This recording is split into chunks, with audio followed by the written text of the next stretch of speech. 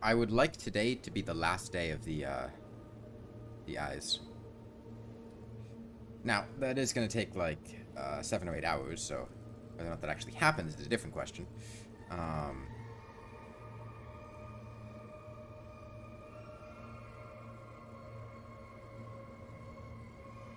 But I'm going to try for popping out the True Eyes of Cthulhu tonight. And if not, getting them ready to pop out tomorrow morning. Hey, ads. Which means we're really in the final stretch here.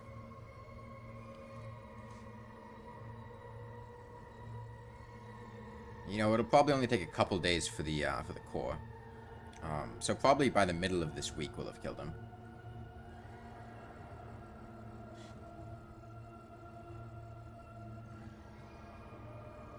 I say a couple of hours.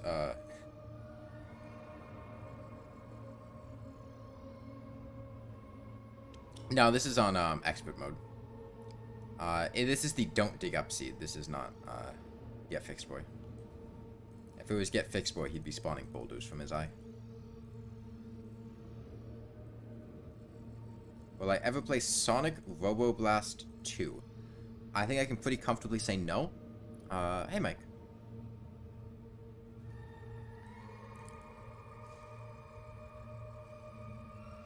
I don't really see any situation in which I would play Sonic Roboblast 2. Is this AFK? No. I'm doing all this manually.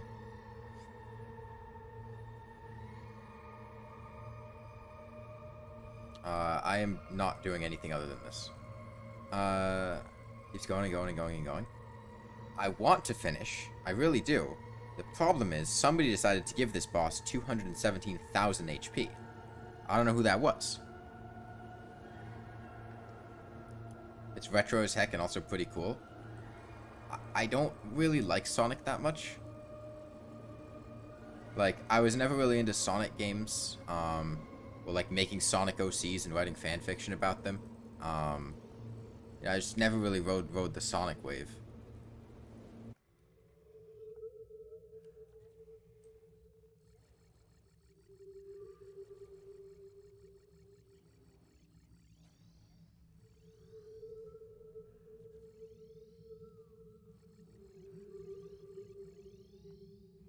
Have I ever played Thorium? Yes, I played Thorium on stream.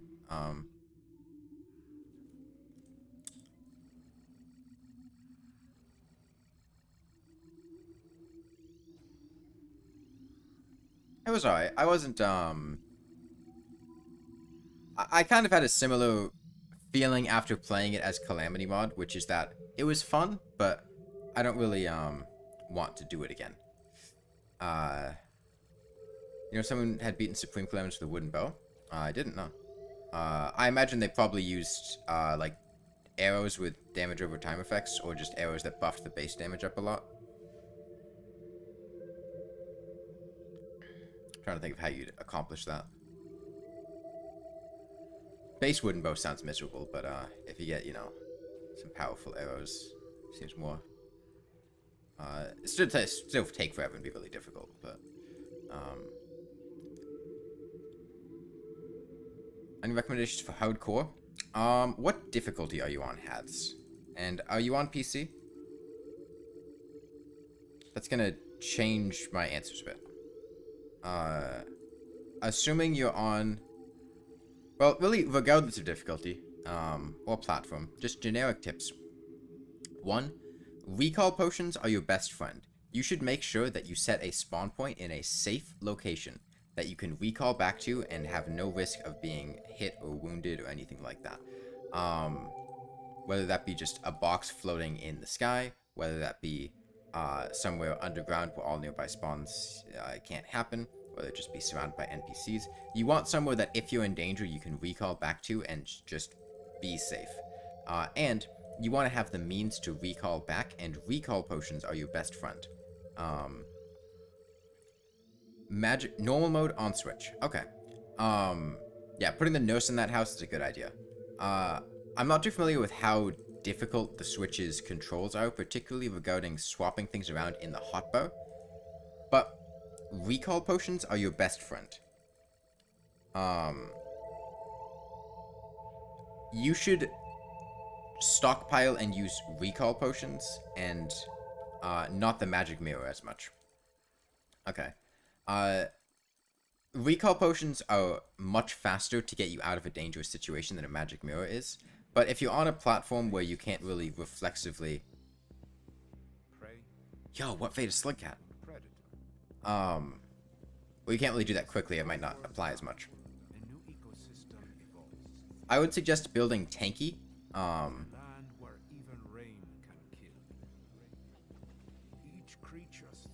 Maximize your defense. Now try expert mode. Are you talking to me or Hads? I'm on expert mode right now, and I assume Hads hasn't finished yet.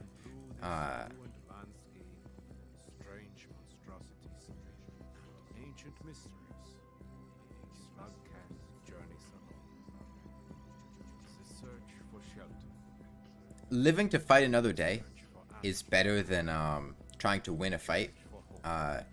Even if you're 90% certain that you can beat a fight, if you drop below, like, you know, 200, 100 HP, just get out of there. I guess on classic, it's probably more like 100 HP. But if you're about to die, don't fight to the death, just recall, get out. When will this end? Probably sometime this week.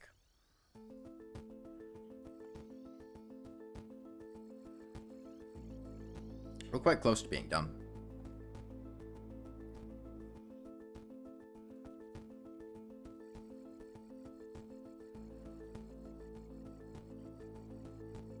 Relatively speaking. Quite close, I mean.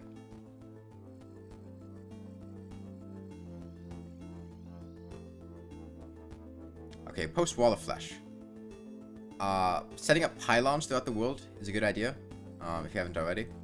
Just a generic tip, not even really hardcore specific. How much time will it take to beat him? I don't know. I haven't done it yet.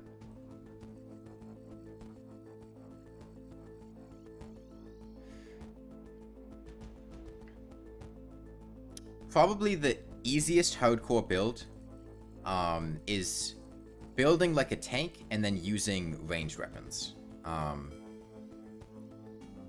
Now, obviously, your damage is not going to be exceptional doing that. But that's like the safest setup that you can have.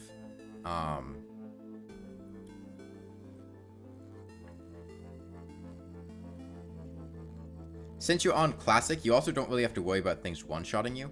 That's not a thing until you get to, like, Master Mode. So you should always have a decent amount of, like, build-up before you die, where you can try to get out of a situation, which is important.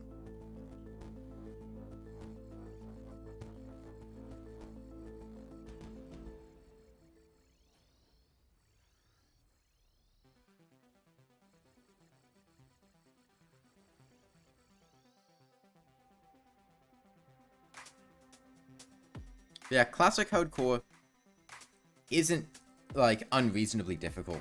I feel like if you're post Wall of Flesh and you have a good grasp of how to stay alive, I would just make sure in every situation, whenever it's possible, you have some kind of exit plan and a way out. If you're fighting a boss, don't fight the boss near your spawn point, right? Be able to teleport away in case the boss hurts you too much and you're about to die, or otherwise have some way out.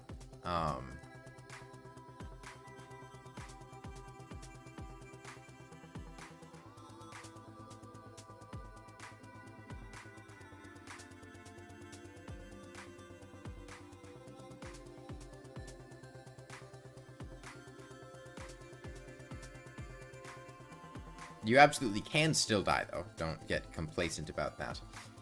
Even if you build tanky, especially as you get later in the game. Yeah, you did do Hardcore for the Worthy, so you failed. Oh, I mean, if you've done Hardcore for the Worthy, you'll be fine on Hardcore Classic.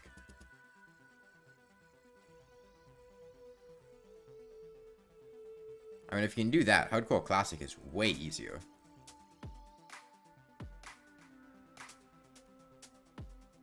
Master Mode? Yeah, if you just play like you're playing on Master for the Worthy, but you're playing on Classic, probably nothing will kill you. If you bring that cautiousness and,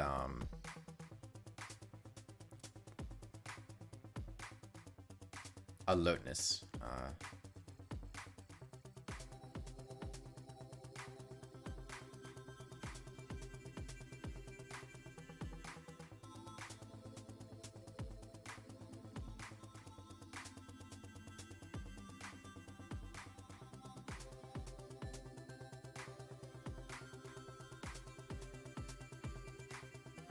Yeah, I've mentioned this before. The most difficult part of doing challenges like these, what armor and accessories are you using? Are you on a Crimson World? Or Corruption World?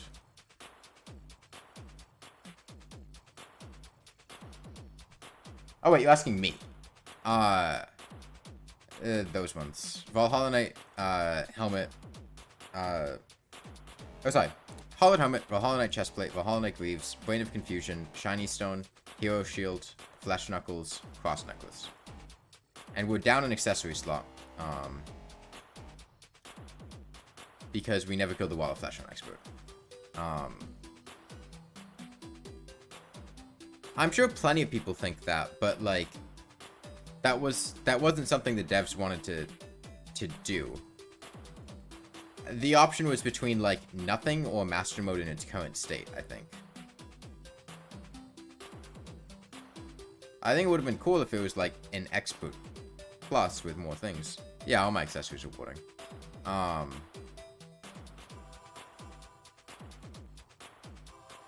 think pretty much everybody would have thought that was cool.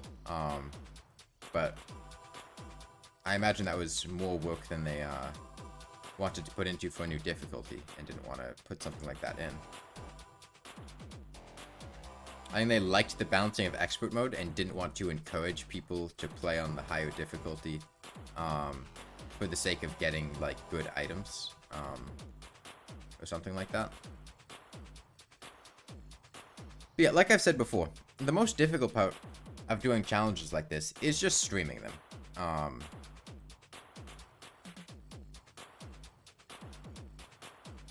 If I hadn't been streaming this, I probably would have been done with this last week. It limits my time where I'm able to chip down against the Moonlord, because I'm not going to do, like, half-hour or hour-long streams. And there's also just a lot of lagging hard. I don't think the stream is lagging. I think whatever it is on your end.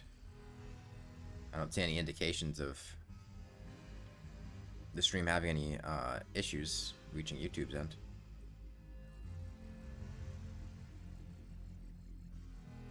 Yeah, there's a lot of waves of just like negativity and people just telling you to stop, which gets really annoying. It's not difficult to deal with the Moonlord, it's difficult to deal with just non-stop waves of people going, oh, this is stupid, you should stop. This is bad for your channel. Shut up. Stop it. Do something else. Do something fun. Do something interesting. This is stupid. That's the annoying part of doing things like this. Hey, Sean and Chris.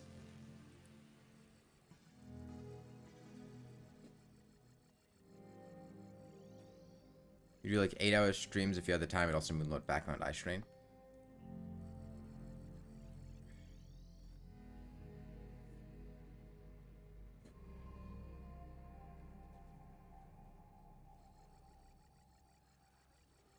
It was like earlier, Illogical said something in like the Discord server that was like, you know, those Lawnmower versus Moonlord streams are really bad for your channel growth.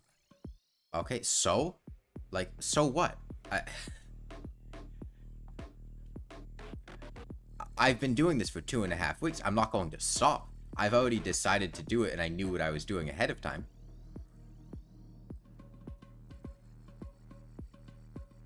What? No, I didn't die last stream. What? It's like me going to eat at an Italian restaurant and then someone going, you know, you can't get Chinese food at that Italian restaurant. Like, yeah, I went to an Italian restaurant. I knew what I was doing ahead of time.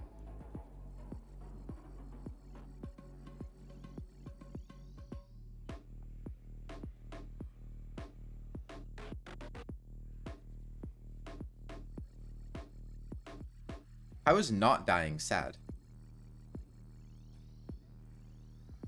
The only situation I could potentially see myself dying is if we don't have the survivability to tank the True Eyes. I don't know. I haven't tested it. I mean, it'd probably be fine.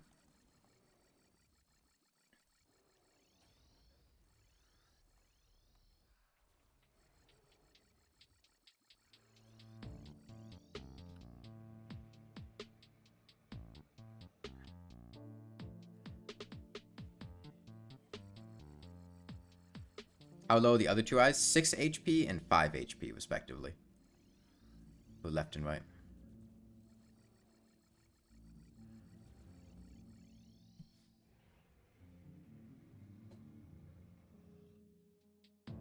Set progress. Hey, Nuzzle. You thought I died because you have the memory of it. Do you have, like, a dream that I died? Was the first one a short sword or a bow? Okay, the first time that I killed the Moonlord with a low damage weapon would have been wooden bow. It was just an isolated thing by itself. It wasn't part of a larger playthrough. I think it was in like 2021.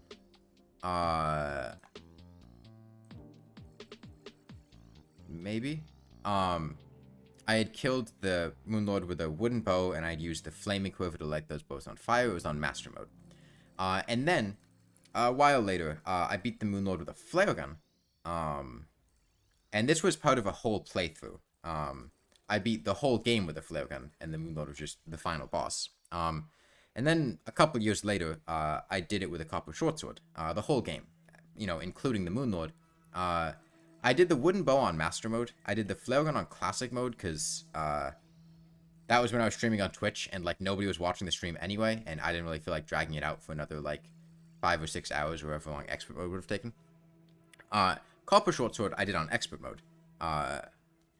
And now this is me beating the entire game with a lawnmower. I'm not just killing the Moonlord. The Moonlord's just taken the longest time. I've beaten the entire game up to this point. That's the sequencing of low damage stuff that I've done. I did also do a copper short sword kill on classic with venom flasks at one point, just because I was bored. Hey, Merchan. Yeah, I paused at the end of the stream.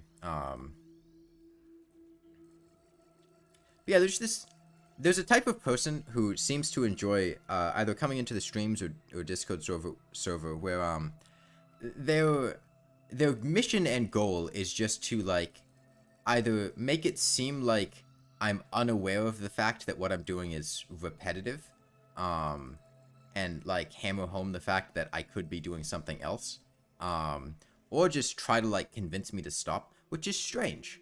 Could I help you with challenge 70?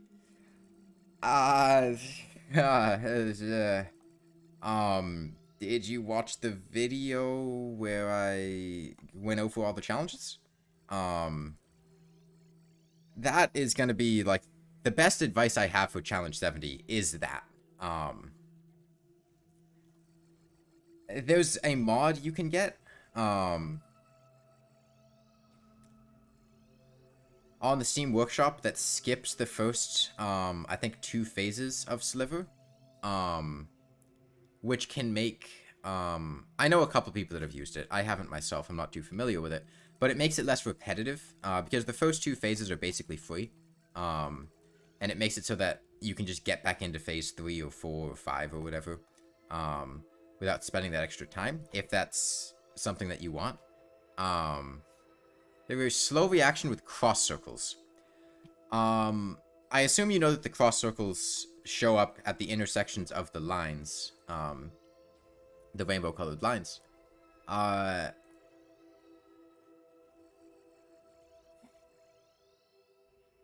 don't really know how to... any tips for getting better. It's been a while since I've done challenge 70, and it's not easy.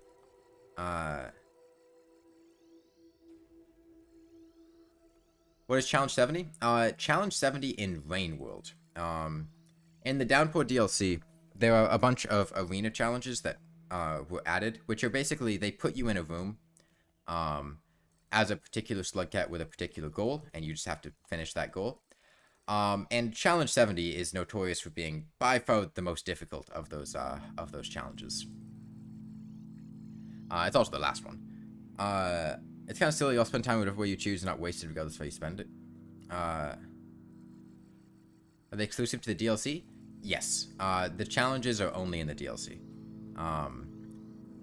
The Downpour DLC added a lot of content,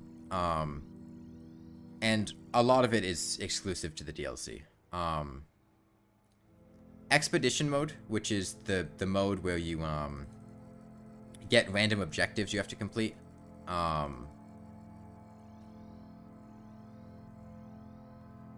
There's the arena challenges, which are basically 7, like, small self-contained challenges.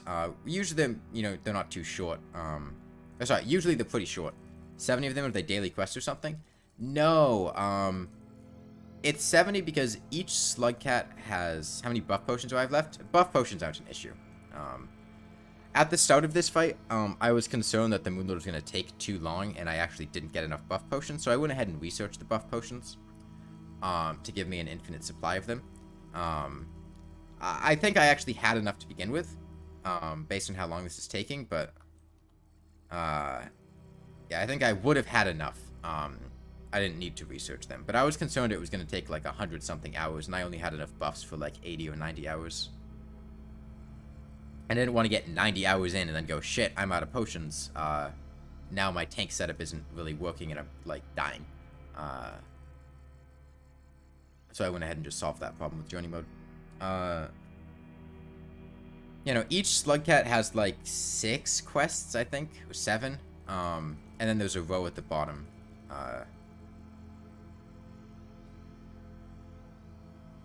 Should you finish all the character campaigns before buying Downpour? No, I would suggest that you... How do I put this? So, Monk is very similar to Survivor. The stories are basically the same.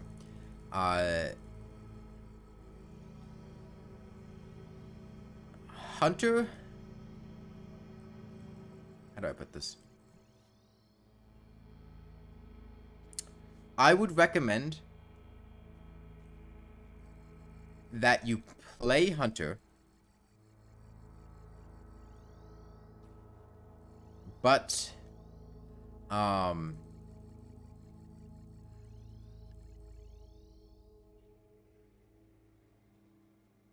Hunter's campaign can end in one of 2 ways. Regardless of which ending you get, start playing the Downpour DLC after that.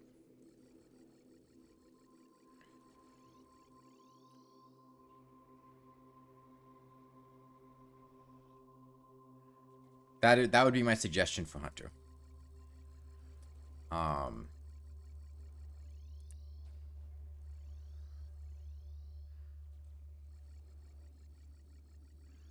would suggest that you don't play Hunter, get a particular ending, and then keep restarting, trying really hard to get the other Hunter ending.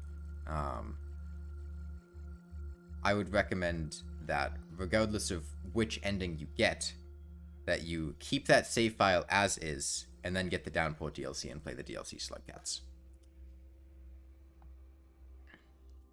The reason for that is, well,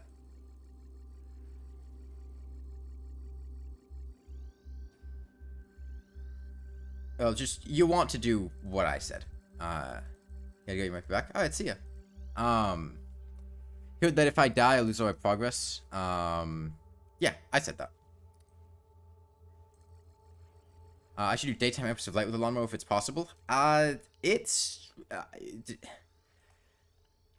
Hey, Meme God. It's possible in the same sense that, like, killing fucking Supreme Calamitous with a Lawnmower is possible. Like, it... physically, you could get a point of damage in on the Empress of Light and deal exceedingly low DPS without getting hit. You'd have to pause time with Journey mode. But it would take hundreds and hundreds and hundreds, maybe even like thousands of hours to kill her.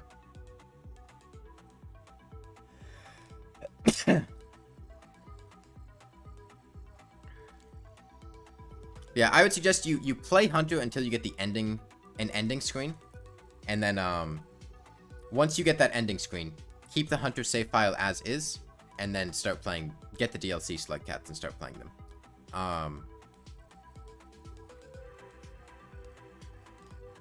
Thanks for opening the Wall of Flesh, no problem. But yeah, hold on one sec. I'm gonna try to do something. In the second phase, you're just near the puppet, and the cross just kills you when you yawn. Are you seeing the intersections of the lines?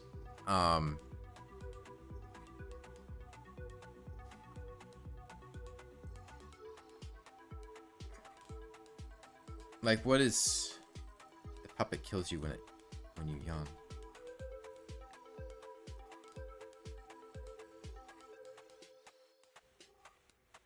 Maybe they... I don't think they changed the fight. So what you could also do, which is what you're going to have to do for, like, the fourth phase, is just kind of stay at a mid-distance. In my opinion, what's the fastest way of getting shark fins? Shark statue. I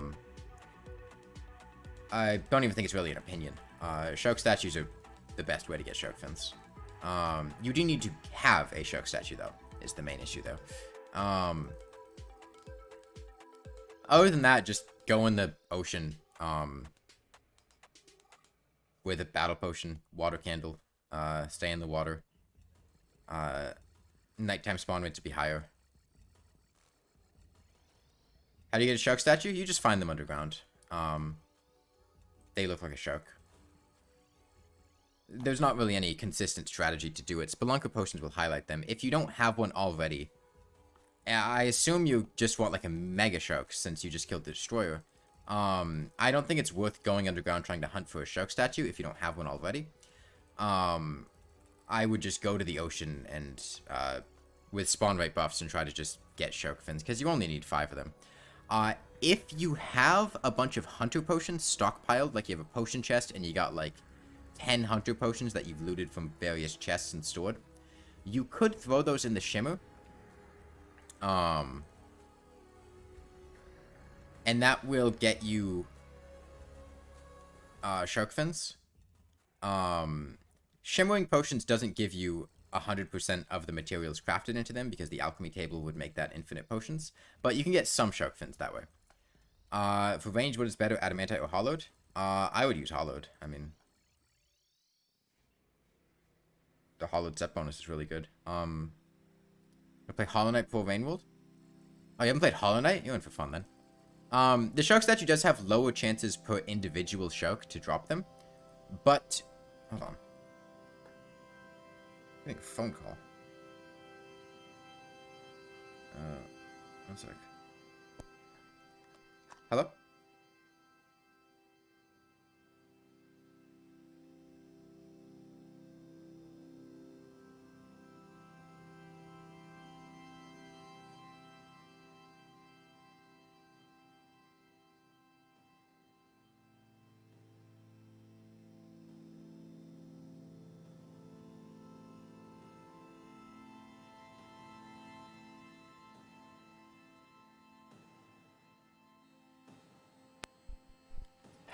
Okay, well that was a callback from the place I'd gotten laser hair removal done to make sure like my face didn't die and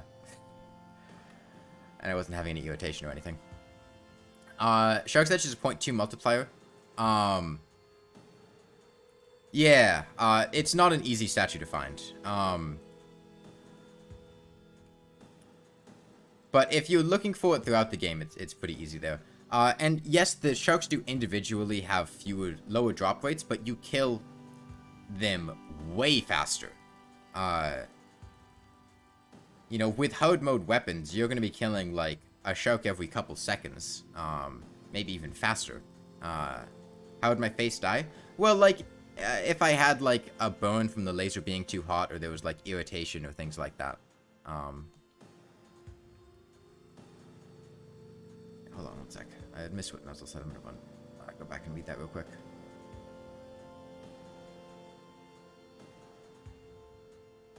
I did read what you were saying, Nuzzle. I just didn't have time to respond to them. don't think daytime after light is challenging. It's more just investing half a year into repeating the same kiting pattern. Yeah, if you were to do that with a lawnmower, like, I don't even think it would be humanly, like, feasible to do. You'd have to just set up a macro to do it and just keep your PC running. And knowing Terraria, the game would probably just crash. Because the game just crashes. It's not stable. The game's made of spaghetti. And yeah, I saw what you were saying earlier about Rainworld. Rainworld is... It's an easy game to have a love-hate relationship with. Because it's really cool in a lot of ways. It can be really frustrating in a lot of other ways. How did I damage the hand eyes? So you see when I'm going to the right, to avoid the eye laser. When I do this, if I time it correctly, I can hit the hands. It's not nearly as good as the damage to the top eye though, which made attacking the hands way slower. Terraria's code is just spaghetti and messy meatballs, yeah.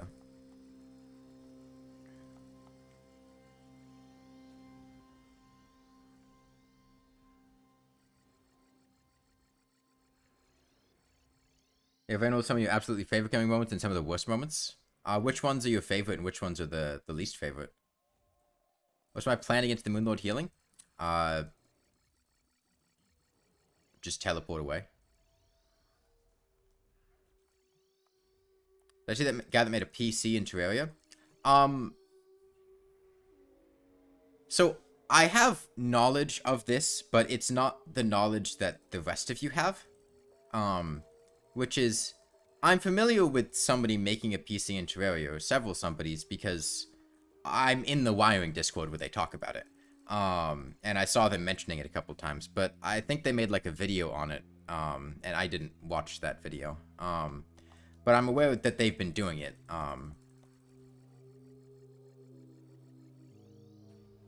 just because I had seen them talking about it.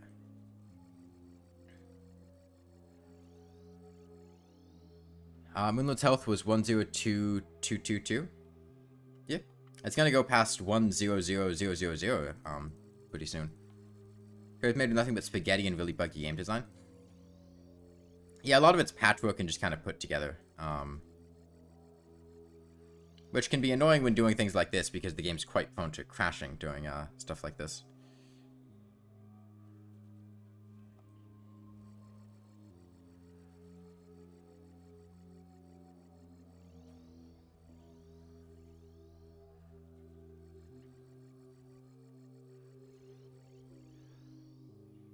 Why do I only kill the top eye but not the hands? Well, the hands are at 6 HP and 5 HP. And the top eye is at 27,000 HP. So, there is that. Are there any buffs that I'm missing that might be helpful? Oh, sure. I mean, there are plenty of buff potions I could have taken that would help. But the problem is, the only buff potions that I think are reasonable to amass in large enough quantities to use for the entire fight are the ones that I have now. Pumpkin Pie, Regen Potion, Iron Skin Potion. Like, sure, I could use Endurance Potion, Life Force Potions, I'm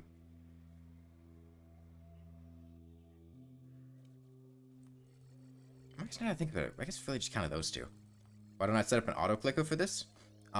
Because I need to click at particular times. If I don't click at the right time, then he's going to hit me or potentially heal. The timing isn't always consistent on it.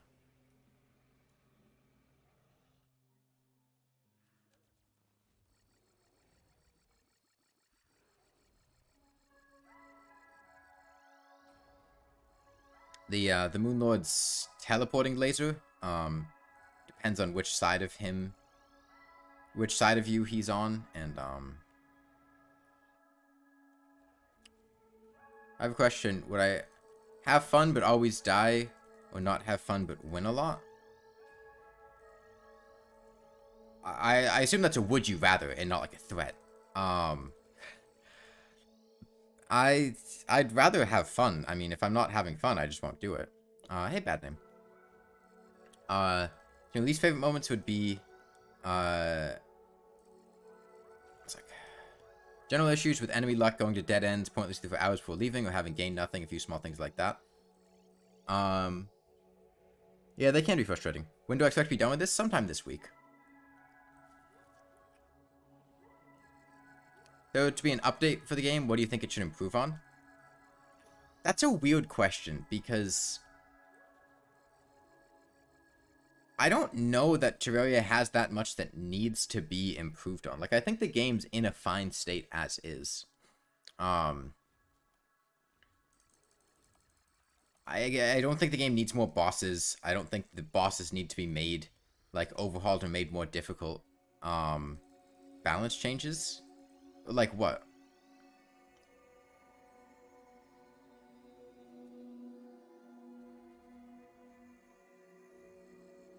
I mean, I think it could be cool to... If there were anything I would want in the game that I think would make the game a lot more fun, it would be overhauling how a lot of events work, because I think a lot of the events just suck. Like, I'm sorry, I am never interested in doing a pirate invasion, or a goblin invasion, or even a motion invasion. Like, they're not fun. Buffing weak weapons, buffing weaker bosses, nerfing strong weapons. I don't like the idea of, like, making every weapon perform similarly, because I think that just makes the weapons feel not unique or interesting when every weapon functions the same way and can achieve comparable results. Especially when you're getting to, like, guns and bows. Like, having some of them be shittier than other ones, I don't think is a problem. When you use Life Force and Endurance Potion? No, I don't have any.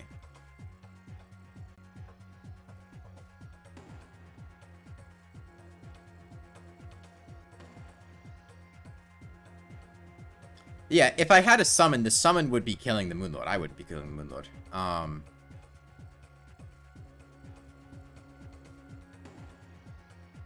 Like, I don't mind... I don't think there were really any weapons that are so egregiously overpowered so as to, like, overshadow everything else. They've already nerfed a lot of the ones that did, like the Stormbow, and Molotov Cocktails, when those are back in 1.2.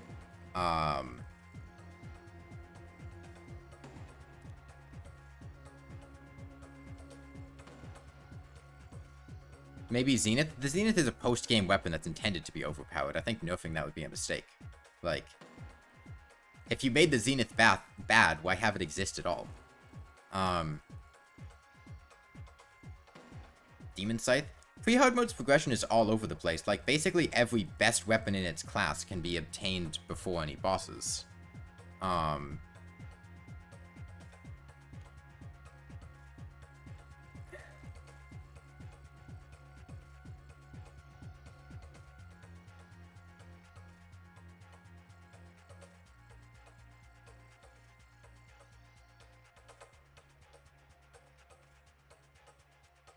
Yeah, you always thought those jump from Golden Plume to the Cultist seemed pretty fast.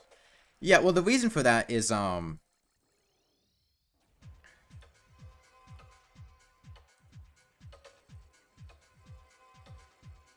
Golem at one point was just the end game. Like, all those things, the Moons, Motion Madness, Duke Fishron, those were all, like, intended to be the end game. It was, like, all of 1.2's end game. I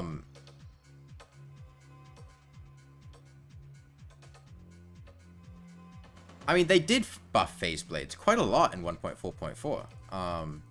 They buffed most of the early hard mode, like, regular swords. But then they added the cultists, and, they didn't, you know, make any of those things required because they didn't really make sense to make them required. What's the most neglected biome in your opinion? Marble and granite.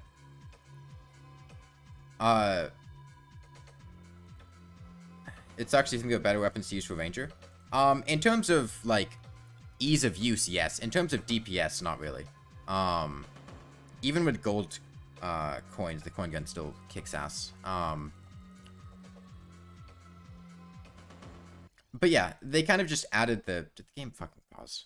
The playlist pause, yeah, it did.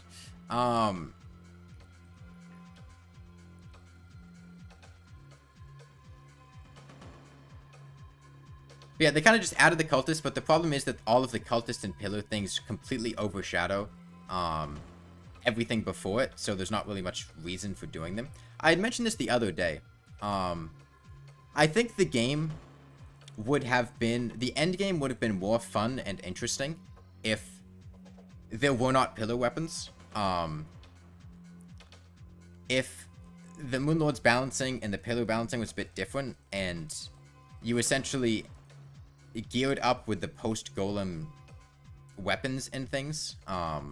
Things from the Moons, things from Duke Fishron, Empress of Light.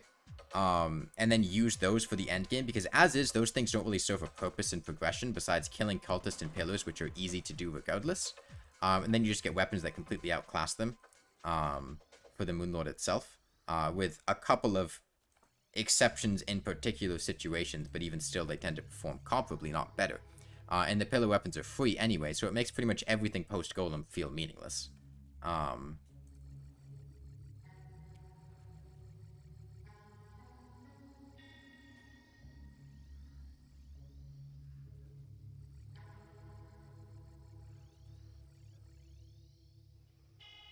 It'd be great if they made some select weak weapons pretty good or even meta.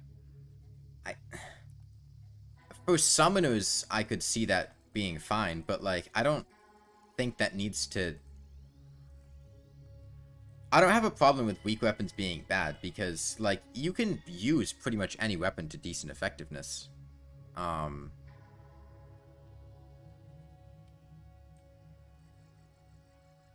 don't know. I don't want to reach a point where they just like create parity between weapons and just try to buff everything to be good and nerf everything to be just good and not great. Like, I think that would be a really not fun point in game progression to be. Or for the game to be in.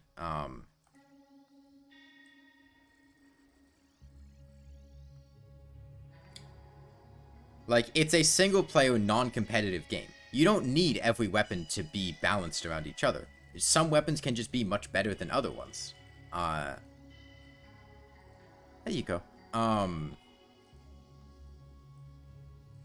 It's not gonna, like, break the game apart if one weapon is better than another one, because it's not like there's PvP, it's just, you know, using it against enemies. At least, PvP is a whole different thing.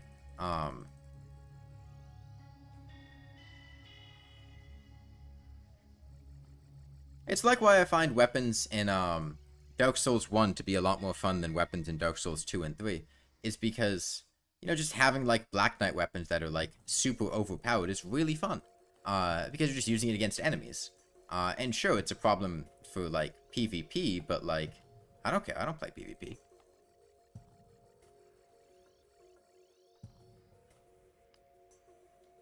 Post-Moonlord update? I don't think a post-Moonlord update's a good idea. The game is already all over the place.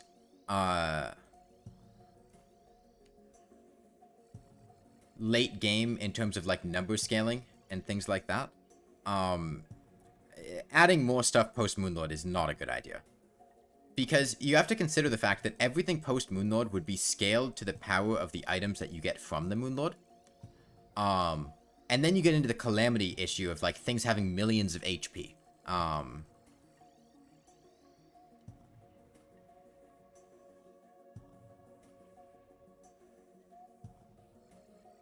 Yeah, you got like the Rod of Harmony and whatnot. And the Moonlord itself and the Pillars, I would honestly consider like the Moonlord and Pillars to be like the worst stage in the game. As far as like fun goes. Because it's basically just fighting wave after wave of enemies that have had their damage and scaled up and HP scaled up high with fairly annoying AI. To kill pillars that give you overpowered weapons that completely outshine everything else, which you then use against a boss that's been scaled up way beyond everything in the game before it. The pillars specifically being just really annoying, but you know, if you've ever tried to kill the pillars with low damage weapons, it's not fun.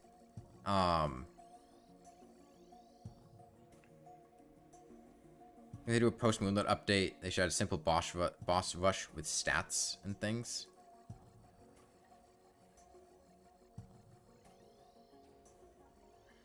I guess, but I don't know. I feel like, as is the...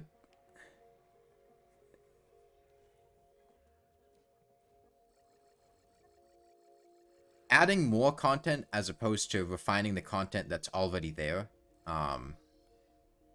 particularly adding on to endgame, I don't think is a good idea.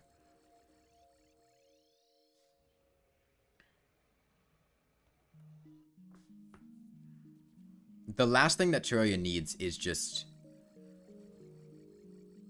significantly more content. I don't want to reach a point like in Calamity Mod where everything is just bloated and it feels like there's just so much of everything and things drag on. My favorite game other than Terraria? I don't know. Terraria is not even, I wouldn't even consider my favorite game. It's just a game that I play a lot. I don't really have favorites. I'm bad at picking them. I'm going to test the post-Moonlord gear and just testing previous weapons. But, I mean, what's the point of testing them if they're all overpowered to begin with?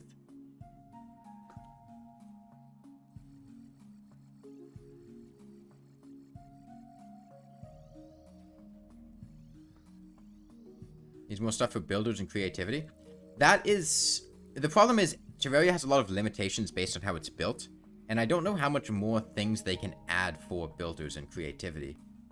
Without just making a different game. Like, they can't add more paints. They can't add more liquids. At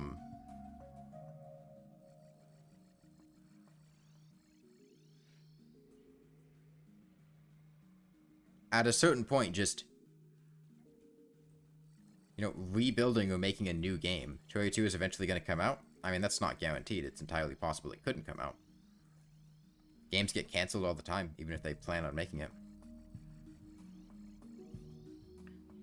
Do they have rainbow paint? I'm not sure. I don't really use paints.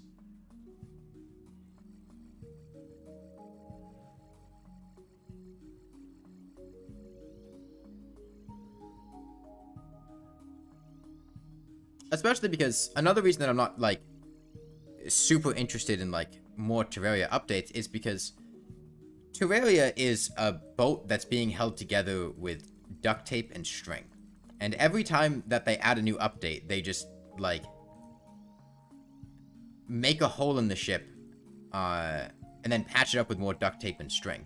And, like, it just gets to the point where, at this point, Terraria is just, like, a really, like, patchwork held together game, with a lot of bugs and things breaking all over the place. And, like, at a certain point, it just makes sense to build a new boat.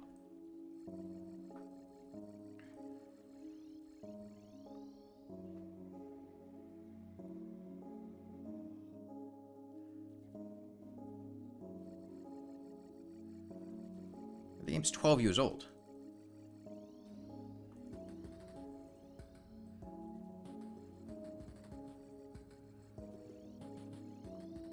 Some of the bugs are so fun though, like Hoiks.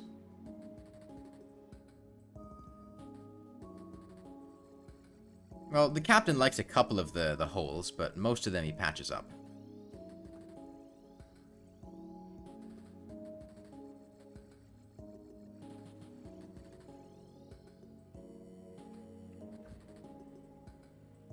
Can you hook Moonlord? You mean Hoik Moonlord? No. The Moonlord doesn't have, block collision. Transmutation? I don't like transmutation. I don't like transmutation at all. I disagree with you on that one. Build's very creative, sure to find a way around the limitations of building in Terraria. Yeah, I mean, people have built very impressive things.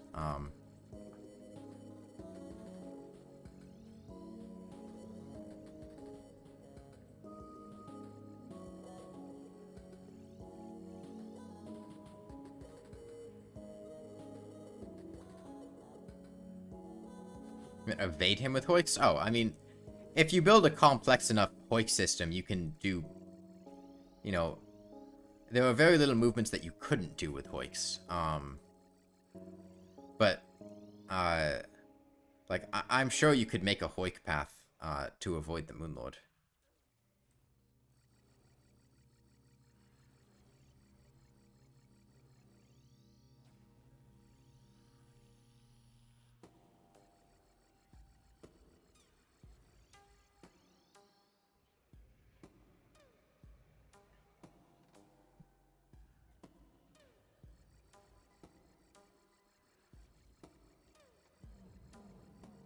Yeah, it's gotten to the point where,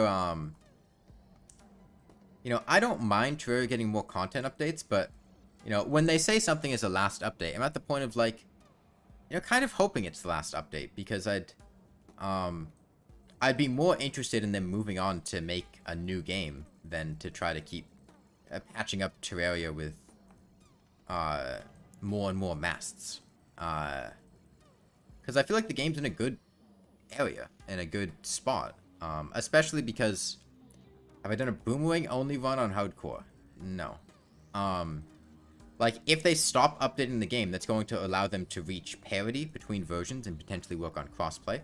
It's going to allow Tmod to catch up, and is probably going to help the modding community a lot, because then they don't have to worry about everything in their mod becoming invalidated when the next update comes out and having to rework things and rebalance things.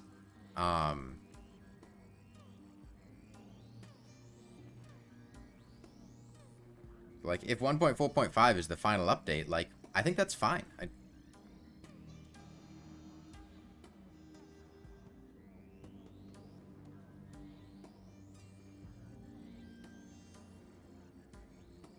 Hey, Deathful.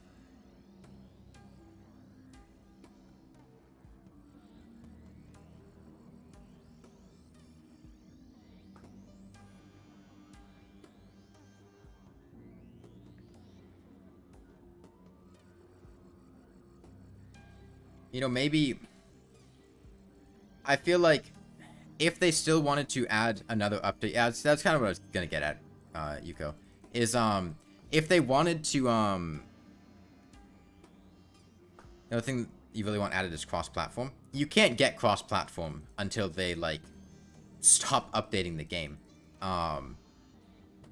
Because each game needs to be on the same version, and it notoriously takes mobile and console, those studios, you know, a bit longer to update to new versions, than PC. So, like, until they're all on the same version, they can't really start doing crossplay, and I feel like they're not going to start doing it until they're, like, done updating the game for the most part. Not anymore? No, with 1.4.4, it took, like, a couple weeks for, mobile and console to get updated to, like, the small hotfix patches, where, like, they nerfed the Terrorblade after, it was a bit overpowered, or, like, they changed For the Worthy to, get fixed boy spawning so that ice golems would spawn correctly. I'm not talking about 1.4.4, I'm talking about the hot fixes after 1.4.4. 1.4.4.1, 1.4.4.6, those things. You know, it took a little while for those to come out. It did take forever for mobile to get 1.3 and 1.4, but even if they synchronize the main updates, like, if PC is getting hot fixes, then you can't crossplay because they're not in the same version anymore.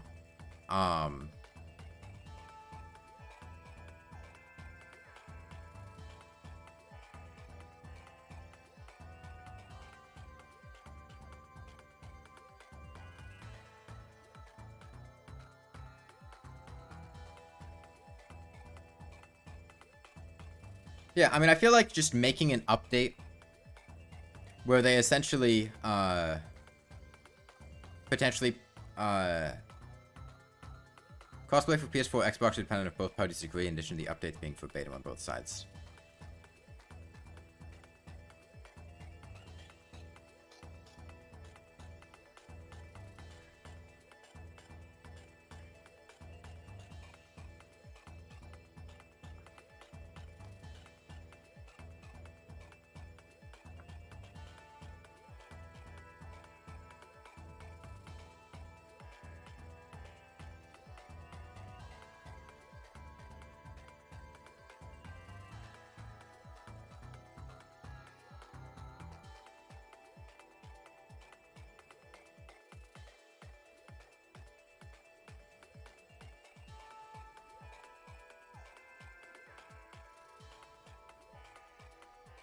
We are getting close to 100k, yeah.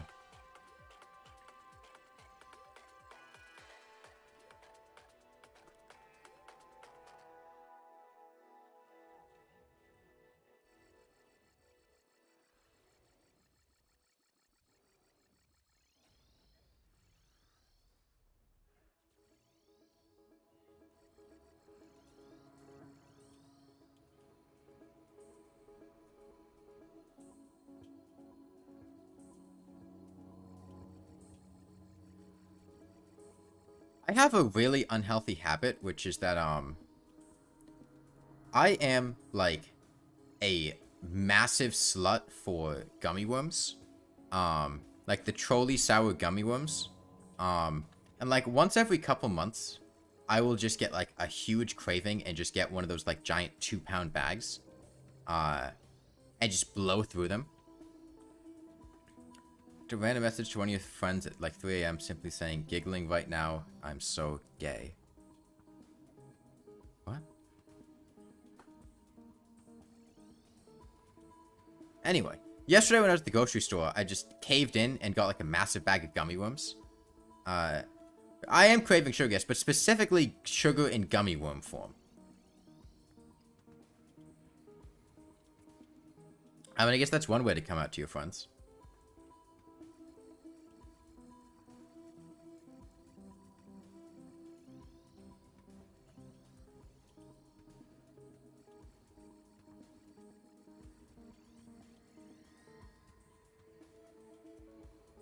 Gummy worms are greater than gummy bears? Oh, absolutely.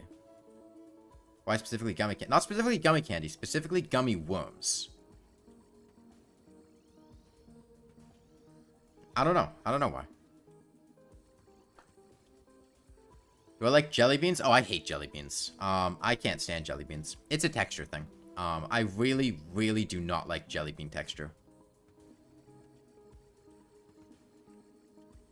They're one of the few candies that, like, I can't stand eating. Why? I don't know. There was this, this frozen yogurt shop that I went to the other day, and, like, the frozen yogurt was shit. I didn't like it at all, but it had gummy frogs. Gummy frogs are really cool.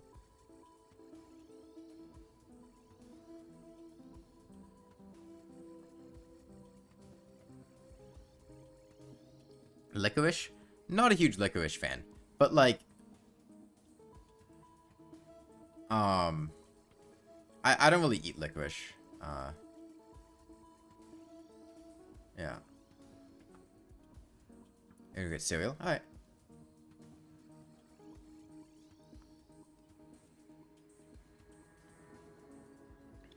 It's been hot outside.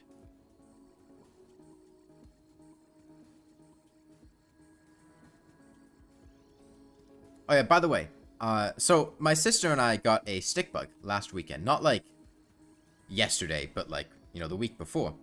At a reptile expo. And the stick bug, is really fun to watch. Because essentially what the stick bug does is it sits in its enclosure, which is, an 8x8 by 12 inch, glass tank with a little, like piece of wood in it and a cup with a rose leaf coming out. For it to eat, and a fake plant on the side for it to climb up.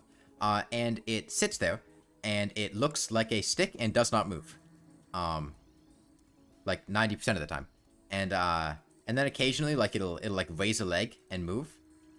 And then it'll go back to looking like a stick. And it just sits there and does nothing. And then sometimes it'll get up and, like, you know, eat food, you know. It'll have like half an hour of activity where it goes and munches on leaves and whatnot, and that's pretty cool. And when it walks around, it does like the stick wiggling thing, where like it bounces from side to side to try to imitate it, moving in the wind. And then it goes back to sitting still and looking like a stick and doing nothing for 15 hours straight.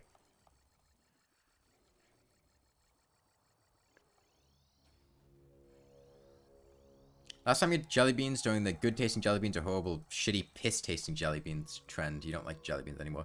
Yeah, I never got that game. I never, like, I didn't like any of them, regardless whether they're good flavored or bad flavored, because I didn't like jelly beans. Your candy is this strawberry lollipop they sell at your local kiosk. Bro, I was at the grocery store, a while ago, and they had like a candy kiosk that they were setting up for some promotional thing. Hold on one sec.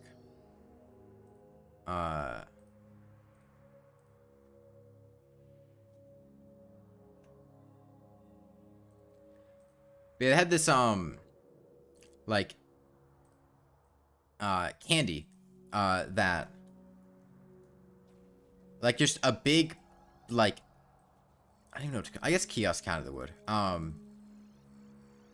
Like just display of candy. And they had some fucking wild candy there. They had like root beer flavored cotton candy. They were like Starburst lollipops. Like just pink lollipops with like Starburst in the middle.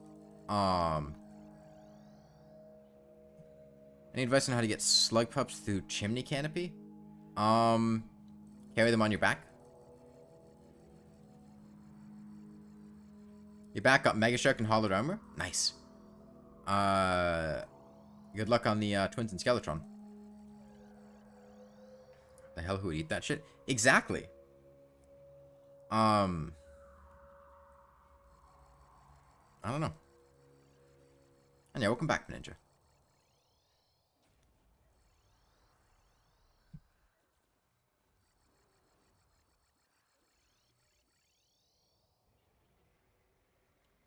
There's been a trend over the past... Well, it's not even over the past couple of years, but I've noticed it happening a lot with a lot of things in the past couple of years. Which is... What's my strat for the Twins?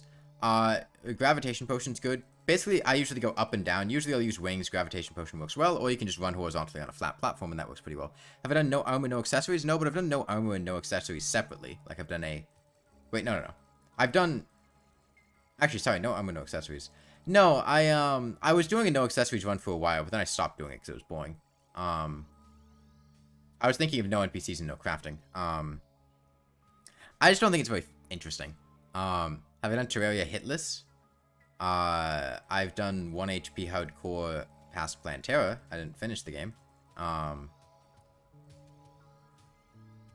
Eat so much ice cream that you don't feel your tongue anymore? No, I don't really eat like a ton of ice cream at once. I can only go for a couple scoops most. Your friend is obsessed with Twizzlers. They used to, I haven't seen them in a while, but they used to have like these like stuffed Twizzlers that were like Twizzlers with like a candy filling inside of them. And I remember some of those flavors being really fucking good. What was the trend?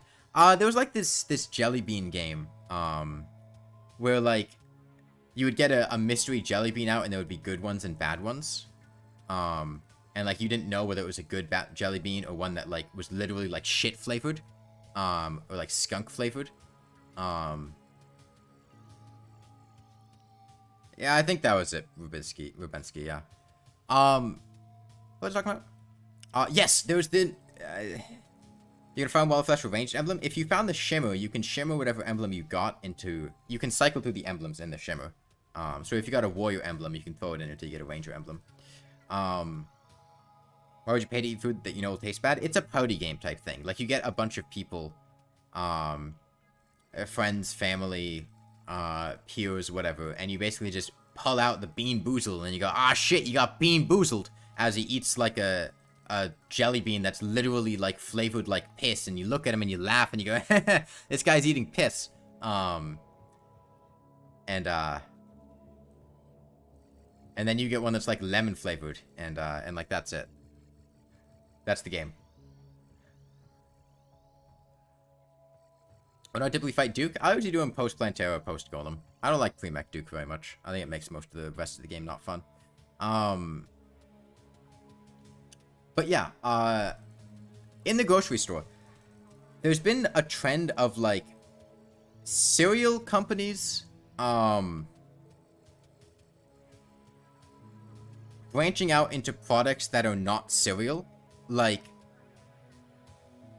the one I remember really well is Captain Crunch, like, Blueberry Crunch-tastic maple syrup or something like that. Where it's just maple syrup that's blue and is Captain Crunch berry flavored.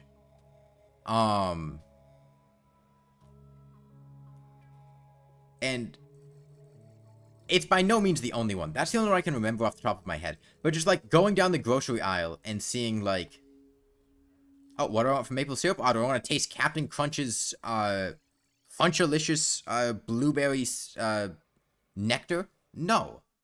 Fruity Pebbles made maple syrup? Yeah, oatmeal? Oatmeal's one. I was seeing, like, I think there was, like, I forget the cereal, if it was, like, Lucky Charms or Fruity Pebbles or something, but I was going to buy oatmeal, and there was, like, a super sugary flavored oatmeal that you could buy. You had Takis sausages?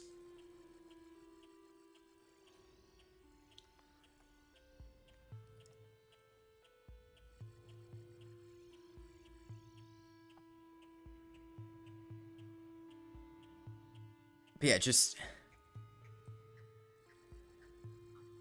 it's exhausting and honestly somewhat sickening. Like going through, grocery store aisles and just seeing like, oh, this is bread, but the bread is flavored like Fruit Loops. Like, no, please, I just want bread, please. Please, Tony, take the gun off my head, please. Keep drawing so much stuff of your funny shaped characters that they basically have a whole universe. Nice. I actually like Takis. I was never a huge Takis fan.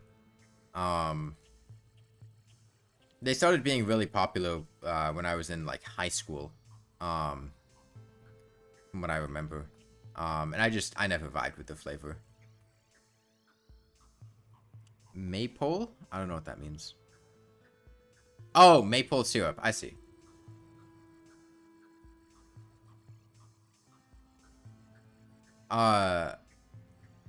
When I get maple syrup, I usually, so I'm not a huge fan of, there's like two philosophies you can go with in buying maple syrup. Is you get like actual maple syrup, which is like the ones in the glass containers that is like just literally just, you know, syrup from a maple tree, sap, that's been, oh, I forget the process. I know I watched like a video on it when I was in like elementary school.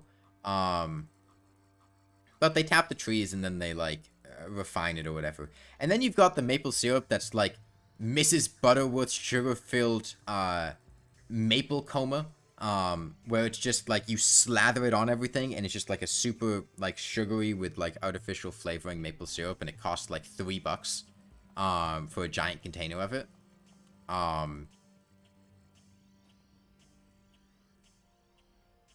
And I usually go for the glass bottles. Am I going crit chance? Aunt Jemima? Aunt Jemima doesn't exist anymore.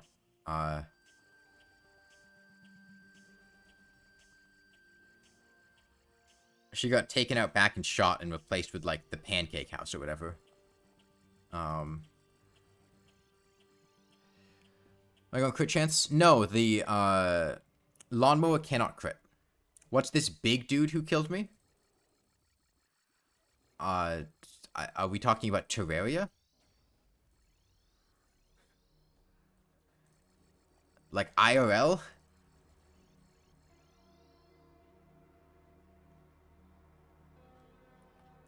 You don't like syrup at all? I mean, I like maple syrup. Hollow Knight? Oh, there are a few big dudes. I mean, just go back and kill him. There were one of two big dudes that I could think of, that it might have been, depending on, you know, how big the dude was. But yeah, big dude kill you, go back and kick his ass. Show that big dude who's bigger. Syrup's usually too sweet. I usually use it in moderation. Like, you don't slather it in syrup. You, like, put a little bit on to give it a bit of flavor. But if you douse it in it, it'll be too sweet.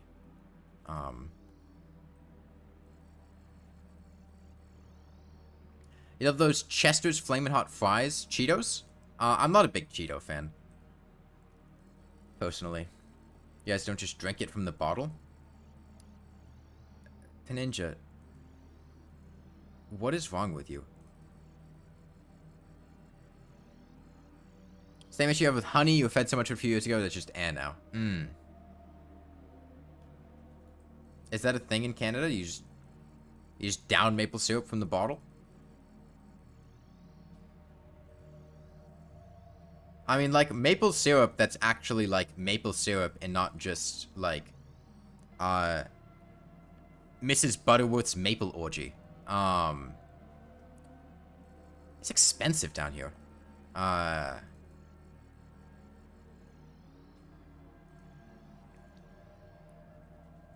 wouldn't down it by the bottle just because I'd be blowing through a lot of money doing that. Yeah, I've never been a big Cheetos fan since I was a lot younger.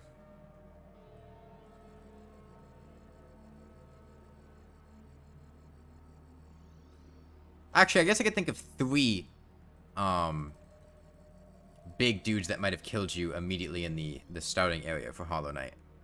2 of them which you could kill, one of them which... the space biome ever needed attention? I mean...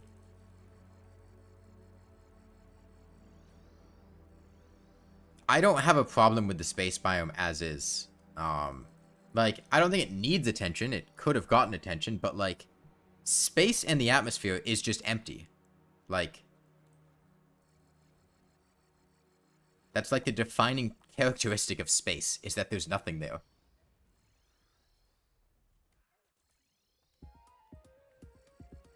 So I don't really feel like it's out of place for it to be empty. Cheetos came out with jalapeno and cheddar Cheetos, the nastiest thing you ever put in your mouth. I'm not brave enough to try a lot of those flavors. Oh, we passed 100k. Nice. It would be weird if there was stuff in the space biome. And I mean, what would you put there? I feel like it would basically be what Calamity does in the space biome, which is just put more islands up there. Because, like, what else are you going to put in the space biome besides just more islands? But, like, what islands are you going to put up there?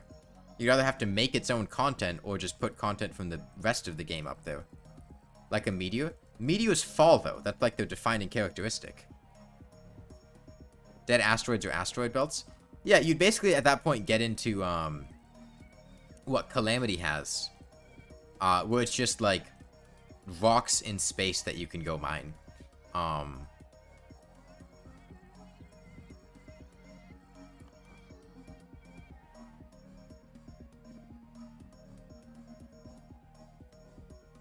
But, like, I don't think the game needs that by any means. Like, I don't think space being empty is a problem.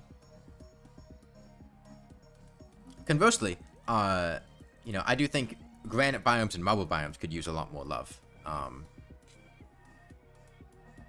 Expanding space to add in several layers. They could expand the verticality of the world, but they'd probably have to, fuck around with world gen. Because, like, as is, there's not enough space in the world with how world gen currently works to add more layers to space and have them be, like, defined, especially on, like, a small world. Like, on a small world, you go up in the air a bit, you're already in space. They would have to make the world taller, or make the ground lower down in order to, like, have those different layers be present. And the idea of messing around with Terraria's world gen scares me.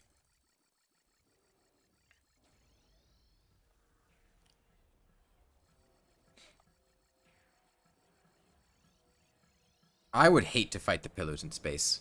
Didn't Cheetos come out with a mac and cheese flavor? Yes, I believe there's a flaming hot mac and cheese. I think I saw it at the grocery store at one point.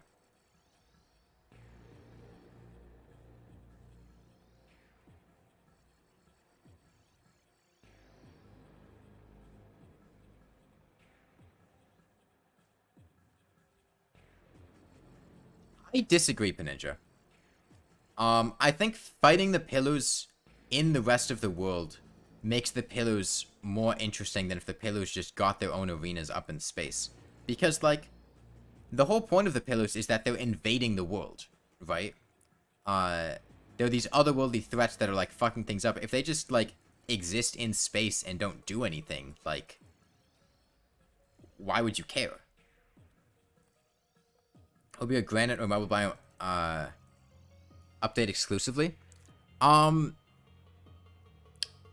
feel like adding some reason for you to care about the biomes would be good. Whether that be marble biomes or granite biomes have like exclusive loot that can generate in them. Like if you get like a cabin in the marble or granite biome, there's a special item in the chest. Doesn't even have to be like a functional item, can just be vanity or something cool. It could be each one gets like a mini boss in like hard mode that you could hunt down and fight, and it would give you a reason to go there, and it would drop some item that's useful. It could be, I mean, higher percent for ore could be pretty cool. Like granite biomes are, you know, maybe it could be something like, oh, you can get small amounts of like the off-world tier. I mean, off the other ore within your tier there, or like just something to make it the fact, so they're not just like, oh, okay, it's a granite biome. Well, okay, well, there's nothing there, so there's no reason for me to go there. Yo, sheer ice one. They don't have to be full-fledged bosses. They can just be like, you know, something akin to like Crimson Mimics or Hollowed Mimics. Like something of that tier where like it, like it's just like a mini boss type enemy that you can go fight real quick, or like Ice Golems, Dread Nautilus.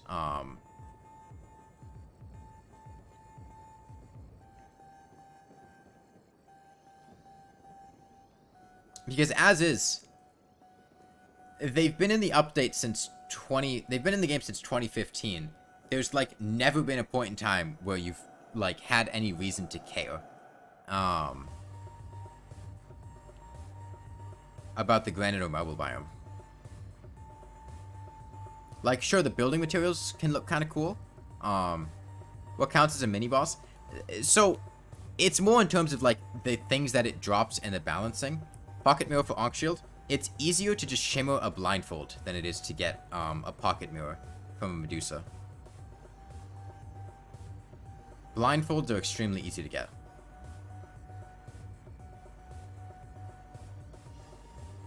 And like, yeah, at least the marble biome has Medusa.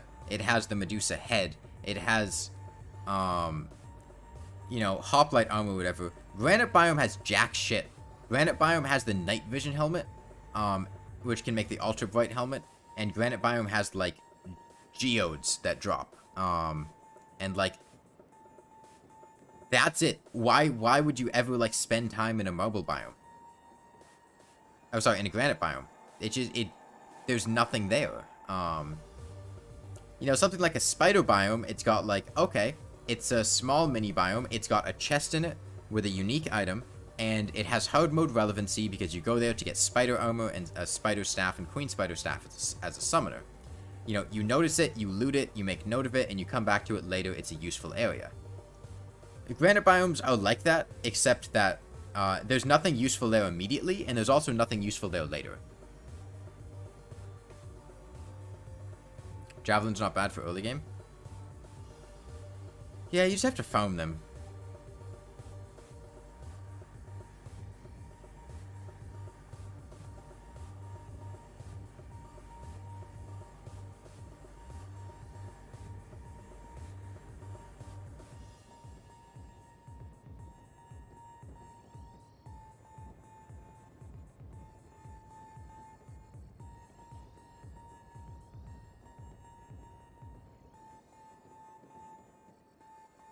You think big buff and hard men made of rock would drop something interesting? Well, they drop rocks. They're made of rocks. That's about it.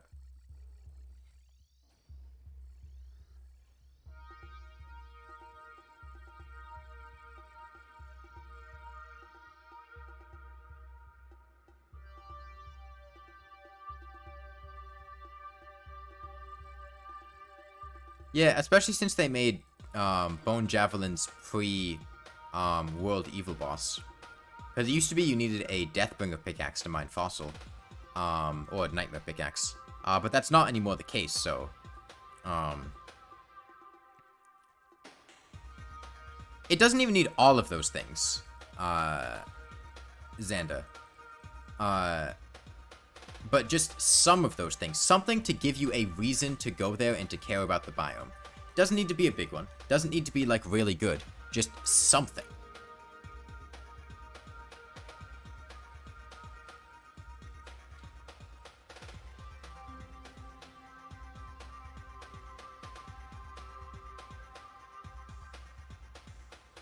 Something to make it less of, like, oh, there's a granite biome. And more of, like, yo, there's a granite biome. Like, it's something that makes it exciting when you find one. Rather than just, like, oh, okay. I guess I'm gonna have to, like, muddle up my inventory with another block type.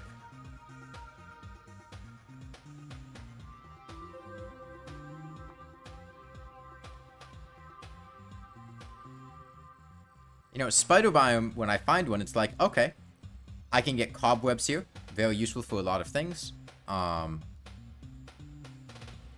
If I'm playing a summoner, I'm going to make note of it. I'm going to come back here later for spider armor.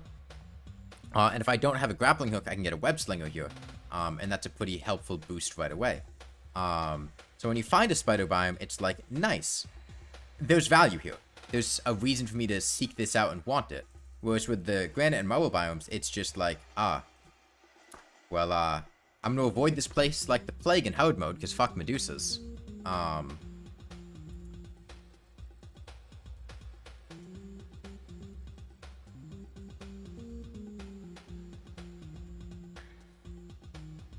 Make them rarer, increase their size?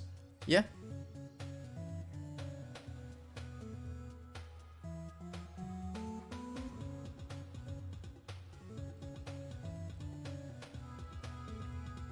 Well, just think of how they revamped Blood Moons in 1.4 to be much more interesting, and actually have relevancy, especially in horde mode, because they added all the Blood Moon fishing things. You got the Drippler Crippler now, you got the Dread Nautilus and the Sanguine Staff.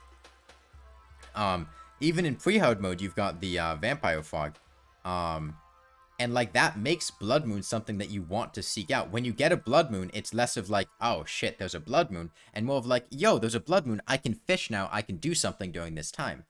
And I feel like reaching a similar state where you have a similar response to finding a granite or marble biome is good. It's less of, like, oh, this is just, like, a mild annoyance, or, like, it's just a slightly different cave, and more of, like, yo, this is a nice find, I can do something here.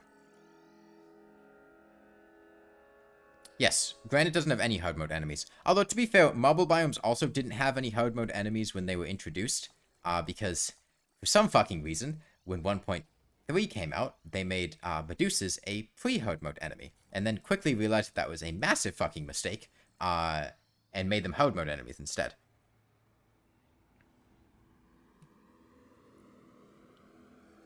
Like how they put Dread Nautilus as the main part of fishing in 1.4, people almost immediately forgot about it. The problem was that Dread Nautilus for a long time was really annoying to fight. Yeah, not only that, but Medusas also used to, I believe, not require strict line of sight and could also petrify you if you were above them. They were miserable. Just really, really awful enemies. I lost many a hardcore character in the days of 1.3 to Medusas.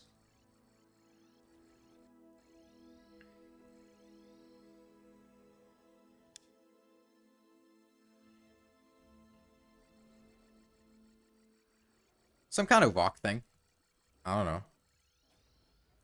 Or it doesn't even have to do that. Just something that fits the aesthetic. Like, it can just be, like, an elemental spirit. Granite doesn't really have an overarching theme and aesthetic like Marble does with Roman.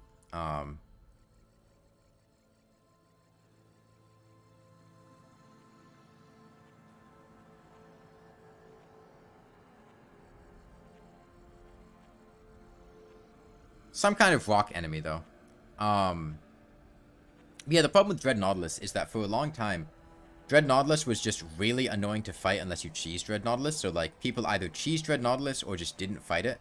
And then they reworked Dread Nautilus's AI in 1.4.4 to make it less annoying to fight, but harder to cheese. But then they also nerfed the Sanguine Staff when doing that, which made him less of an incentive. The main reason that I never fight Dread Nautilus is that getting to summon Dread Nautilus is really difficult. Granted, focus more on geology than some sort of theme. Could be a gemstone-based enemy. There's all the geode things in the granite biome.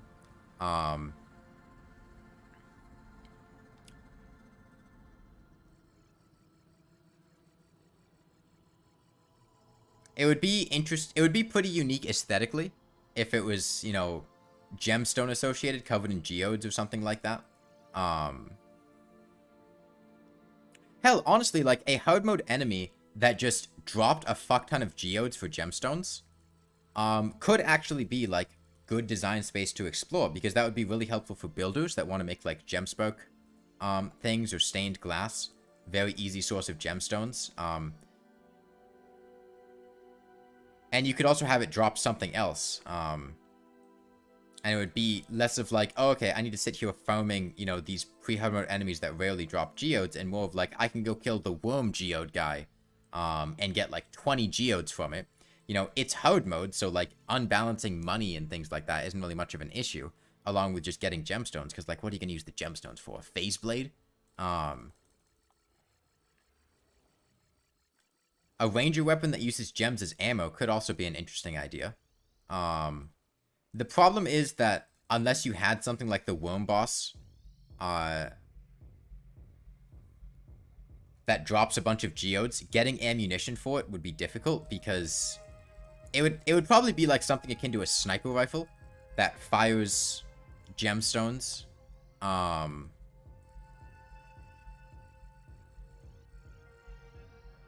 It's not a boss, it's a mini boss. It's more akin to like a dune splicer or something. But yeah, I don't think a worm would be a good idea. But just running off the idea of an enemy that drops geodes, like a lot of geodes, you could potentially add something like a ranger weapon that uses gemstones, or like revamp phase blades, or phase sabers, whichever one's the hard mode ones, to be like stronger weapons, but they require something from the granite biome to make.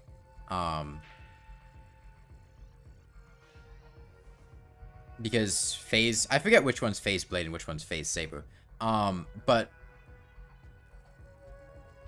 they're pretty unloved right now, but if you were to roll them into the granite rework and have them be more gemstone related and something there, and have them be more effective weapons, then people might actually use them. Sabers, the hardware one? Okay, phase sabers.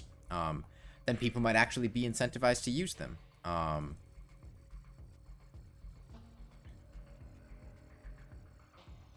Yeah, not all these ideas are equal, and not all these are good ideas. They're just ideas that I'm throwing out. But like, there's a lot of design space you could explore with those two biomes to make them something that people want to do.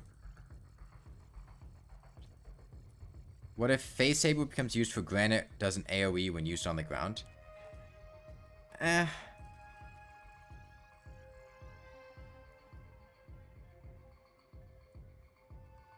don't know. I'm not a huge fan of like really flashy weapons.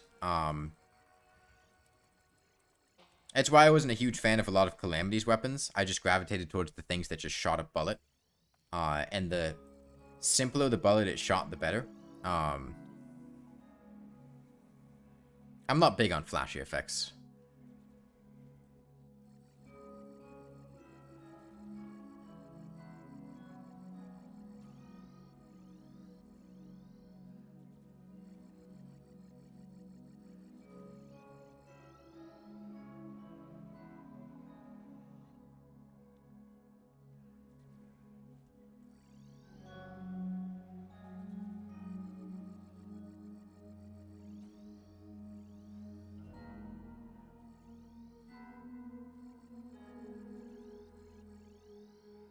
I would do like an alternative to spider armor.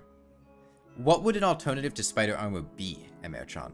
Like, what would you do with a weapon, with an armor set that's a summoner armor set, at the same stage in progression as spider armor?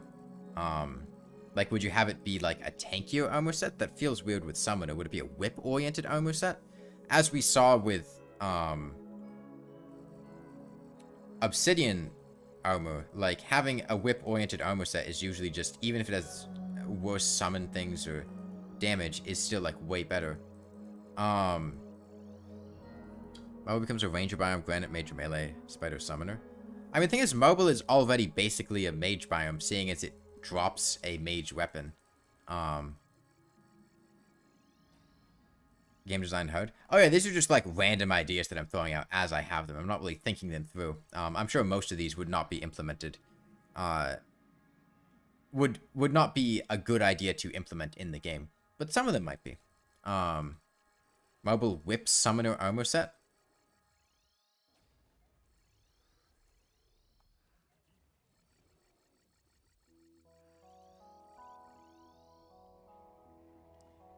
Detriment of number of minions, add mobility and damage.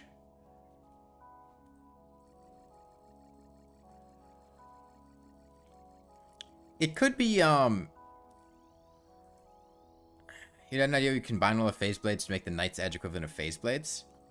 I mean, I think you could make, it would be maybe interesting to make a rainbow phase blade, but I don't think having it be better than, the existing phase blades makes much sense, because it's not difficult to get all the phase blades. And the other thing is the phase blades kind of suck already.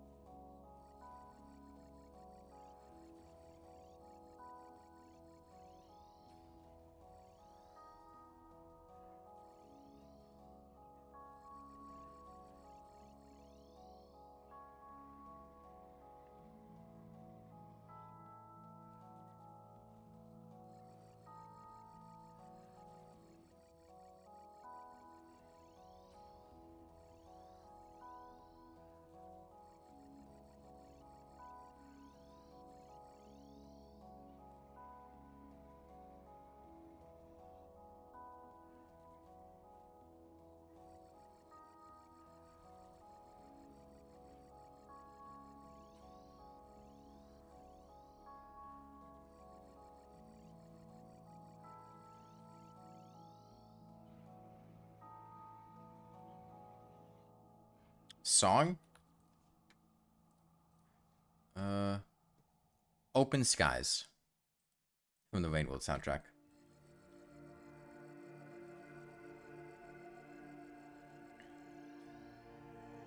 Specifically the Downpour soundtrack.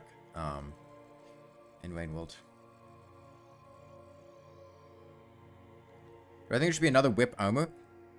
It's difficult, Zonda, because,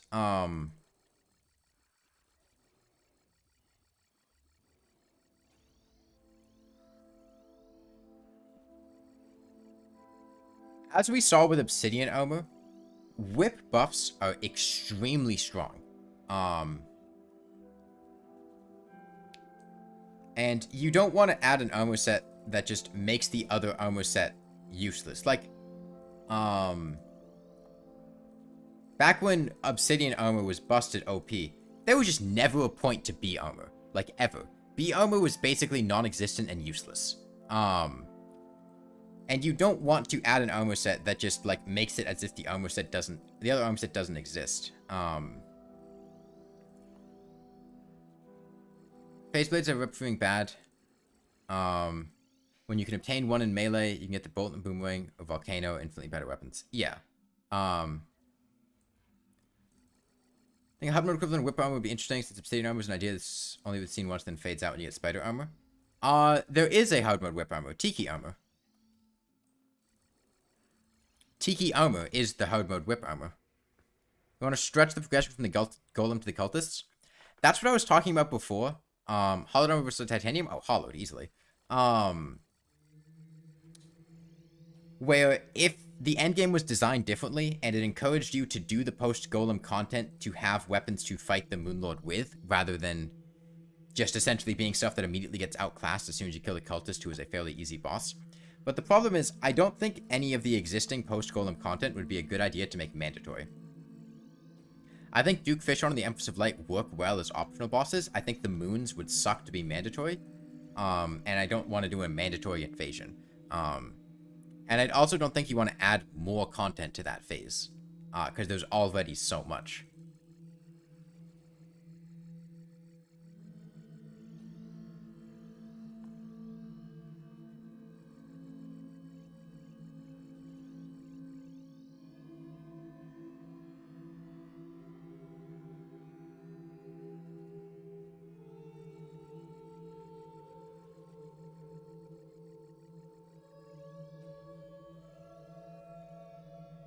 If you wanted an equivalent to hollowed armor, you know, you'd be looking at, like, chlorophyte armor.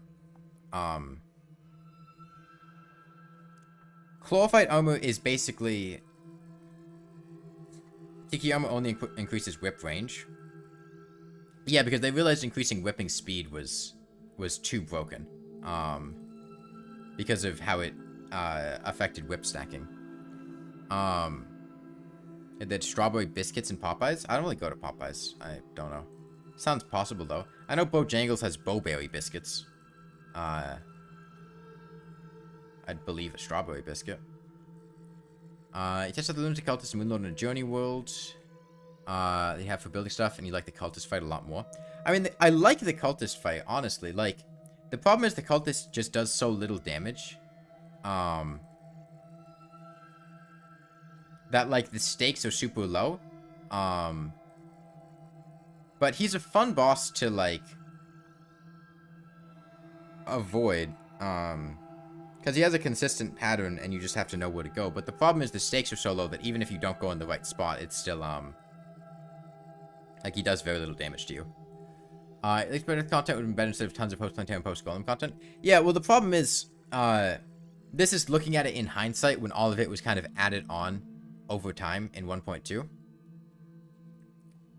Like, at the time, that was the endgame stuff, and you essentially got things from them to go play the other ones. More illusions for cultist. I don't think fleshing out the summoning part of the cultist is a good idea. The summoning part of the cultist is by far the least fun part of the cultist fight. Like, the cultist would not be made better by having a mandatory forced wyvern summon as he hits phase 2. That would just make the fight more annoying.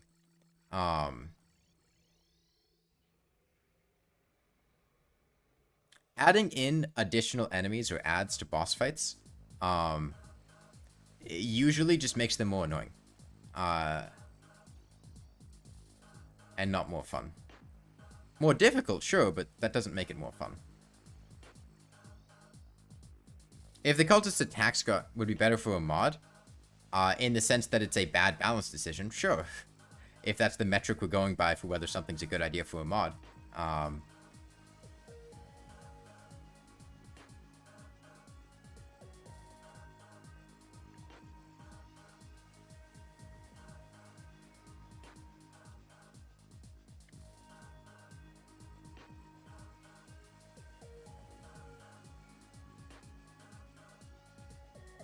What could be interesting design space for a whip armor would be something that, something like obsidian armor, where it's a really strong whip armor. It gives you a strong damage bonus. It gives you strong whip buffs, but it, like, reduces the number of minions that you get rather than gives you minions. Where you'll be really good at whipping, but instead of having 5 minion slots, you'll only have, like, 3 minion slots. Or 2 minion slots.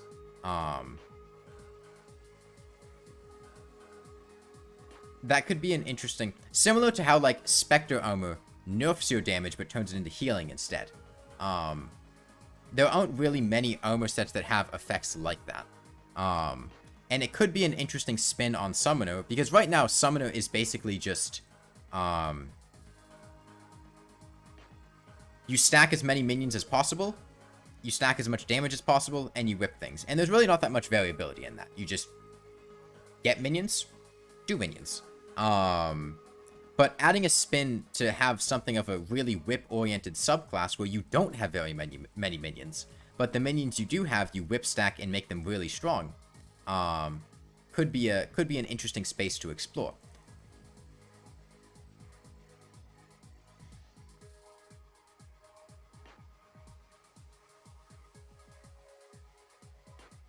Because you do have summoning potions, you have accessories that give you summoning slots. Like, even if it would reduce the number of minions you'd get, I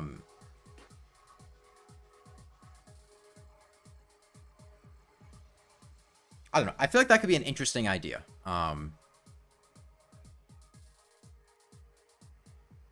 Because I know a lot of people who really like Summoner really like the whip stacking aspect of things and really like using whips and cycling through them. And that's, you know, a lot harder now that they've nerfed Obsidian armor. And whip stacking buffs and things like that. But you could make like a really whip-focused subclass with an armor set like that. You have weapons that use attacks like Magnet Sphere but no spiky ice weapon. So, for what it's worth, we don't have weapons that use the Lunatic Cultist's attacks. The Lunatic Cultist has an attack based on a weapon that already existed. The Magnet Sphere predates the Cultist.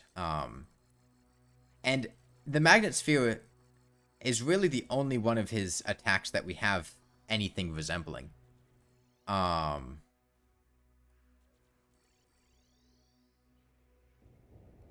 We don't have anything like the Fireball or the Ice or the Ancient Light or the Prophecy's End. And Magnet Sphere also doesn't really work like his lightning attack. They just look kind of similar when spawned.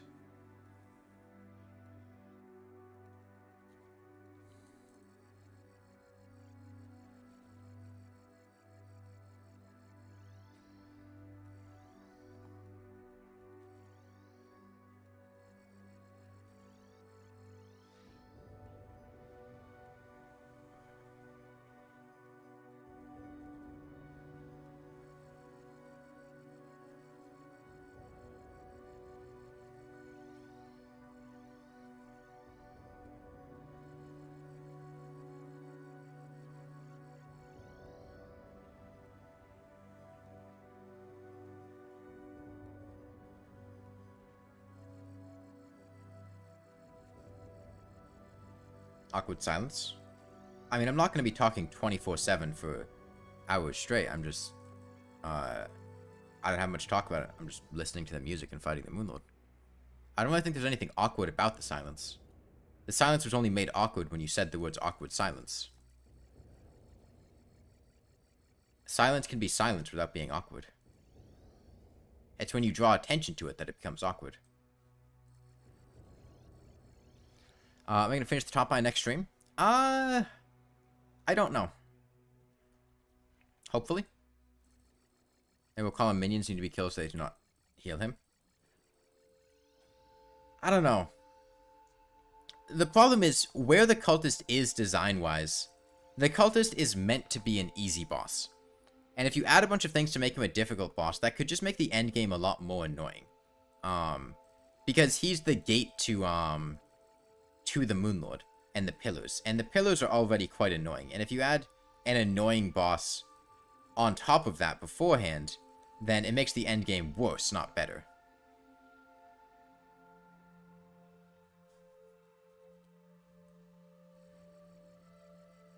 So I feel like you have to be careful with any ideas of, like, changing around the Cultist, because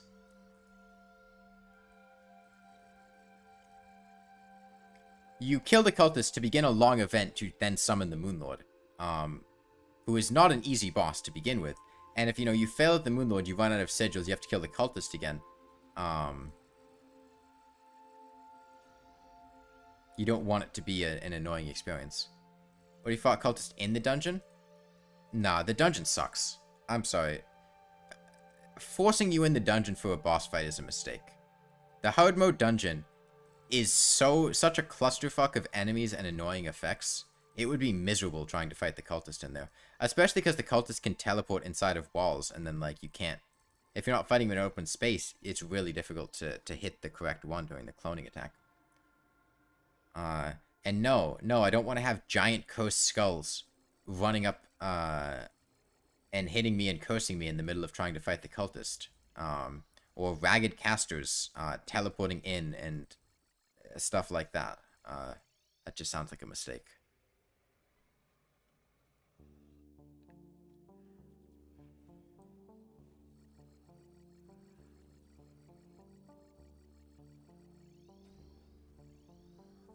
I always forget to do that before the Worthy Zenith. I don't know if I'd call it hilarious. I think I'd call it miserable.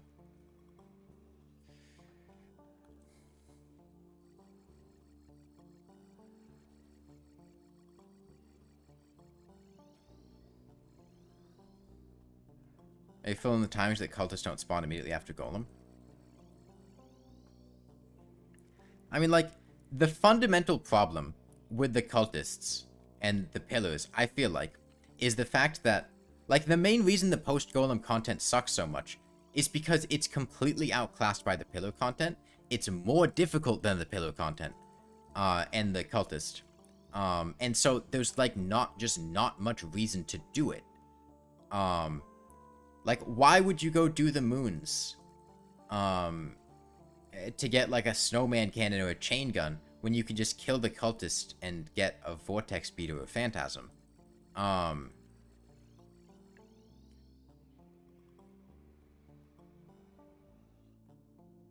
It's the number scaling and the balance that makes it so disincentivized. Because even, like, Duke Fishron, Empress of Light. Oh, cool, you get a Tsunami? Tsunami's worse than the Phantasm. I like it more. It's still a worse weapon. Empress of Light, Eventide, also worse than the Phantasm.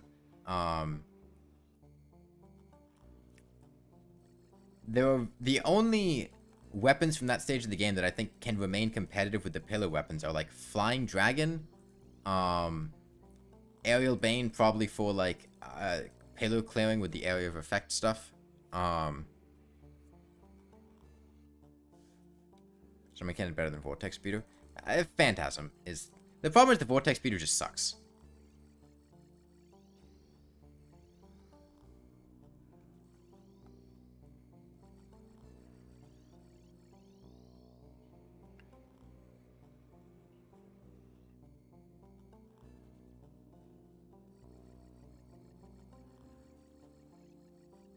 And even if it was a bit better for the fight, I still wouldn't do Frost Moon for it, because, like, it's not that much better. Old Man's Army also suffers because of the best options.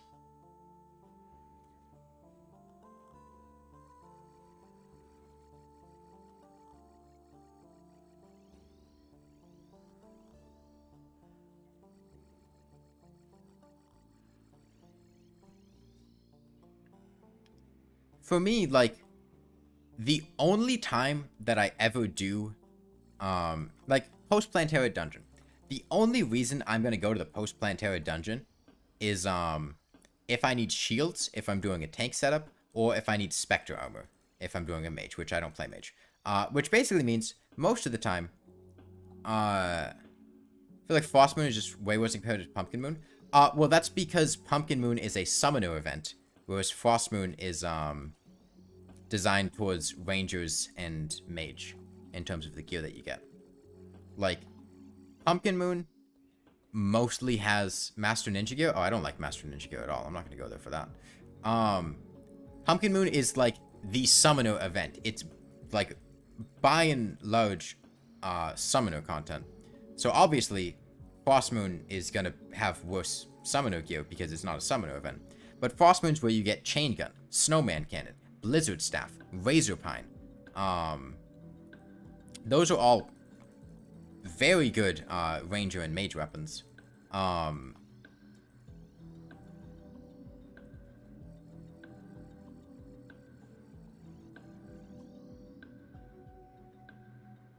Whereas from Pumpkin Moon, you've got, like, the Bat Scepter, which is, like, meh mage weapon. You've got, like, the Stake Launcher, which is actually a pretty good ranger weapon. But then you've got, like, the Candy Corn Rifle and Jack-O-Lantern Launcher, and those two are kind of sucky. And then melee just kind of has, like, the Horseman's Blade from Pumpkin Moon, which is alright. And then it's got the North Pole and the Christmas Tree Sword, which are also like alright. But yeah, as a summoner, there's not really any reason to do Frost Moon.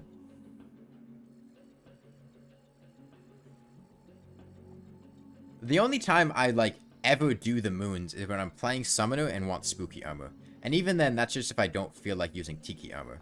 Since you can just buy tiki armor and like it'll get you through the Moonlord fine. You gotta do like 3 pumpkin moons to get enough spooky wood, in my experience.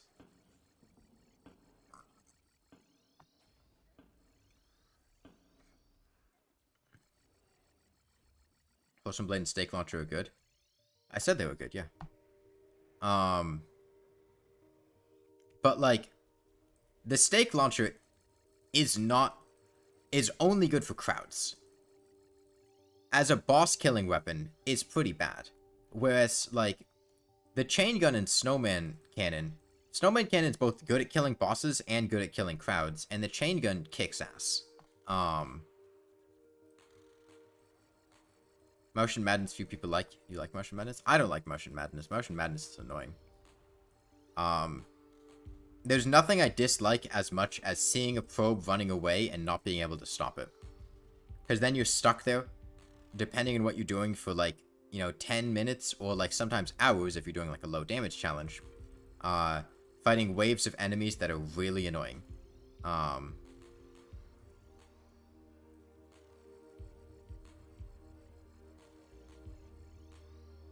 Projectile spam. The turrets everywhere. The motion saucer itself.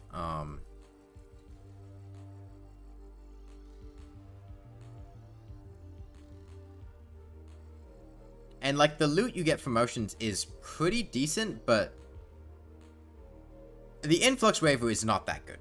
Because any post-Plantera weapon has to go up to the benchmark of the Terror Blade, because the Terror Blade is easier to get than any of those other post-Plantera weapons for the most part.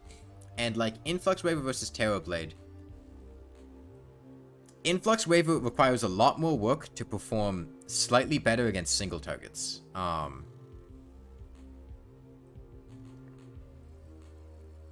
So, like, if you're playing melee, you just use the Terror Blade. If you're playing Ranger, the Xenopopper, is annoying. I'm getting there, Kai. Like, if you're not using... if you're not using Chlorophyte Bullets, the Xenopopper is really fucking hard to aim. If you are using Chlorophyte Bullets, like, it's fine, but you could use a gun that you could aim better without Chlorophyte Bullets. And, like, I'd rather have a chain gun than a Xenopopper. The Electrosphere Launcher is fine. I'm not too familiar with the mage weapons. And the Xenostaff is good. Cosmic Kauki gets outclassed by Witch's Broom and the cute Fishron in expert mode.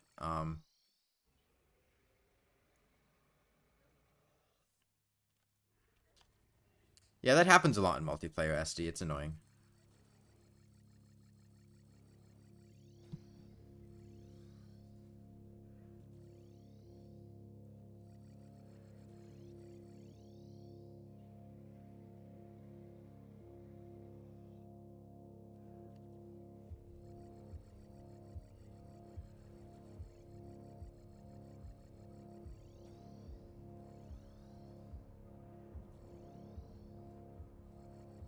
You like Cosmic Kauki? I mean, the Cosmic Kauki's not bad. Don't get me wrong. I like the Cosmic Kauki too. But in comparison to the Witch's Broom and Shrimpy Truffle, both of which, I would say are easier to get. The Shrimpy Truffle being a guaranteed drop from Fishron, and the Witch's Broom, being... I think it's easier to get than the Kauki. The Kali event is painful. Why not make something like a treasure map? Yeah, it's difficult to grind. It's the only flying mount from normal mode? Yes. However, it's also normal mode. So you don't really need a flying mount.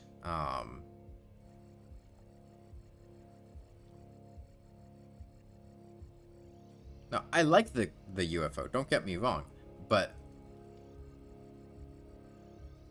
like on Classic, you don't really have to try very hard, or be good at dodging things.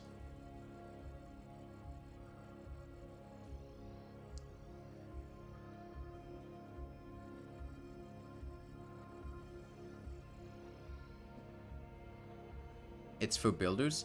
It's a post-golem mount that's not easy to get.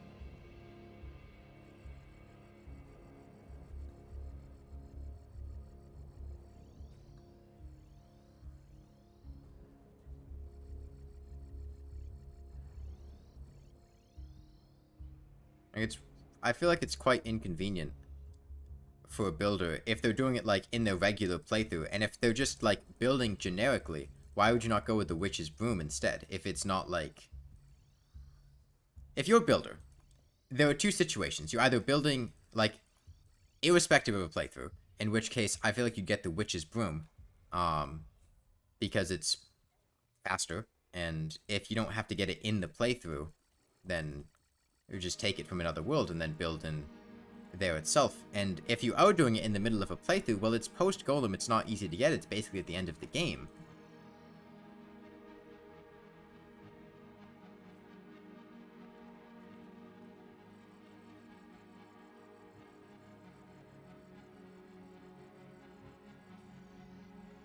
And like I said, I like the UFO a lot more than a lot of people, but like, that doesn't make it good.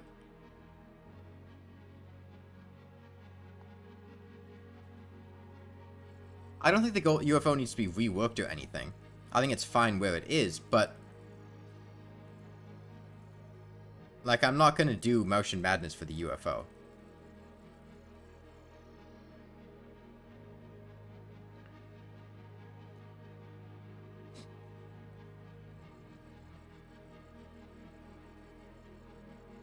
Laser drill is cool.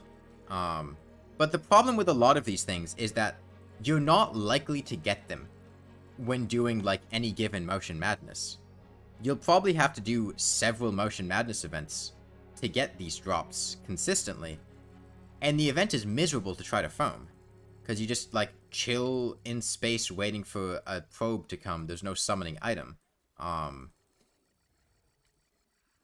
which can be really annoying sometimes.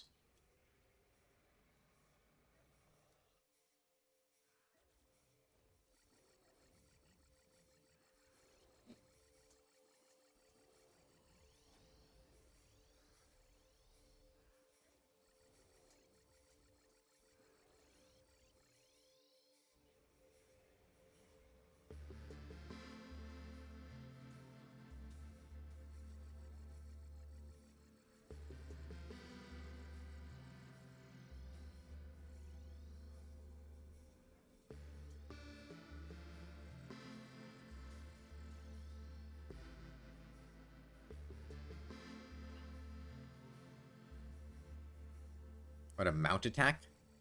Eh. Like I said, I don't think the UFO needs to be buffed or changed that much.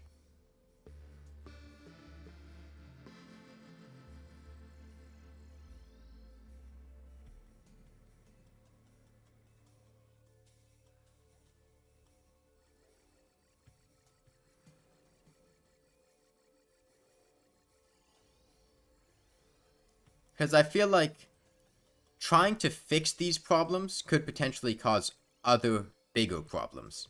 Like, you run the risk of overbuffing items, or really shifting up the vibe of the game by rebalancing a lot of stuff.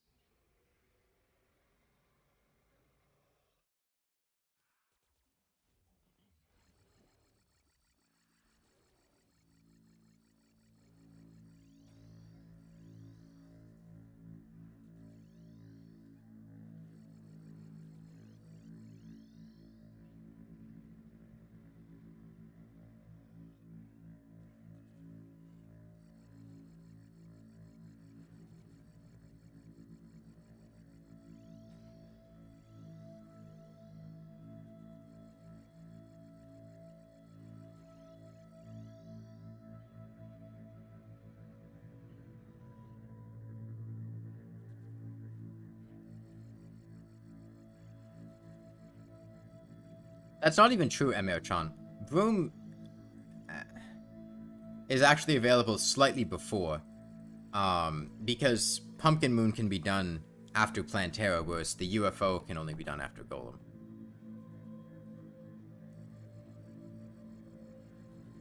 So the comparison's even worse, in favor of the Broom.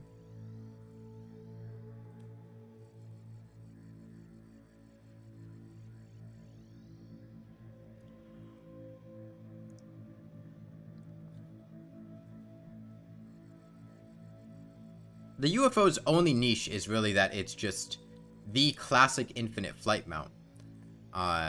Because the other ones are expert, but that just makes it, like, bad if you're not playing on classic, and I don't play on classic.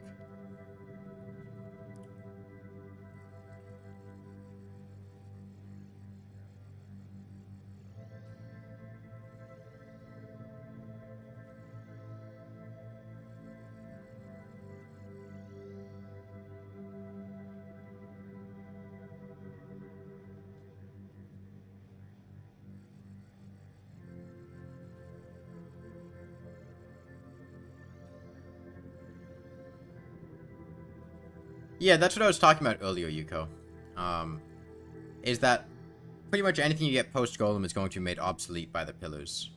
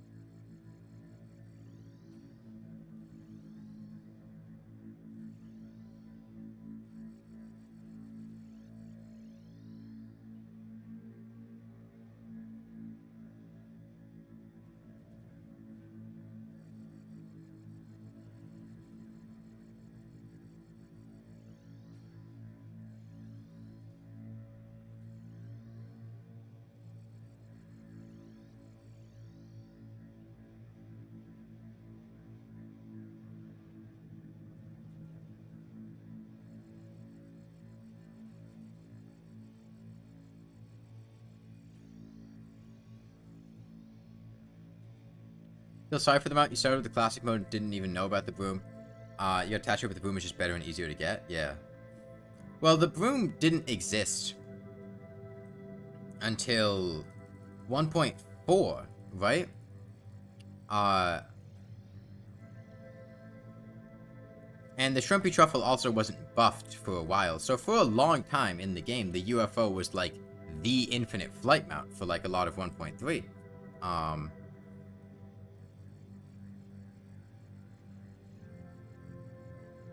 But then they added the Broom and buffed the cute Fishron.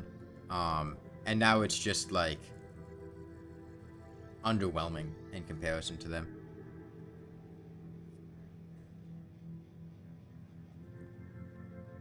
Use these Tailblade up to the pillars and it works just fine, so you don't feel the need for your post-Golem weapons. Yeah, like, why get the Horseman's Blade and the Influx Waver when you can just use the Terror Blade? However, I do like the Flying Dragon a lot. I would greatly prefer the Flying Dragon over the Terror Blade because it kind of just, like, does what the Terror Blade does, but better, and is more fun. But the problem is you gotta do the Tier 3 Old One's Army and kill Betsy. And if you're playing single player, you have a 1 in 4 chance each time you do it.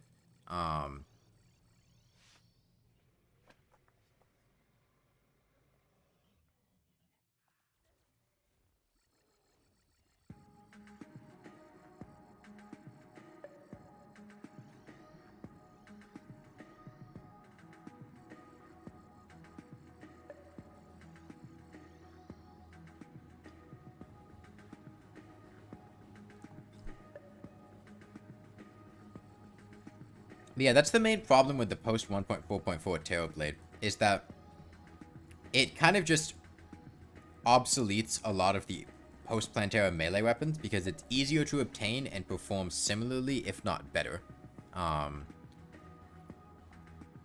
Which just makes most of them, like, you know, why get them?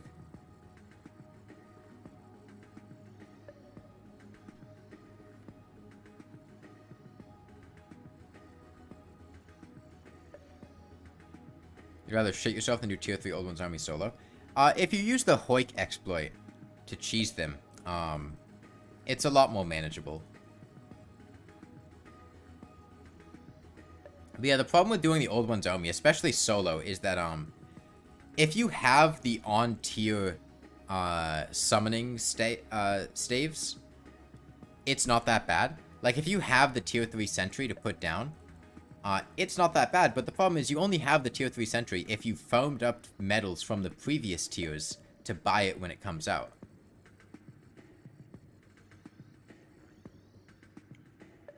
Like the Flying Dragon, but again, the impression is spoiled through the availability of the Cultist. Well, the Flying Dragon actually outclasses the pillar weapons. Like, I believe the Flying Dragon has the fastest melee kill time for the Moonlord, when properly set up. Not to mention, it kicks ass at the pillars, because it has piercing and also goes through blocks.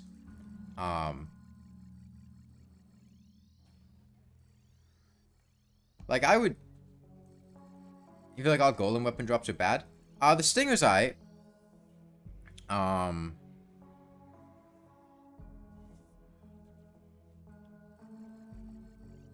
But yeah, most of them are pretty underwhelming.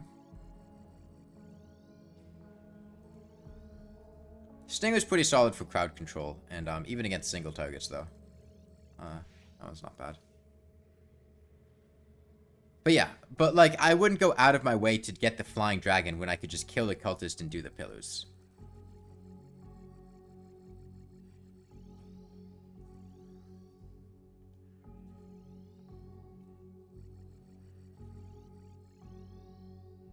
Although, honestly, most of Betsy weapons are really... Like, they are things that if the event wasn't so miserable, I wouldn't mind going out of my way to do. Like, if Betsy was just a boss I could summon and fight, and didn't have to do all, like, 7 waves to get there, I wouldn't mind, like, fighting Betsy post-Golem. Obviously, she'd need to be reworked a bit, because she's very underwhelming on her own, nor would it make any sense in the context of the event, but just the scale of her loot and the items that she drops... Betsy's Wrath, really cool item. Big defense debuff.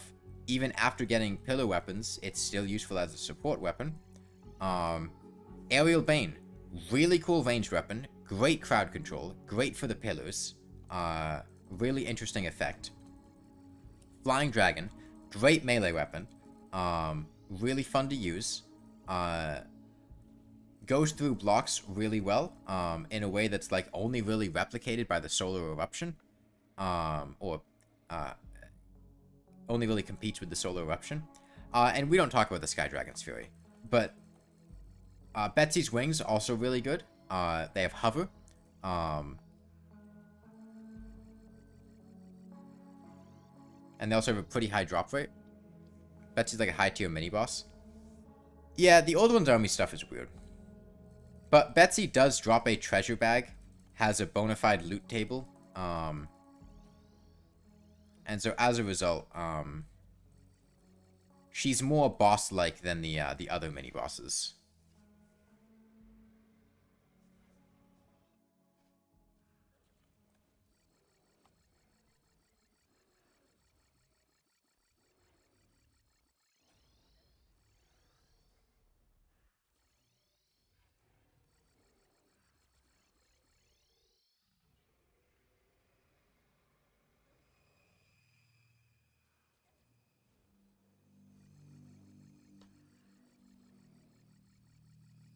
Oh.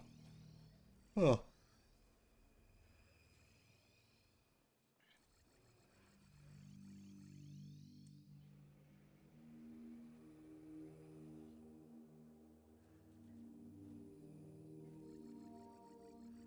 Yes, we are below 100k. We've only got about 20k left on the top eye. 21,210, looks like.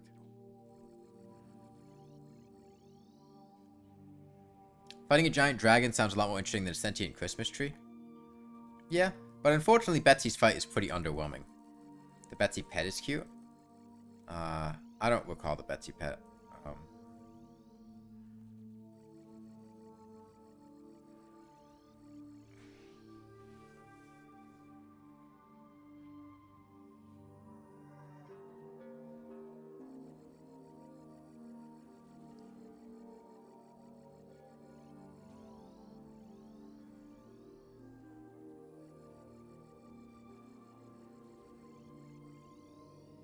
My favorite part about the Christmas tree thing is that both of the moons just have sentient tree mini bosses for some fucking reason, and they both behave very similarly.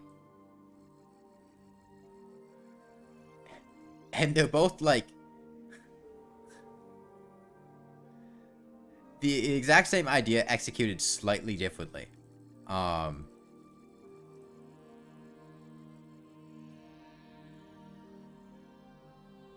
Nobody ever does tier 2 Old One's Army? That's not true.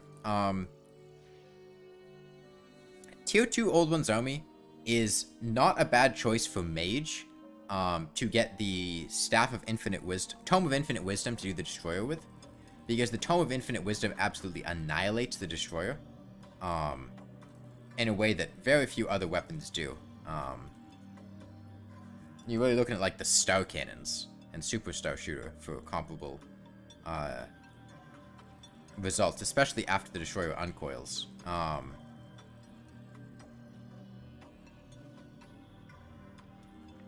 But most of the rest of it's pretty underwhelming.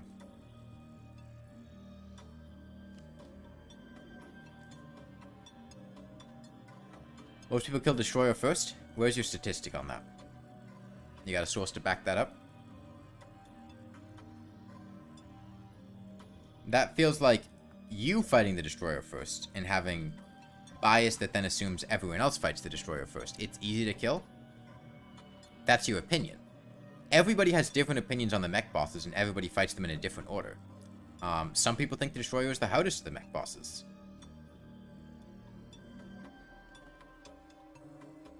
You ask a room of a bunch of people, and you'll get a different answer for easiest and hardest mech boss from all of them. I have heard people say that every mech boss is the easiest, and every mech boss is the hardest.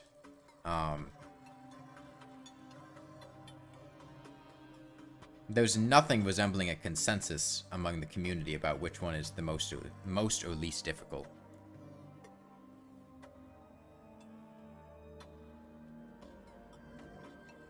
It depends on your playstyle, and each of the bosses requires you to behave in a different way, and some people are just more comfortable or their playstyle lends to doing certain things better. Like Skeletron Prime, you go in a circle. You have good mobility, you dodge around, not difficult at all. But some people aren't used to doing that. Some people are really going to struggle with Skeletron Prime. Some people don't have a super mobile build that's able to go in circles well.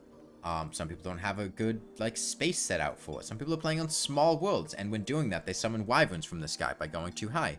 You know, the twins, you kind of just, like, go in one direction repeatedly, up and down or left to right. And then, I mean, you can just sit in the box for Retonates for second phase if you want to cheese it, but a lot of people struggle with the twins. If you don't have good means of dodging them or you don't know what to do, they can be pretty tricky. They're two separate AIs. They have a pretty solid pool of HP. They work together in tandem. If you don't have knockback immunity, getting knocked back by Retonates or into Spasmatism can be a really big issue. And the Destroyer, sure, he has segments that can be pierced to deal a lot of damage to him, but if you don't have a good piercing weapon, or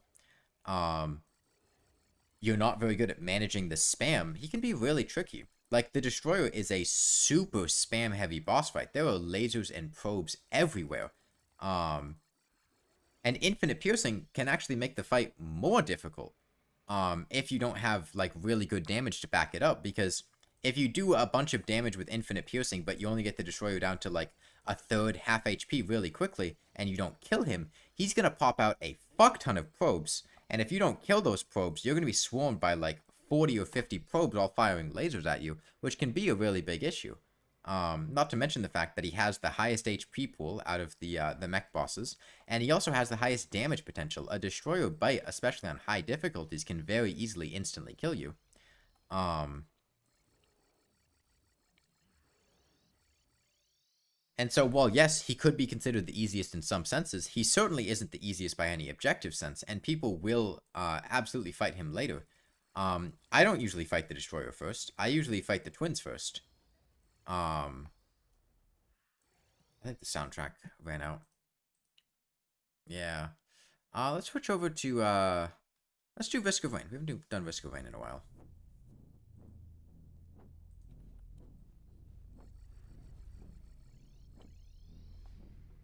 Destroyer is bullet spam, yeah.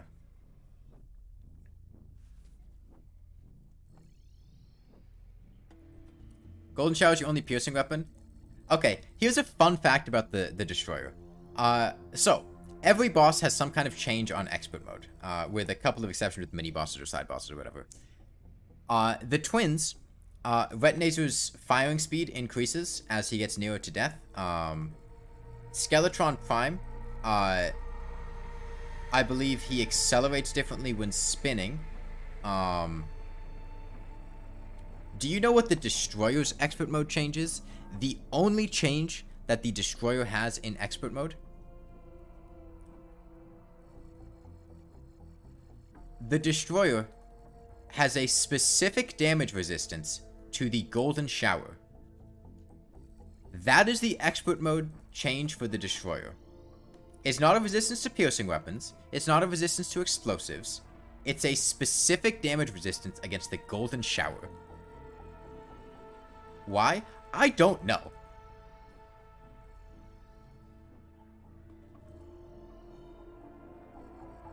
Not to mention the fact that Golden Shower was nerfed in 1.4.4, so it's no longer infinite piercing. It used to be infinite piercing. So the Golden Shower is just like absolute shit against the Destroyer now. He's immune to Ichor anyway. He was immune when expert mode came out, so it's not like they were concerned about like infinite piercing plus damage penetration. Or damage reduction.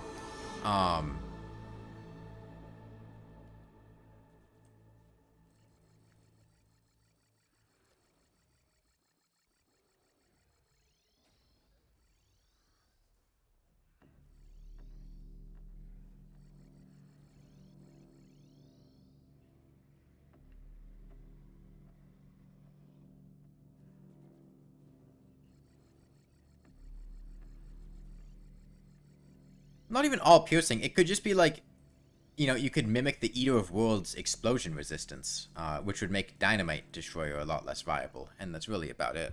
But no, it's just the Golden Shower. A weapon that's not even good for the Destroyer in the first place.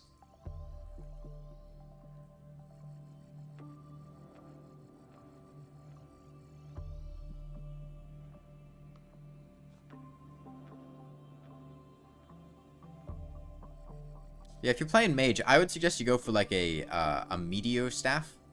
Or if you've killed another mech boss, you can go for the Tome of Infinite Wisdom from the Old One's army.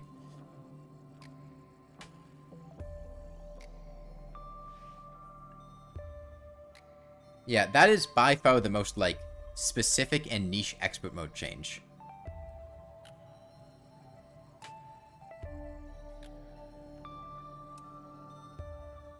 It would be like if the Eye of Cthulhu had a damage resistance against a Platinum Broadsword.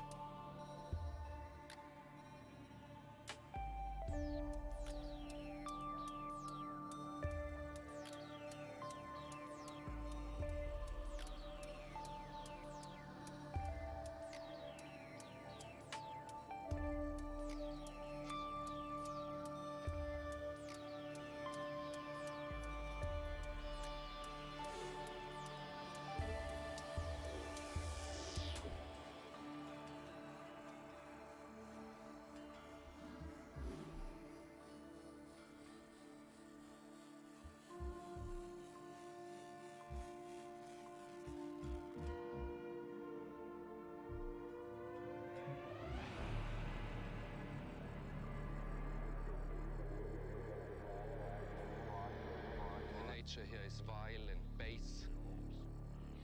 I don't like soundtracks with lyrics on them, except for What Fate is Slug Cat. Right, new Stow Cannon? Well, I believe they were playing a mage, and the Stow Cannon is not a mage weapon. Of course, there's a lot of misery. I don't want this soundtrack. Go to the next one. The birds are in misery. I don't like listening to voices.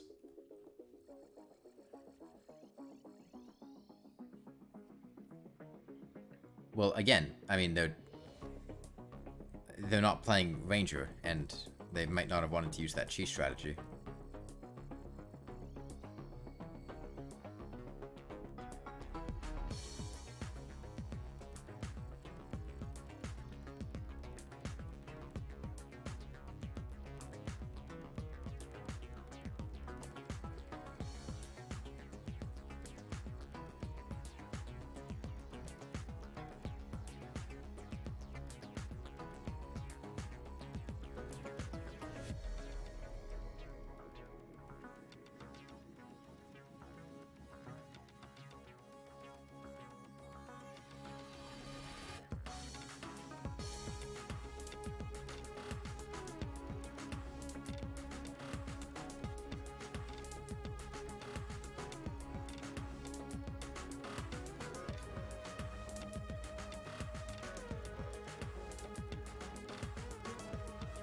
Song is this?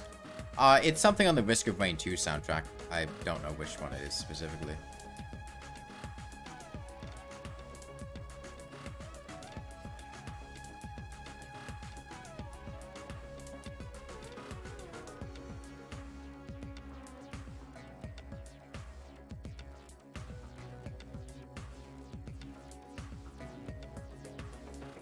They didn't ask about it, Sharktails, which surprised me.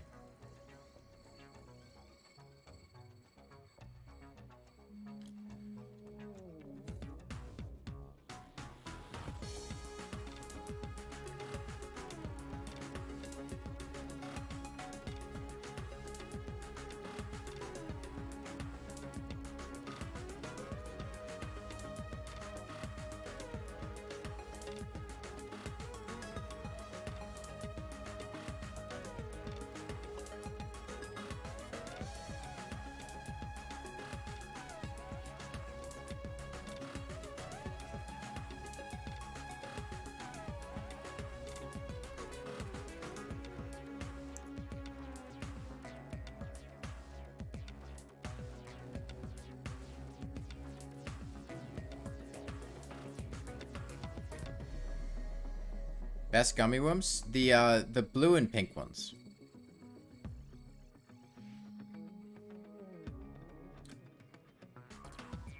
I think they're like grape and strawberry flavored. Is the what it says on the back.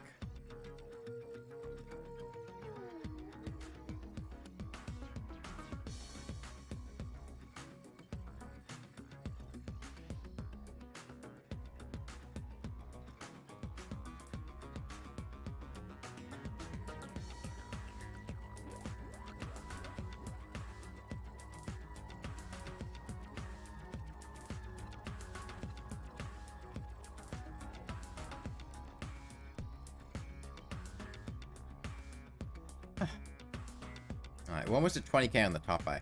I think we started today at 29,000 HP.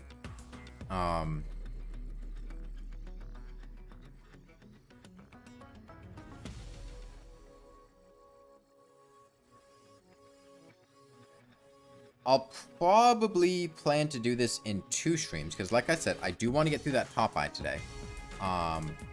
Which means I would need to get him down to about, well, like 15,000.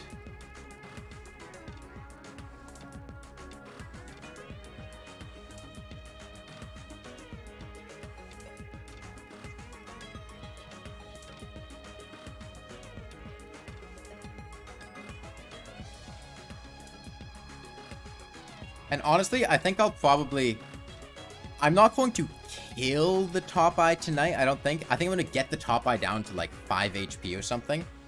And then plan to pop out the True Eyes of Cthulhu tomorrow morning after I've like rested. Because that's going to be a really...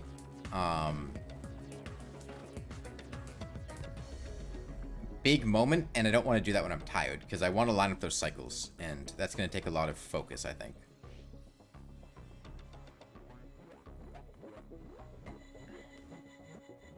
For instance, mechanical bosses can make you difficult and you want to get more powerful weapons, so the case after Planetary and Golem.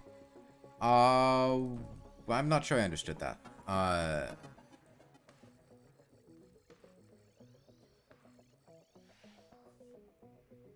Okay, so what you're saying is the mech bosses are difficult and you'd want to get a more powerful weapon for the mech boss, but for the cultist, or Golem, you don't have that vibe, so there's not much incentive to go out and do the post-Plantera and post-Golem events to get a better weapon.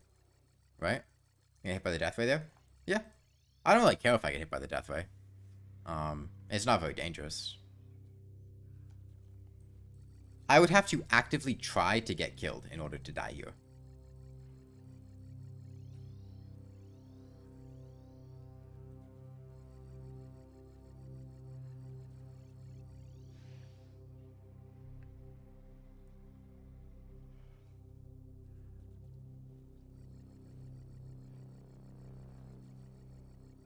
I mean, the Death Ray still does like half of my HP. But I regen so fast that it's not very concerning to get hit by it. It's not like he's popping off Death Rays non-stop. He only does it every like 20 seconds.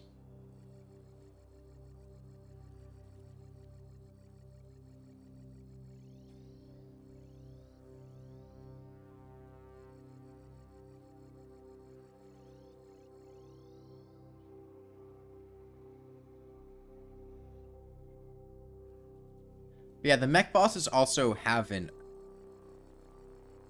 it's been one attempt split into 27 parts. I haven't tried this 27 times. We've been doing it for 60-something hours at this point. I think.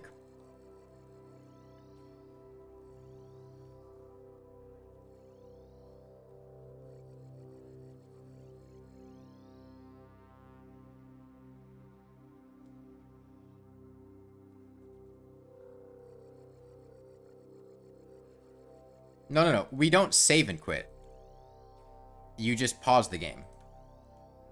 Like, you don't have to quit. You can just pause.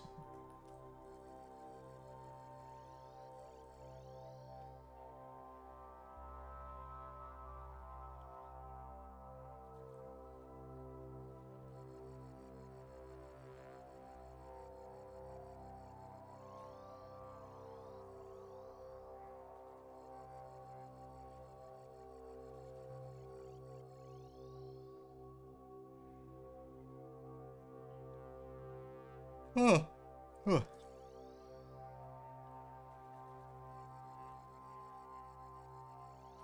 Yep, about to pass 20k.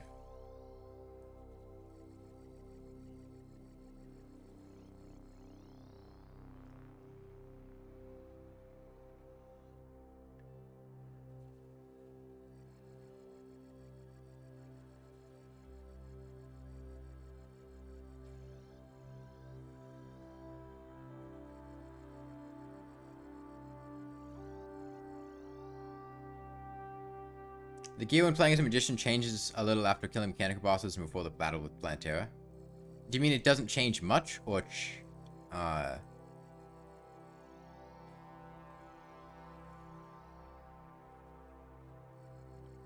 Yeah, I feel like, I mean, you probably, like, kill twins, get the rainbow rod, and then probably just use that until Plantera.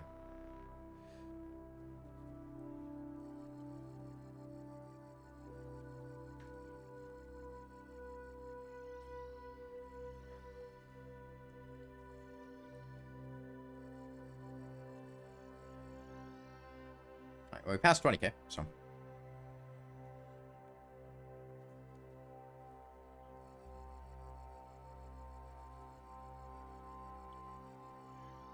Doesn't change much. Yeah. I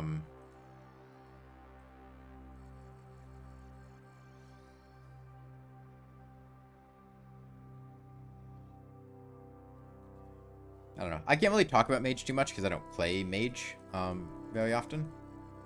I don't like magic weapons that much.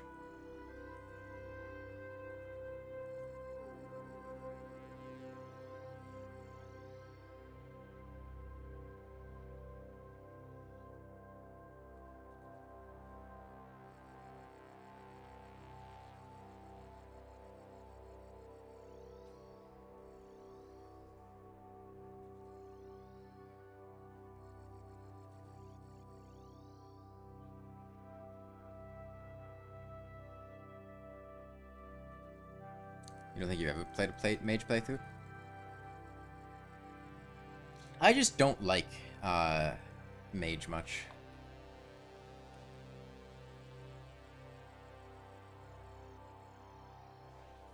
I don't like managing mana, and I'm not a huge fan of flashy weapons, so I don't really like a lot of magic weapons to begin with.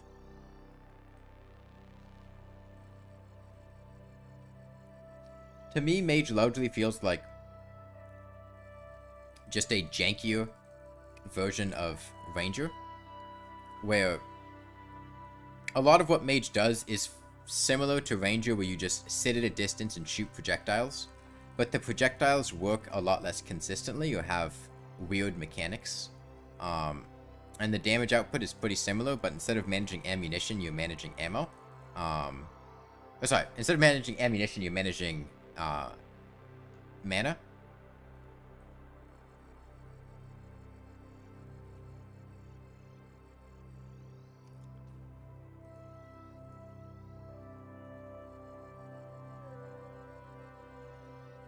Man, I would have loved if my ISP just like... I didn't have internet on Saturday.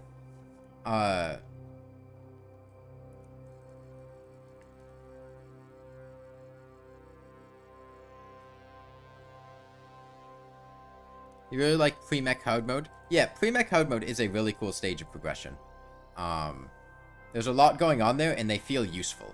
And there's a lot to do.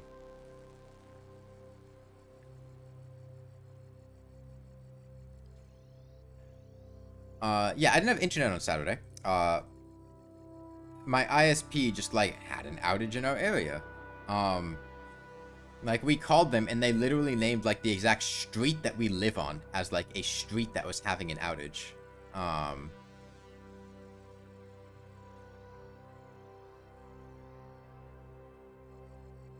And so I just couldn't make progress, which is really annoying.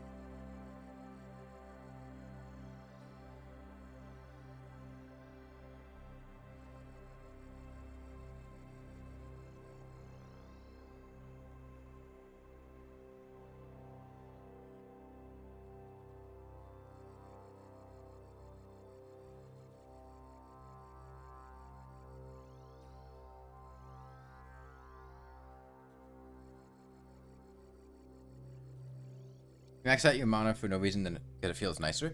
I have very few characters that have maximum mana. Even when I was doing, like, Dance Pad Terraria, and, hey, Spasmatism.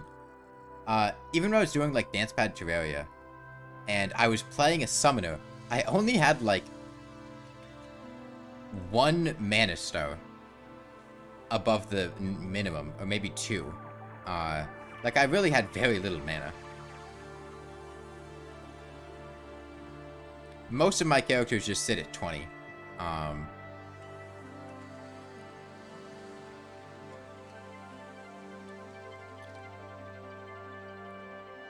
Why?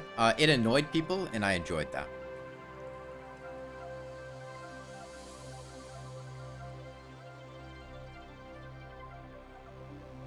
I should do a mage playthrough? That sounds like torture.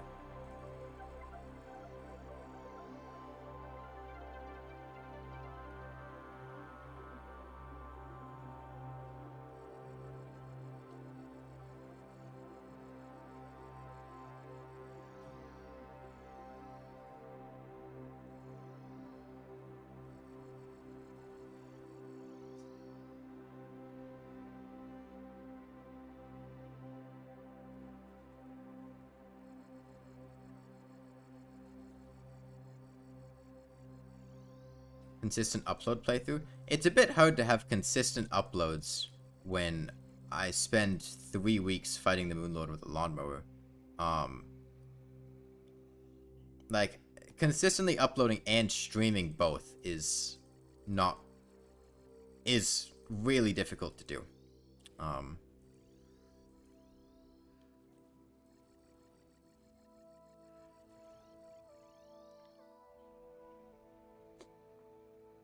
I mean, it would only take like 1 or 2 streams to finish SD. It wouldn't be a long playthrough. Like, just playing the game casually as a mage, I wouldn't imagine it would take more than 2 streams at most.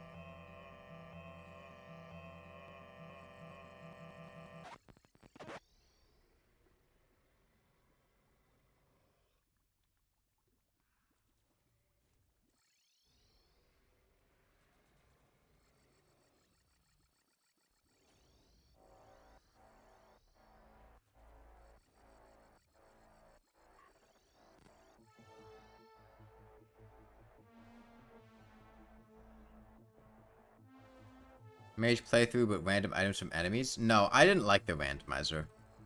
I hate that naming scheme where, like, there are certain things that I really don't like in thumbnails. This is what I was talking about with the Risk of Rain 2 soundtrack having really inconsistent audio balancing. Like, this is loud compared to the other songs that have been playing. Like, I have to tone down the audio on my headset to not have it, like, hurt my ears.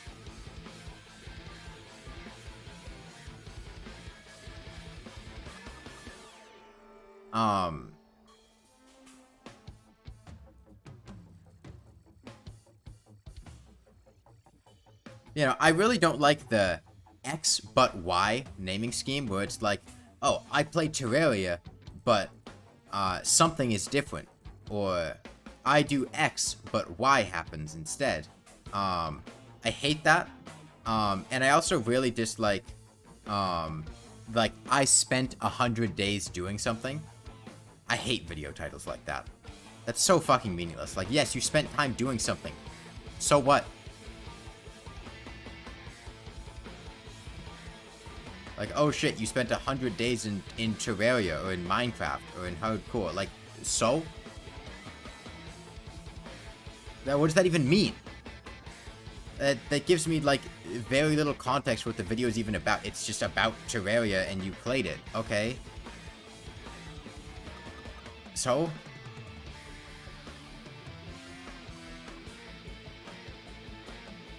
It's such a meaningless, repetitive, and,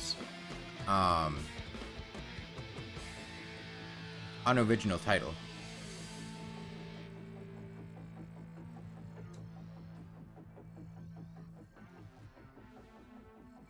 No, not everyone has spent 100 days living. People who are less than 100 days old haven't spent 100 days living.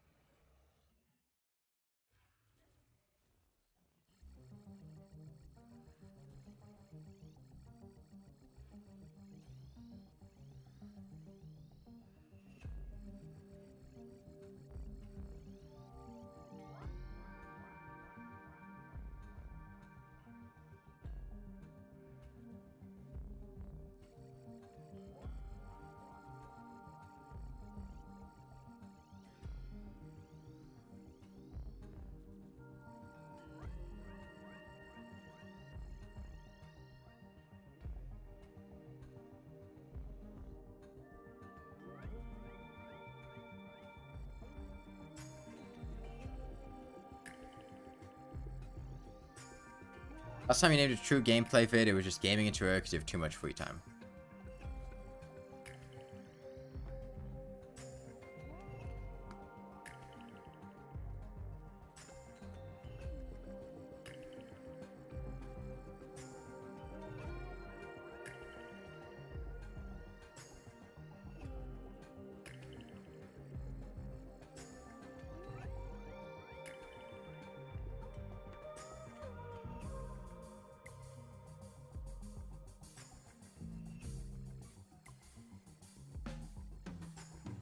I mean, I'm at the point where, like, unironically, it might have been, like, 100 days since I started doing Lawnmower only. It was, like, 2 months ago or something like that. Maybe 3. You know, there has to be a time limit.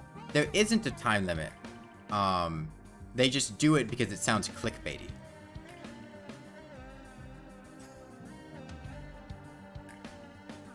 It gets people's attention, makes it seem cool or interesting when it's literally just saying, I played something and this is the amount of time I played it for.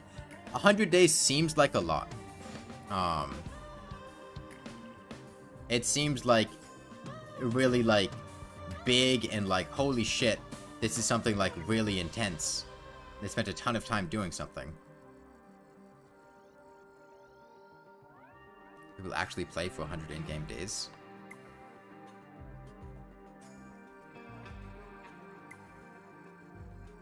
A 100 in-game days is, I feel like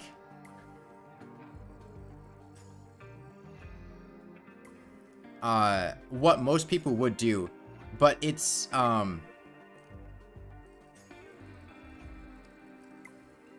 people name the videos I did something for 100 days, people see that and think they mean 100 IRL days, and they go, holy shit, this guy's been doing this forever.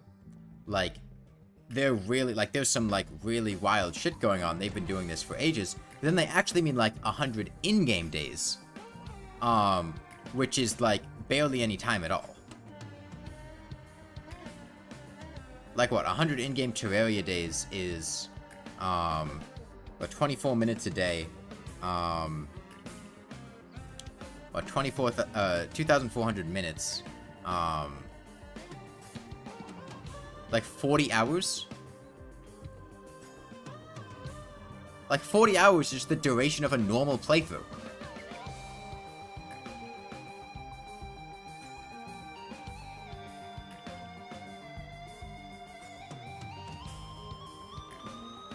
They can make it less clickbaity? No. Being clickbaity is the point, because you want people to click on it. I spent 100 days in Terraria. Oh, it's the fastest playthrough I've ever done? I don't know, I don't really try to play quickly. Like, I mean, probably like 10 hours? Maybe less?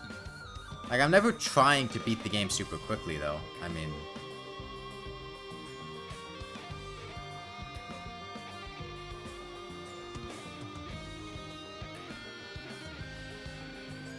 that's just a random made-up statistic that you chose, Sharktails.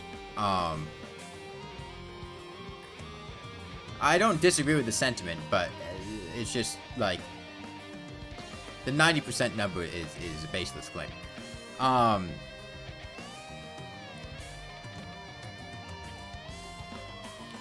But the amount of people who are self-aware of the clickbait and intentionally avoid the clickbait versus the people who get, you know, interested in the clickbait are... the ratios there, make it worthwhile trying to do something like that. You're new. For how long is this Moonlord boss fight going on? About 60 hours. 60, not 16. It's the same thing as, like, okay, very specific tangent, but clickbait titles like, I spent 100 hours, 100 days in-game doing something, to me, I feel like is like stepsister porn. In the sense that most people are not going to care. They'll be like, oh, okay, that's a little weird, but the content itself is, you know, fine. Like, I like the YouTuber that made it. I can, like, look past the clickbait as just like, oh, okay, they're trying to appeal to people. You know, a small number of people are going to be like, yo, that gets my interest, okay? You know, they spent 100 days, that catches my eye. I'm going to watch it because of that. And then a very small number of people would be like, I don't like that, I'm not going to watch it by virtue of that. Which means,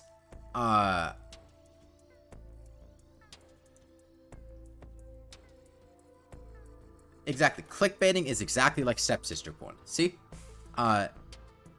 It's a low-risk change to make that could potentially broaden your audience considerably and is not going to risk alienating that many. Which I think is why it's so pervasive. It's because there's not much downside to doing it, aside from, you know, some people not liking it, but the number of people you get that would like it versus the number of people that won't like it. Like, people do these clickbait things for a reason. Because they're in an inherently competitive environment and they want to take every advantage that they can get. And that's fine, like, there's nothing wrong with doing that. The videos still take a while to make unless you fake them, like ASFG Rome.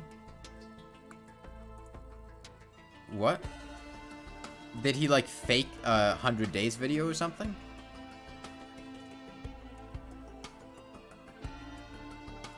Well, it's very common in porn to just, like, add some random stepsister plot. Like, what's the context for how they faked it? Like, what happened? It'll just be, like, a normal video, but then they'll just, like, randomly throw in the word stepsister or something. Like, oh, it's not, my girlfriend is stuck in the washing machine, it's my stepsister is stuck in the washing machine, or something like that. He went straight from day 81 to day 100 in one video. Huh.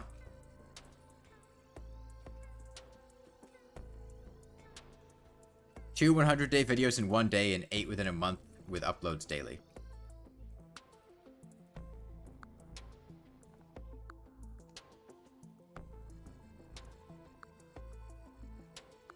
Or throwing the word trans, but they're not trans at all. You hate when that happens. Yeah, there's a weird fetishization of, like, feminine-looking men, or just calling things trans, or somewhat derogatory terms.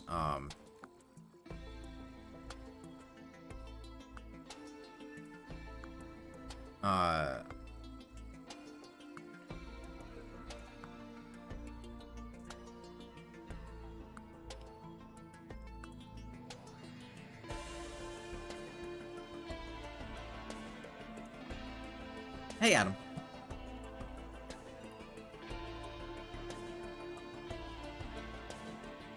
Yeah, that's, this is on, so slightly complicated answer, Dr. Manko. This is on Journey mode set to Expert mode.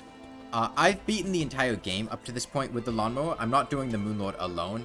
I've done the entire game. And in order to do that, I wanted to fight most things on Expert mode, but it's not possible to do the Wall of Flesh on Expert mode with the Lawnmower. Which meant that I had to be on Journey mode so I could change the difficulty up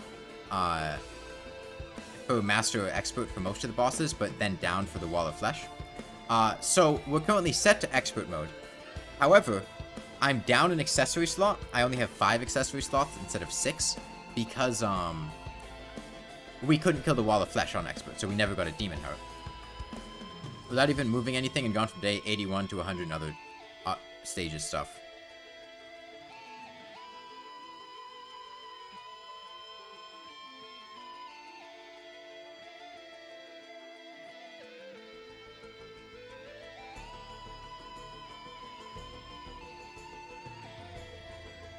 I don't know. I don't even get, like, faking something like that. Like, I can understand, not that I at all, like, I can understand the drive to, you know, that people like watching staged content. I feel like it's different if you're putting staged content off as being genuine. Like, I don't mind watching staged content. In fact, a lot of the content that I would watch is staged or scripted or things like that, and that's fine. But it's different if you're claiming to do, like, a challenge or have achieved something and then fake it being legitimate. Like, it's one thing to watch, you know, a stage script between two people who are actually actors, and then watch, you know, somebody claim to have done some challenge or speedrun and then cheated it, and didn't actually do it.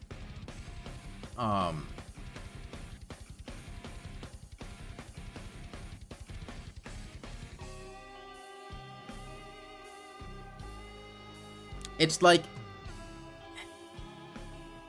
what it is it's taking advantage of your interest in something being legitimate, and then taking a shortcut, for clout or popularity.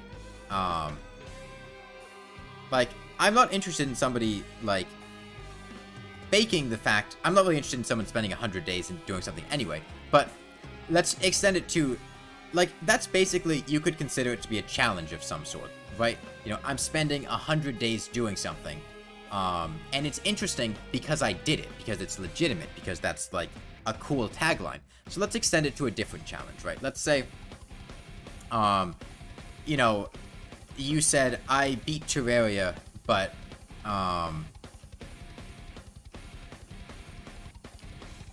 I only used weapons that I could obtain through fishing, or gear that I could only obtain through fishing. That's a good clickbaity title, decently interesting challenge.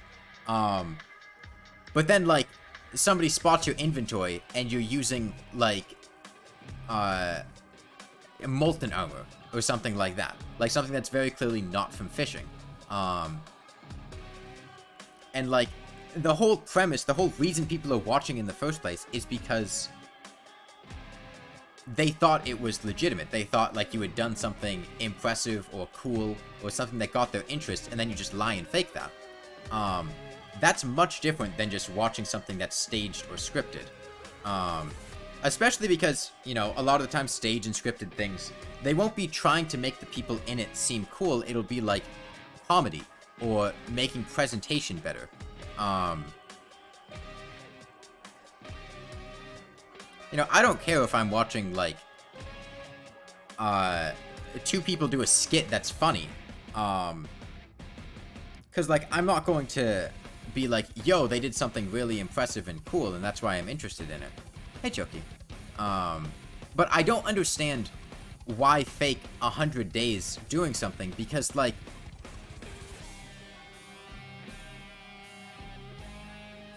it's not like, it's that impressive in the first place, right? It's not like some really difficult thing that you're gonna get a bunch of clout for doing. It's like literally just so you can make a clickbait title.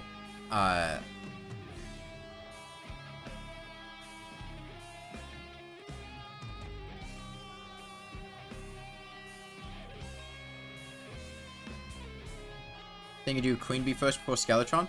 Makes sense. If you set your spawn points Pharaoh Parrot, it might help. Because that way, if one of you gets close to dying, you could, although I guess you need the way to teleport back. Never mind, I wouldn't do that. Not in multiplayer.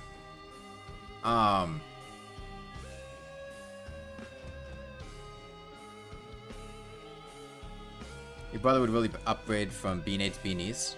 Bees Knees. Makes sense. Although, I would suggest a Molten Fury over a Bee's Knees. Unless you really want the bees for their homing attributes, you have trouble aiming.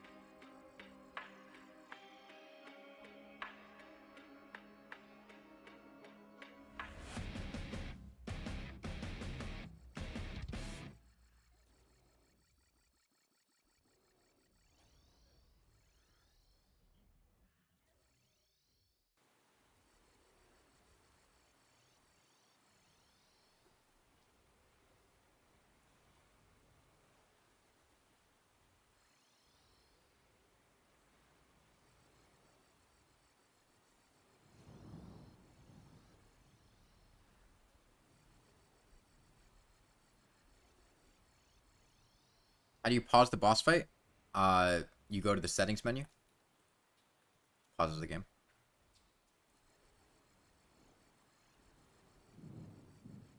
YouTube does really like pausing the music. It didn't pause the music right there, though. You don't need auto pause on. You just pause the game.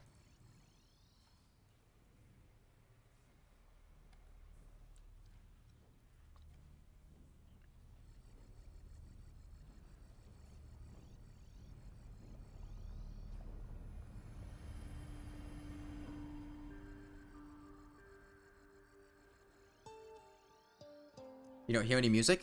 That is what I was talking about with the Risk of Rain 2 soundtrack. Having really inconsistent audio, where some of it's really quiet and some of it's really loud.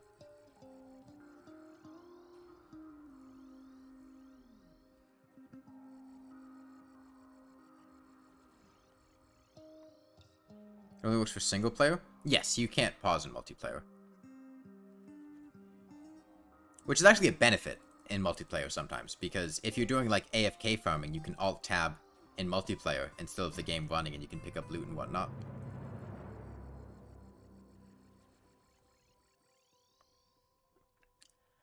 Finally overcame your laziness with fishing and got a pink horseshoe balloon, added rage and wrath potion to the buff list. Nice.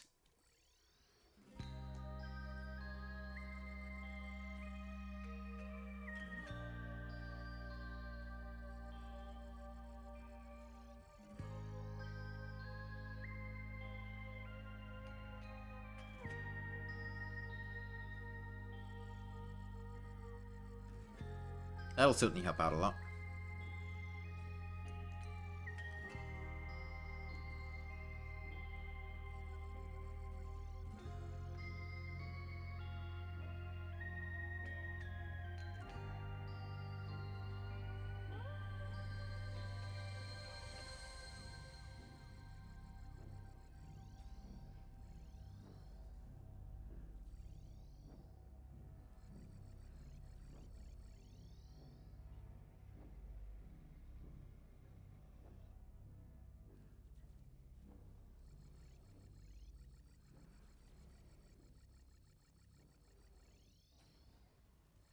A lot of people really hate fishing, but it's quite useful.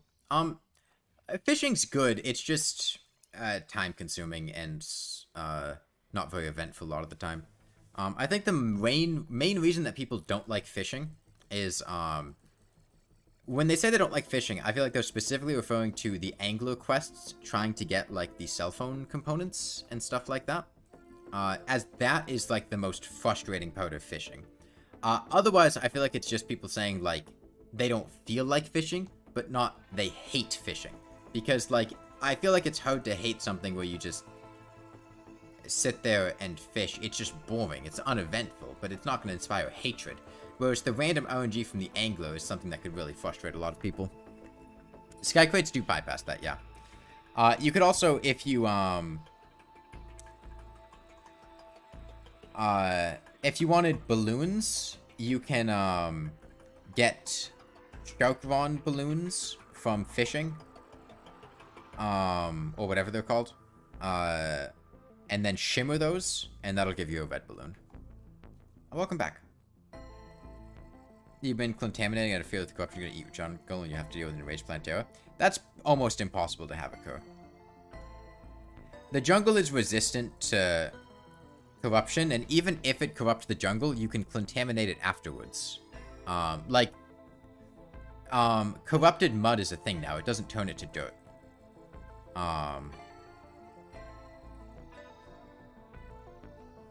You can just undo it and turn it back to jungle.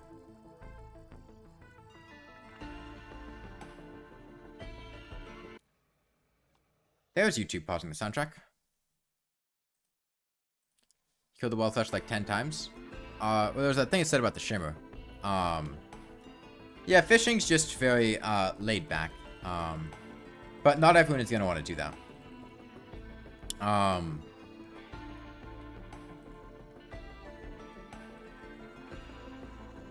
Like, I understand not wanting... Like, I won't fish. Like, I'm not gonna fish on stream most of the time.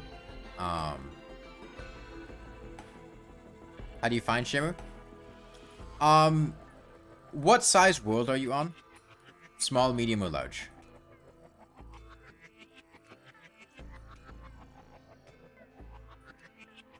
Medium? Okay. Basically, the side of the world that the jungle is on, go to the ocean and go a bit to the side of it, towards the jungle. Maybe like a screen away from the end of the sand, and then dig down.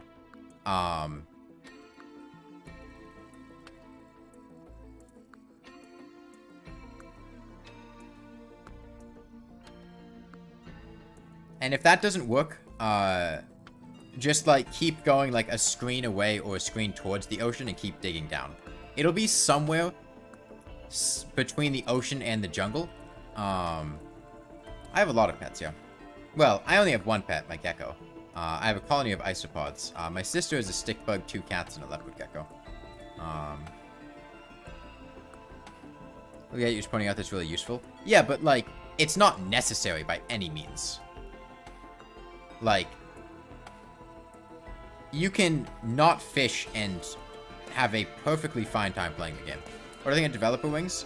I think a lot of them, I'm not a huge fan of aesthetically. I think they're, like, this song is loud compared to, like, the stuff on the Rainwood soundtrack.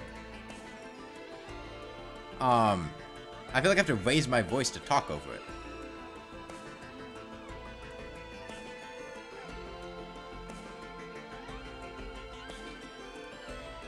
But yeah, I think I'm not a huge fan of most of the developer wings aesthetically. I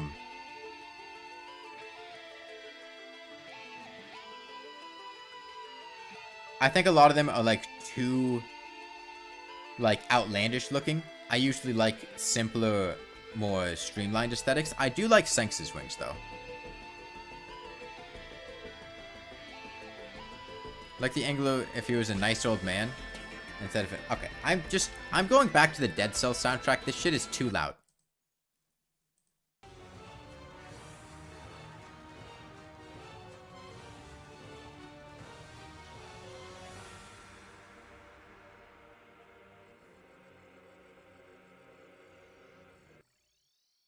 And okay, it was just buffering.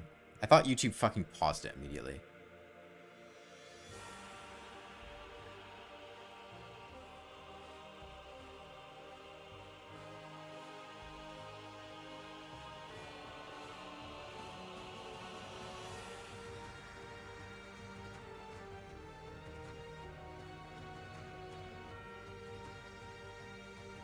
When am I gonna beat the hand eyes? When we're ready to kill the top eye. I'm gonna kill all the eyes at the same time.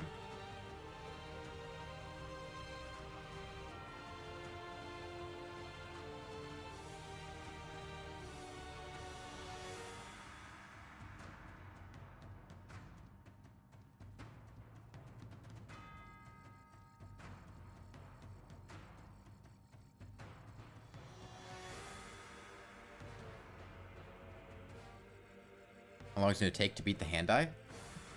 Like 30 seconds. They have 6 HP and 5 HP. They're not going to be tough to kill at all. But I'm just not going to until the top eye's ready. Oh, head eye? Oh. I don't know. I'll probably beat it next stream.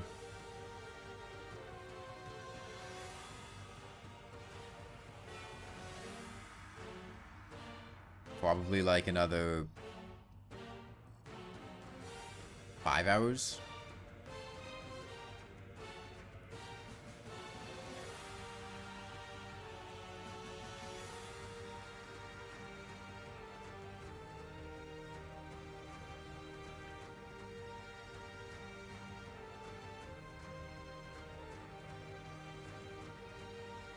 Why is it whenever I teleport the health goes up? The health doesn't go up. The health doesn't change at all. All that changes is that the Moonlord's core HP is temporarily subtracted from his total HP. It's just a visual glitch that happens because his core temporarily disappears from the world.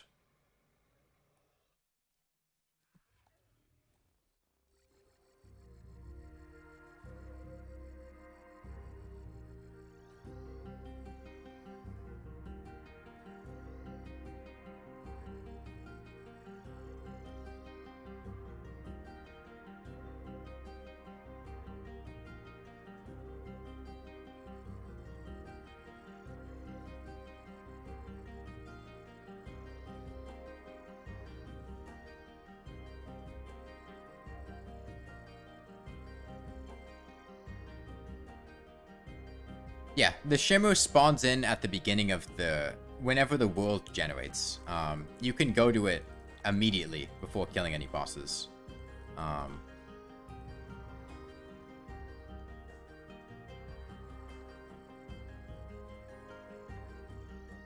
don't like Terraria but videos anymore. Most of them are either modded class or random X or... I'm not sure I understood that sentence. Are you saying that you don't like Terraria videos because a lot of them are that?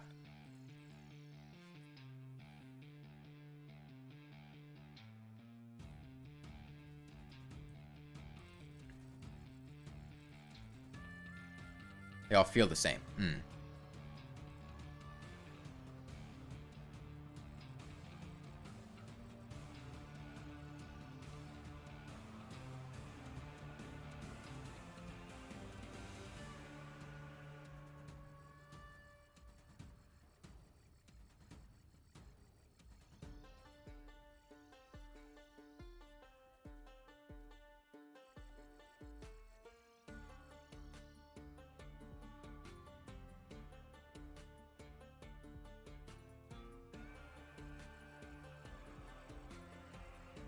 This is Queen in the Sea trailer music?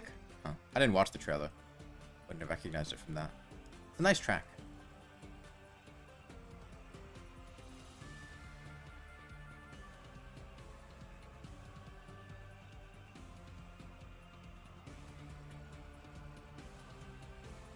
Please release part 2. You've been waiting for so long. Part 2 of what?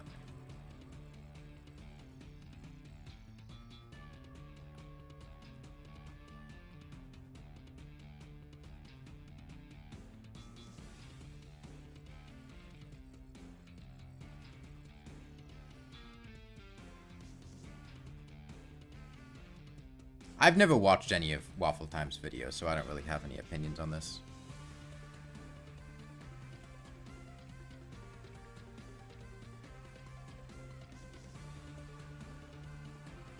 I should. I have no interest in watching other YouTubers. Especially YouTubers who make the same type of content that I make. That would be the types of people that I'm least likely to watch. For creative reasons.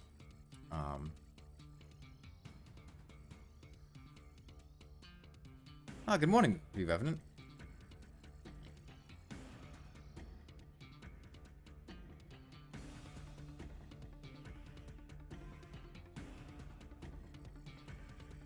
He has too many I wanna fuck the Dryad Plantera jokes.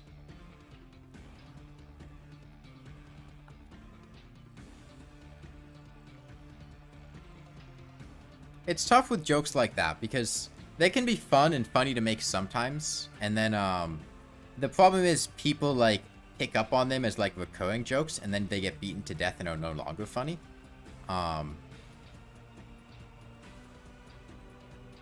Like you can only say a joke so many times before it just stops being funny.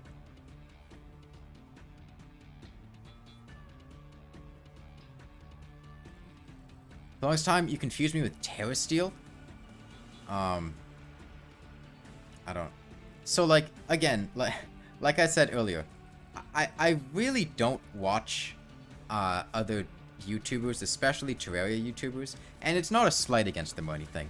No disrespect to them, but, like, for creative reasons, I don't want to watch other people who make similar content to what I do, because intentionally or not, that's going to influence how I do things. And I'd prefer to feel creatively pure for video making and streaming and whatnot. Along with just rather spending my time doing my own things rather than watching other people do things. So I'm not really familiar with any of these people. I've heard the names, but I don't really know anything about them. How do you move NPCs into a certain house? Okay, pay attention to what I do right now. Over here, top right-hand corner, you press housing.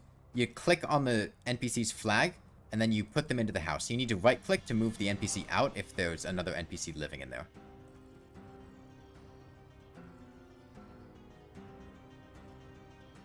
Part 2 of the Waffle Time legendary medium core get fixed boy seed.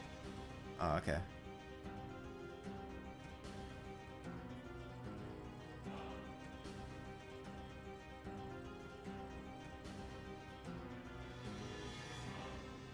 Boss Cheese vid was the first vid you saw from me. It was a good introduction. I guess. Those vids are honestly... Oh, is this conjunctivious? The Cheese All Bosses video was fun, but I basically have 3 types of things that I make. Or maybe 4 types of things. The first one are like guide videos, which I don't make that many of. It's usually when I find something that I like and I want to make a guide video on. Like Cheese All Bosses, the Invincibility Machine and Money Farm from Quasar and Dino Chess. The Expedition and Challenges guide for Rainworld. It's usually like when there's something that I like and want to try to spend a lot of time doing stuff with. And then there's just like me being unhinged, which there aren't too many videos of. It'll be like the stream highlights, or things like the buying the cheapest games on Steam, or the Steam Not Safe for Work games. And then you just have like the challenge content, where it's just like either edited or stream highlights of particular challenges that I've done. Like Copper Short Sword only, Flare Gun only, not producing light. When I do this, it'll probably make its way into a video like that. When I did the Max Point Expedition Saint run, stuff like that. And then there's the fanboy stuff, which I feel like deserves its own category. Okay, and then there's the 5 Pebble stream. And the Hot Tub stream.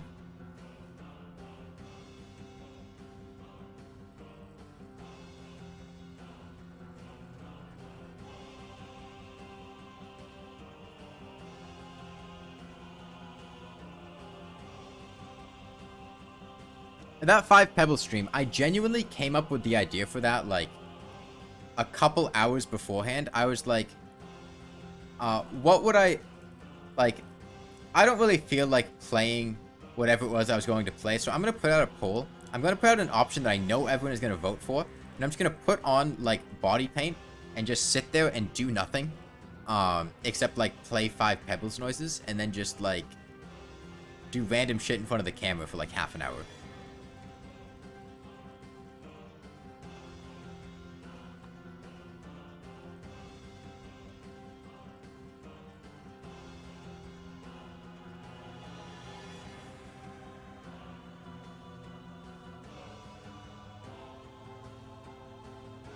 You want to make animations based on what you've built from the, like, hundreds of drawings you've made?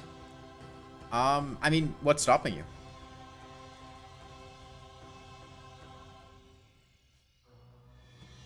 Your opinion, the top easiest bosses are I've Cthulhu, King Slime, Plantera, all the pillars. That's an interesting list. You're bad? Well, you're bad because you haven't practiced, and you don't know how to do it, but I'm sure you could figure it out if you try at it. Just because you're bad to begin with, you shouldn't let that discourage you, because everybody's bad to begin with.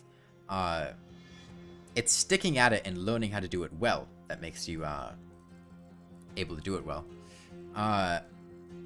You're not bad, you're bad now. You can get better.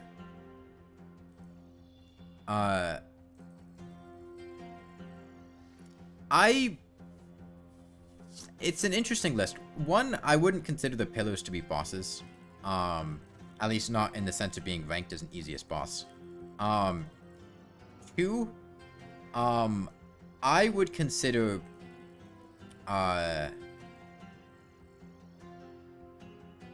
like, King Slime, I think is an easier boss than the Eye of Cthulhu, most of the time. I think, Deoclops is certainly easier than Plantera, in my opinion. I also think it's interesting putting Plantera at number 3 in front of every other boss. I would not agree with that choice. I don't think Plantera is a particularly easy boss. I would probably put, like, Deoclops there, just because of how easy it is to... You can't really mess up that fight. Like, you die, you just respawn and fight again.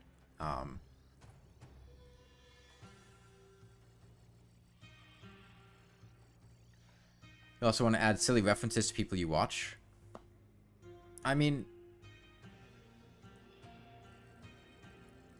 I'm sure basically everybody who makes any kind of artistic content, whether that be artwork, whether that be video editing, or like comedy sketches, or creative writing, or things like that, probably has a bunch of stuff that they made when they were getting started out that like is worse than what they learned to make later that they'd cringe at watching. That's like, oh, I forgot about that. Damn, that was so much worse than what I do now, because like nobody is a god at it naturally. Everybody starts somewhere and puts out stuff that's worse and then improves. And animating your artwork's the same way. If you really want to. How long has it been since I started the fight? In weeks or hours? I started the fight like 2.5 weeks ago or something.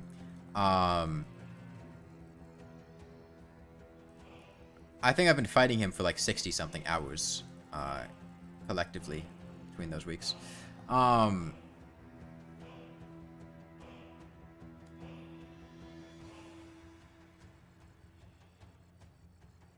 your opinion, what's the most toxic community? I don't know. I mean, I generally avoid toxic communities and don't engage with them, nor do I have a way to rank them. But I found competitive online games tend to have more toxic communities than non-competitive PvP games. And when you get to things like, I find MOBAs to have very toxic communities. CSGO, when I tried playing CSGO, I found that to be quite toxic.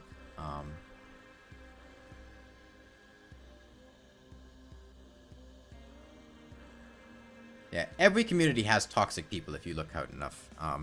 But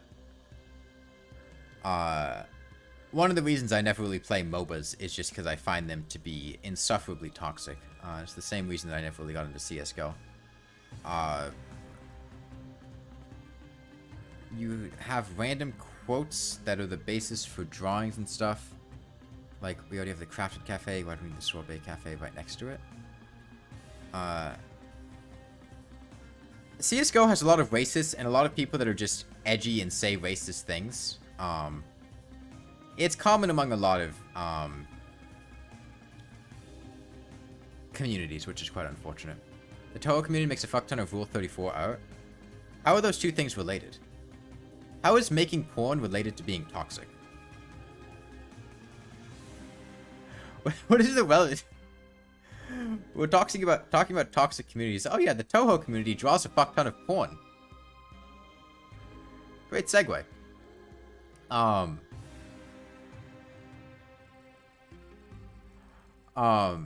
Yeah, I would see that as an upside.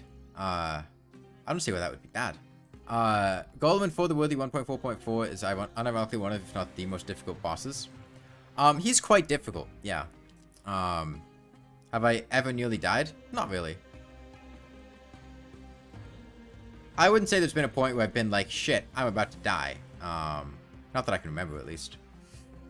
Can't see Golem? Yeah, you gotta take specific countermeasures against Golem. Illuminant coating, pro tip. Take Golem outside of the arena to a larger arena, then coat the place with illuminant coating, and you'll be able to see him just fine. He's also pretty tankable if you got a good tank setup.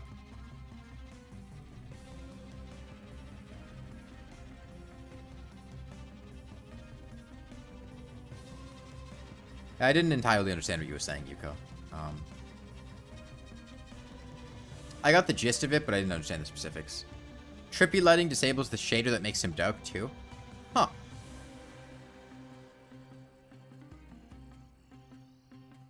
That's interesting.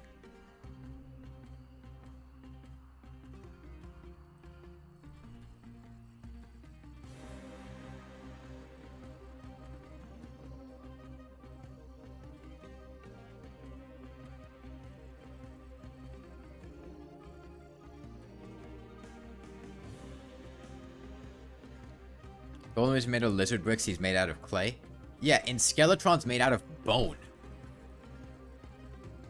You know what bone's, like, defining characteristic is when it's, like, on a skeleton? It's brittle as shit. It breaks easily.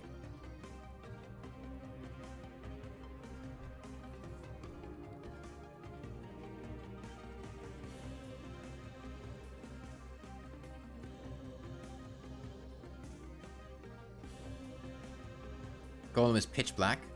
The two things that we said. Should I instantly to a plant flamethrower? No. Just because something is a plant doesn't mean it burns easily. That's not true at all, especially in really humid environments. Like in a jungle. If the plant has a ton of water content in it, it's not going to catch fire easily. And jungles being really humid, wet environments, it makes sense that things wouldn't just catch fire immediately.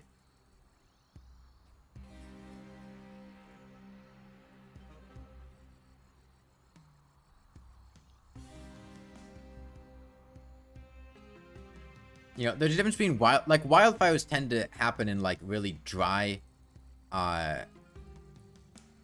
areas, or when there's like really dense plant matter and also dry, or if there's just been enough burnable matter that then it ignites the more watery stuff. But like, just because something is a plant does not mean it automatically burns easily.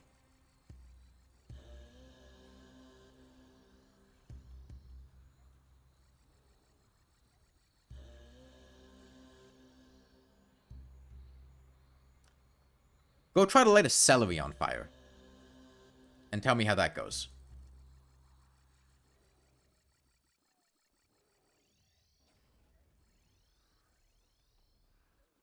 Or watermelon. Or something like that.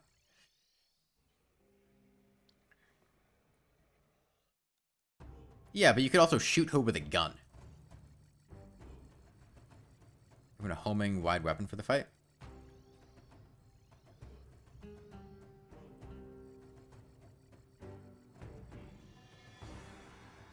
What's the hardest boss I've ever fought? I don't know. I'm not good at comparing things between games. What type of plant would Plantera be? Well, she doesn't exist. She's not real.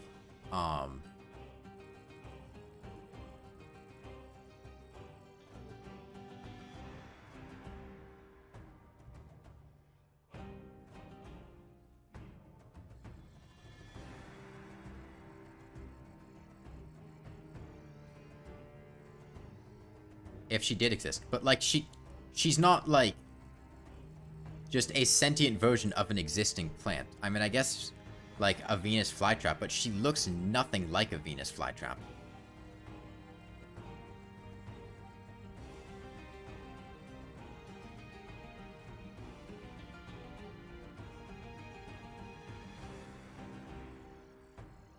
Yeah, I played Isaac.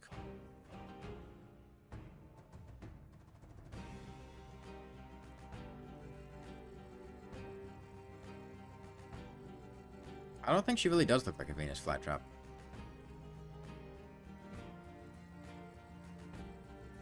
Yeah, she'd be her own... Like, she's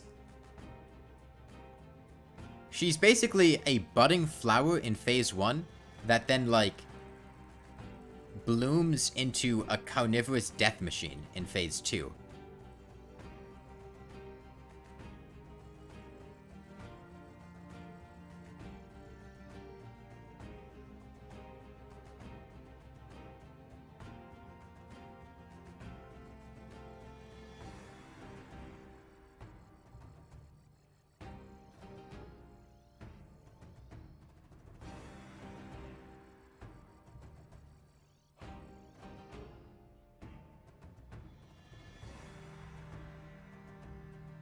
Maybe Plantera likes metal music, or maybe she doesn't like metal music. Maybe that's why she's so angry. It's because you break one of her bulbs, and that causes metal music to start playing, and she gets angry, and she goes to kill you until it stops.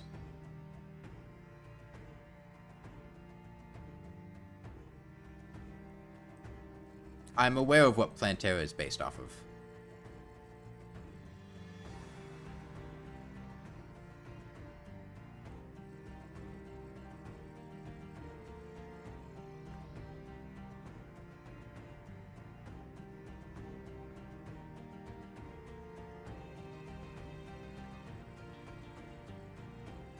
See you, Philip.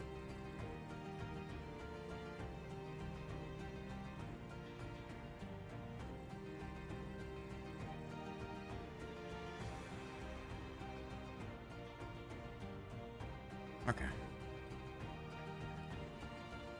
Oh, sorry. Yeah.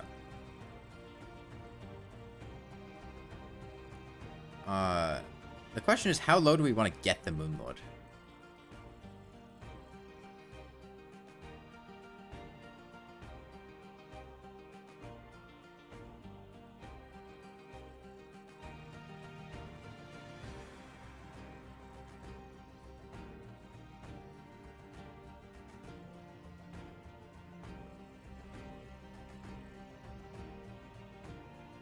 The drawing thing, you would think for drawing eye entities, you have no idea why. I mean, it's largely a creative process based on your interest and skills, so nothing wrong with having a particular style or a particular thing that you like drawing.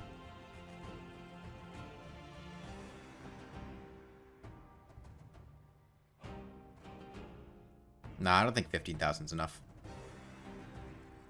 I want to do more than that.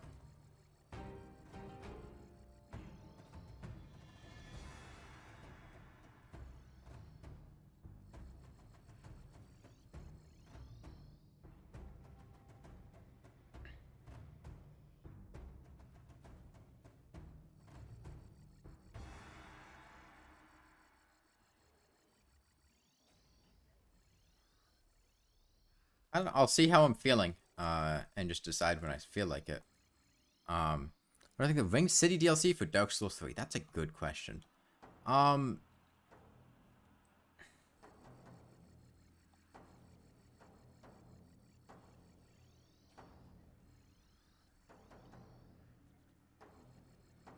certainly liked it a lot more than the other DLC. I forget the name of it. The ice one. It has my least favorite boss in the game by far, which is Half-Light. I fucking hate Half-Light. It's a dumb fight, especially for a mandatory fight that you need to do to get to Gale.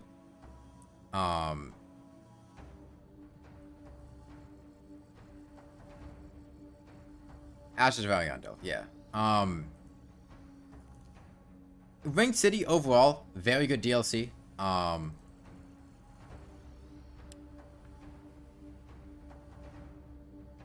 The bosses were very cinematic. Was not a huge fan of Medea. I didn't like just... It felt tedious fighting Medea.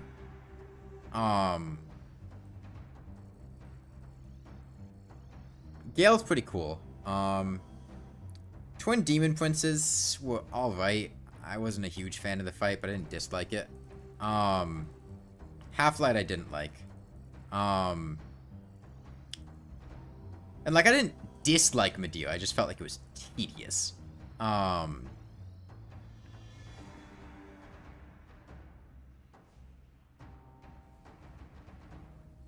area themselves, it has the Desert Sorceress set in it, so like automatically like 10 out of 10 DLC.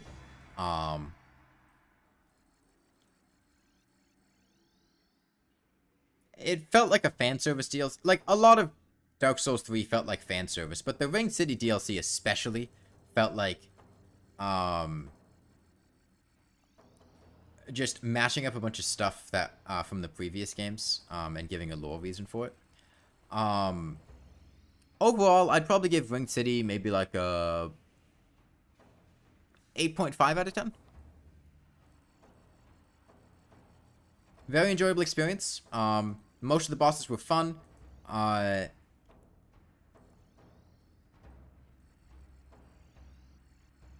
Yeah. What happens when you read books while doing the... hold on. Like Half-Life in VR? I don't have a VR headset. What happened to when you read books while doing this? Now I'm looking at computers all day with no breaks. The difference is I can't look away from the screen for long enough to read while doing this. And I am taking breaks. I'm not doing it all day.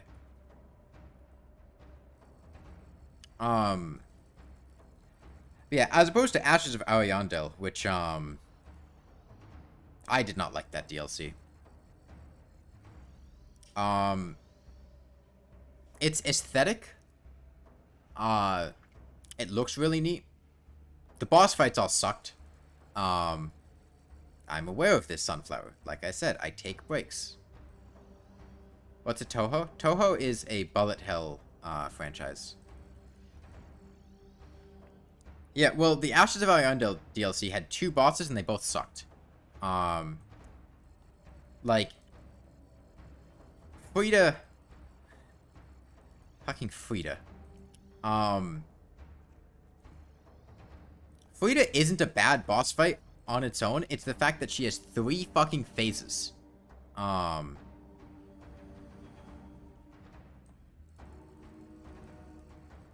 And it's just so long, and, like, I don't like phase 2 at all.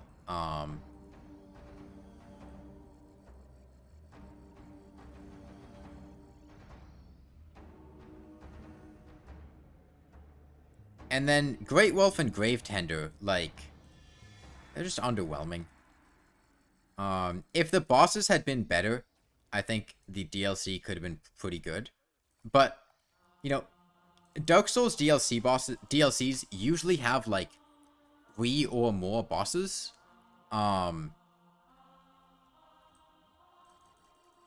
Whereas Ashes of Ariandel had one, like, shitty duo boss fight that gated a PvP arena. And then one boss fight that was just 3 boss fights, and you had to fight them consecutively between phases, and each one was really different from the previous. It was really underwhelming.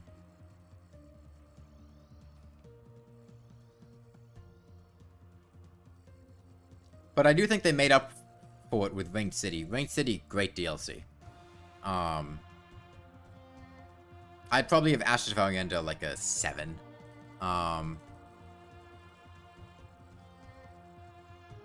Context matters, Yuko.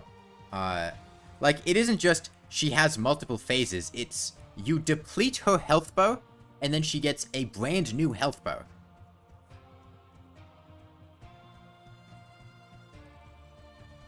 Like, at least they learned with Gale in Ringed City.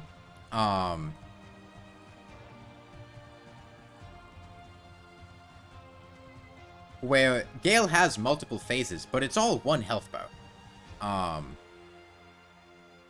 And it's just like, as the health bar gets like a third of the way done, he enters a new phase. Not, you beat an entire boss, and then they go, oops, whoops, silly me, there's another secret health bar, and then you do it again and go, oops, whoops, silly me, there's another secret health bar. You saw how many videos I have of this series? Yeah, I mean, it's time consuming. I feel like this is less effort than Copper Short Sword because I'm using teleporters. Yeah, I don't disagree.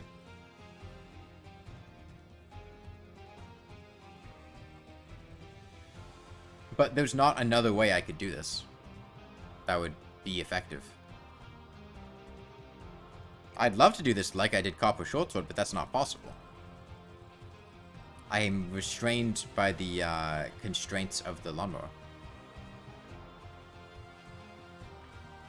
I mean, I don't think Black Flame Frida is bad, but if just like...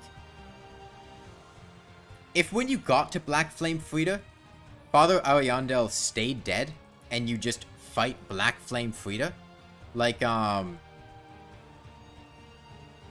Sister Frida into Sister Frida and Father Ariandel is one fight, and then you kill them, and then Black Flame Frida, and like, when you get back there, you don't have to go back through Sister Frida and Father Ariandel every time.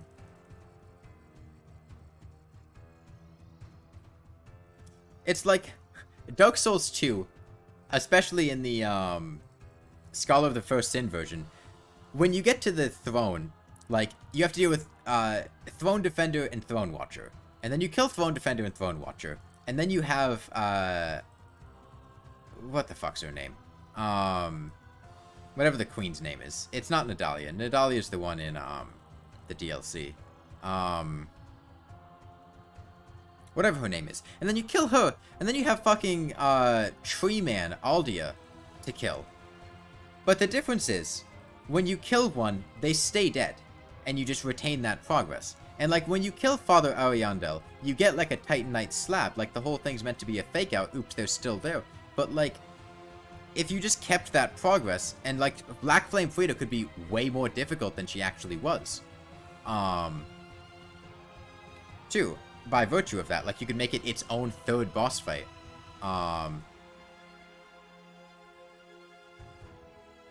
But it's just, like, doing all of that is really not fun.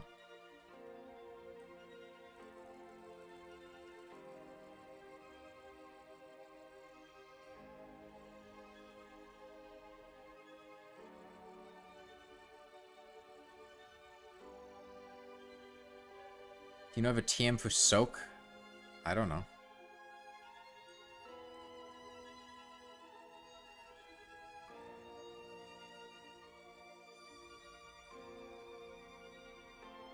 Yeah, I would wait. So, like, Dark Souls DLC in general, I'm not going to have a comment on Bloodborne DLC because I haven't played Old Hunters, but I've heard Old Hunters is very, very good. But as far as just the Dark Souls DLC, I would say the worst would be Sunken City. Or Sunken King. In Dark Souls 2, I don't like that DLC at all. The areas suck. The area sucks. It doesn't look good. The bosses all suck.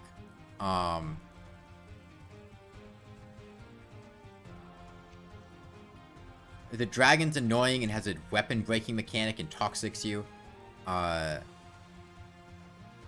Elena's annoying.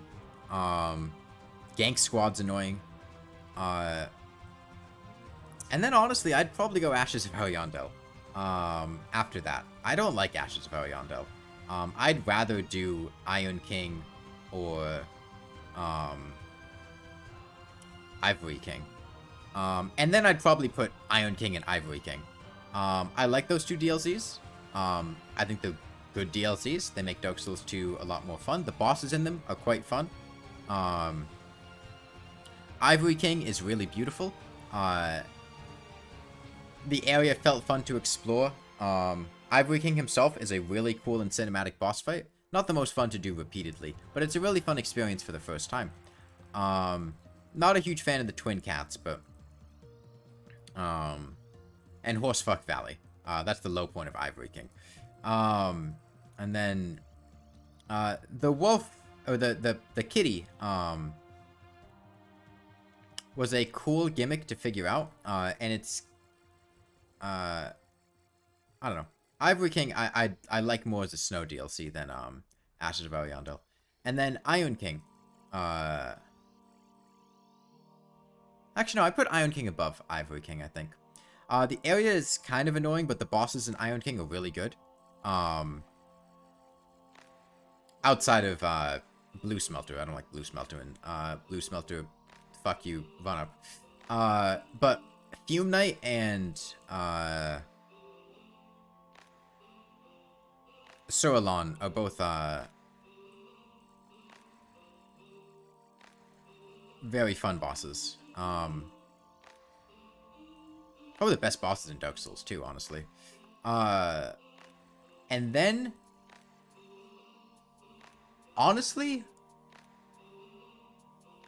And this might just be nostalgia talking. I think I'd put Ringed City, below,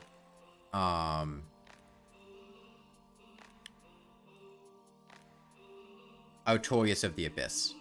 I really like Artorias of the Abyss in Dark Souls 1's DLC.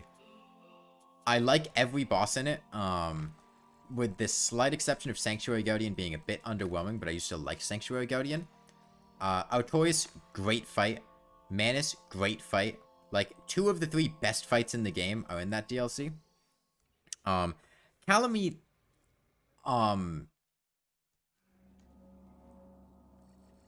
is aight. The area is cool. It feels well integrated. Um,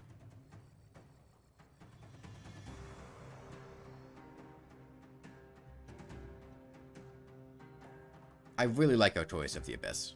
What if on April Fools I do a Terraria Mappy Railgun only playthrough and the whole playthrough is like half an hour long? I don't understand what that's referencing. I assume that's referencing something specific that Mappy did, but I don't know what you're talking about. What games do I play the most outside of like streams and vids? I don't know. I don't really have like go-to games that I just play repeatedly. I mean, I used to play Civ 6 a bunch with friends. I haven't done it much recently.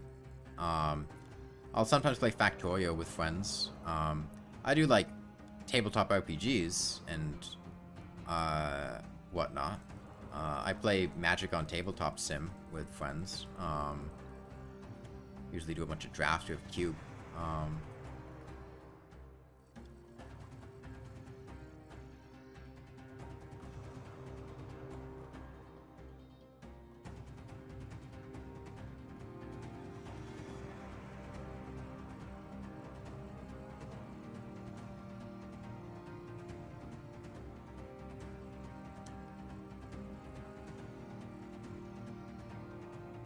Yo, Romeo the Traveling Merchant.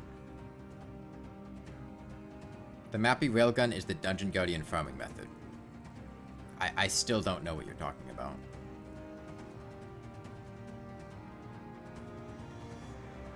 Found you so cute. I already gave it to a Pokemon. Thanks for pausing the playlist. Appreciate it. I mean, I haven't watched whatever you're talking about, so I don't know what you're talking about. Making a Lance deal 100,000 damage with teleporters. Okay.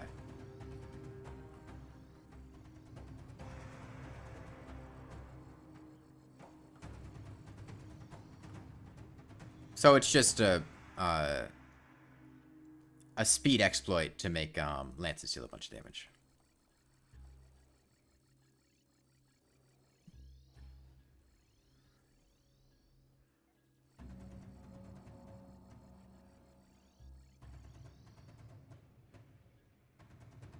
Why would I make an April Fool's video that's just doing something that Mappy did, though?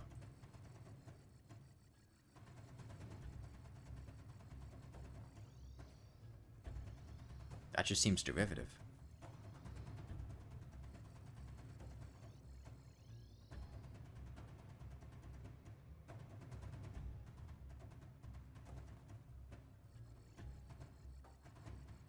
I'm aware of the inner tube, yeah.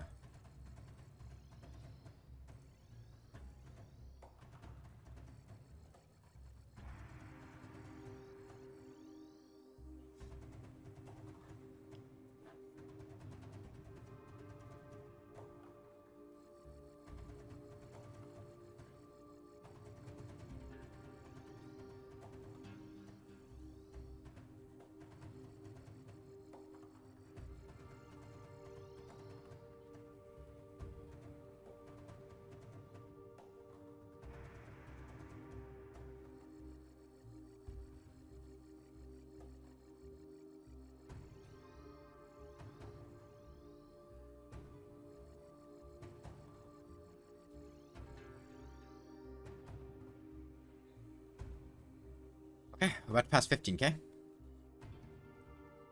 And by about to, I mean we're like... still like 400 to go, but...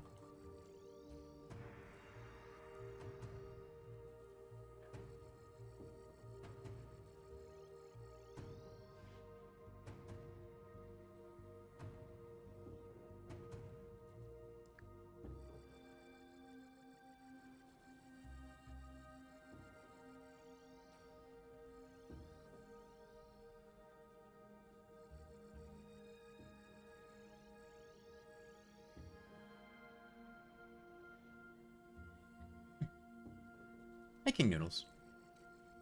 When do I think I'll beat it? Sometime this week. I don't know exactly when. I'll have a better idea of when I'll do it, based on when we start damaging the core, and we can get a feel for how much damage that takes. It is the lawnmower, yeah.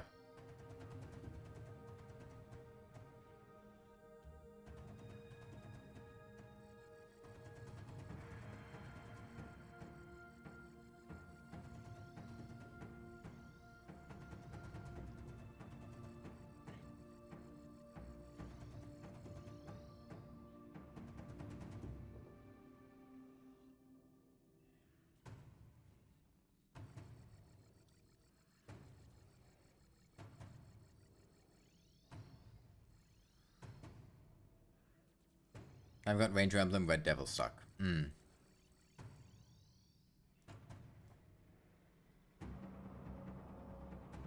That's unfortunate. Red Devils are pretty annoying, yeah.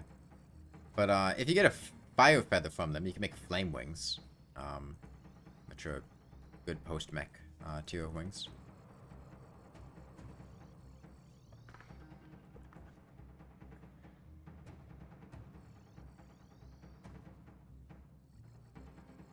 If you is too lame for Mappy Railgun, then maybe just do Copper Short Sword only. It's not about being lame, it's about it not being my idea. Like, I'm not just gonna, like,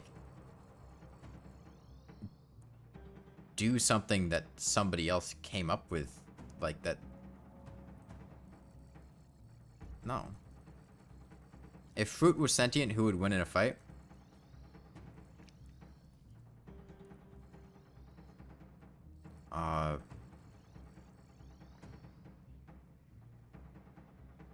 I don't know. Pineapple?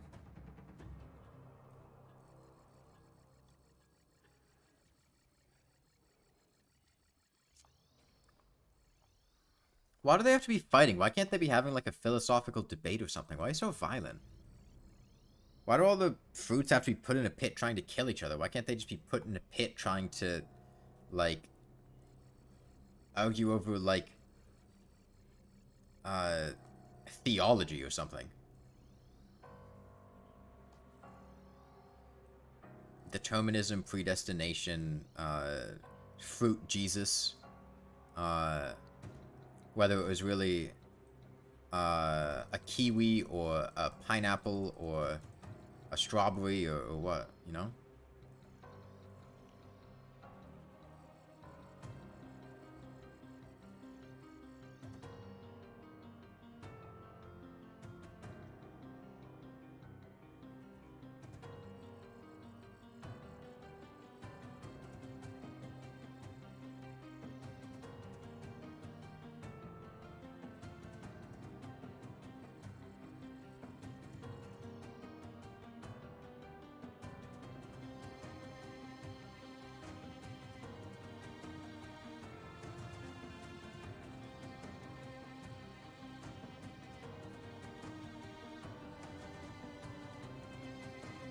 You talk about Sisyphus pushing that big coconut? Yeah.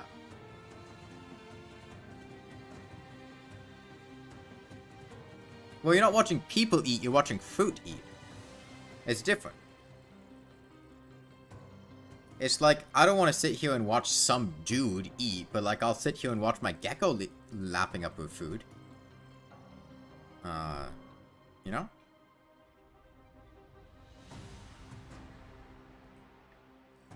Or like, I don't care about watching, like, John just, like, eat an egg, but, like, you ever see an egg eating snake eat an egg? You're not asking what you would want to see sentient fruit do? I don't care. That's what I'm telling you.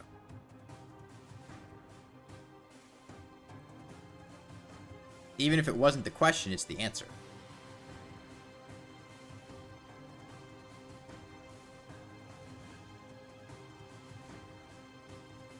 The question sucked, so I made a better one. And then just answered that one.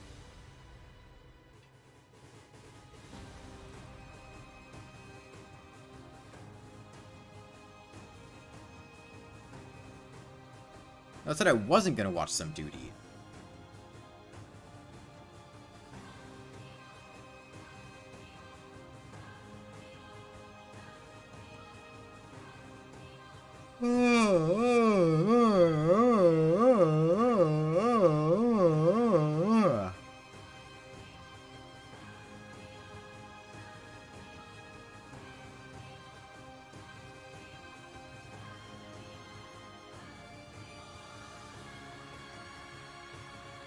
What was that? I was yawning.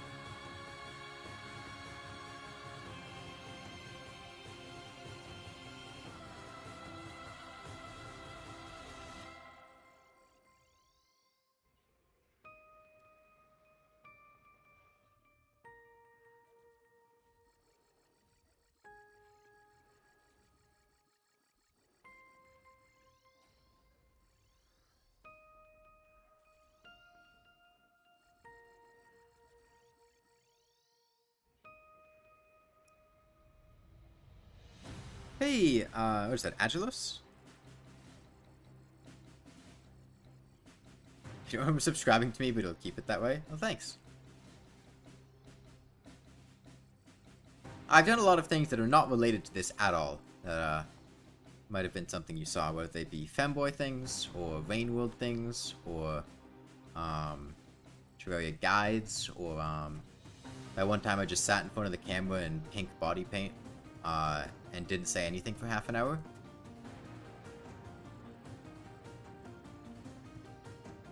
Why are the rules so specific? There was an issue with, those things, in the past. There haven't been much of a issue recently.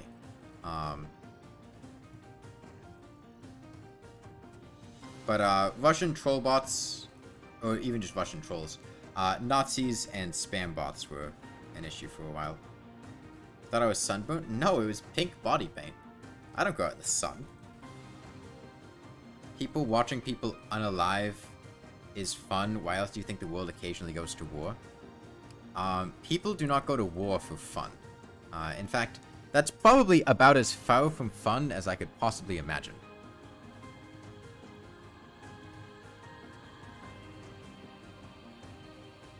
If sentient fruit took over humanity, what would they do? I don't know, fucking plant themselves and grow?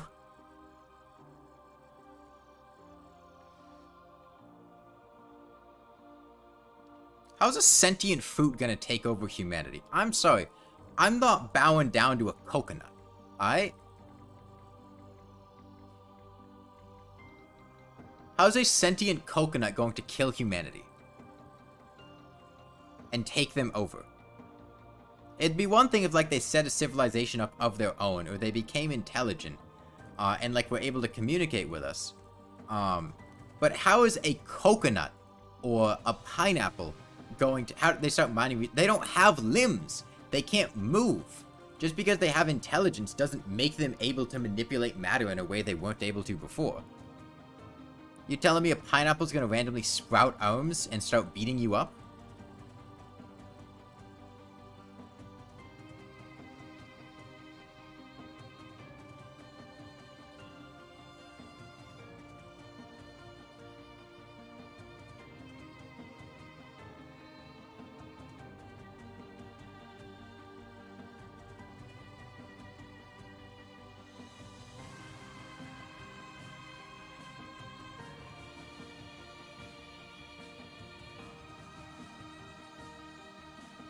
Current playtime on this run? I don't know, I haven't checked it recently, I've been in-game. But if a mutation from radiation did that, that's not how radiation works. Like, that's not... I hate to break it to you. Radiation and mutations don't give you superpowers, they kill you.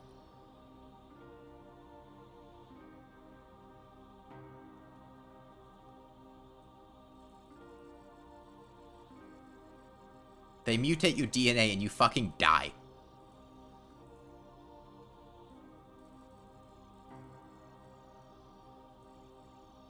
Do I play any other game? Yeah, I stream a lot of games. But, you know, given what we're doing, I haven't streamed anything else recently, because, this is pretty, all-consuming.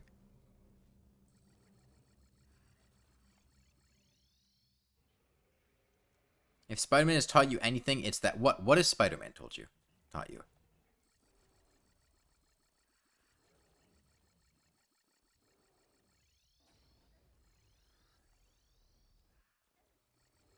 Like, oh no, there was an orange grove in Florida, and they built a nuclear power plant there, and the nuclear power plant went into meltdown. You know what happened to all the oranges? They died. They all died. They didn't mutate and become sentient orange bombs that are gonna hunt you down and sprout legs randomly out of their orange peels, infiltrate your fruit bowls, and then blow you up and take over and kill humanity off of that. No, they just died. There's no danger. The orange in your fruit bowl is not going to hurt you. It's not radioactive. It doesn't know how to think. It can't hurt you. Say it after me. The orange in your fruit bowl is not a danger to you. Do not suspect the orange in your fruit bowl. The orange in your fruit bowl was something that you bought from the grocery store. It did not appear there overnight. It's been there for quite a while. It is not a threat to humanity. It is not a threat to you. Fruits are already technically alive, so they are sentient. That's not what sentience is. Being alive does not make something sentient.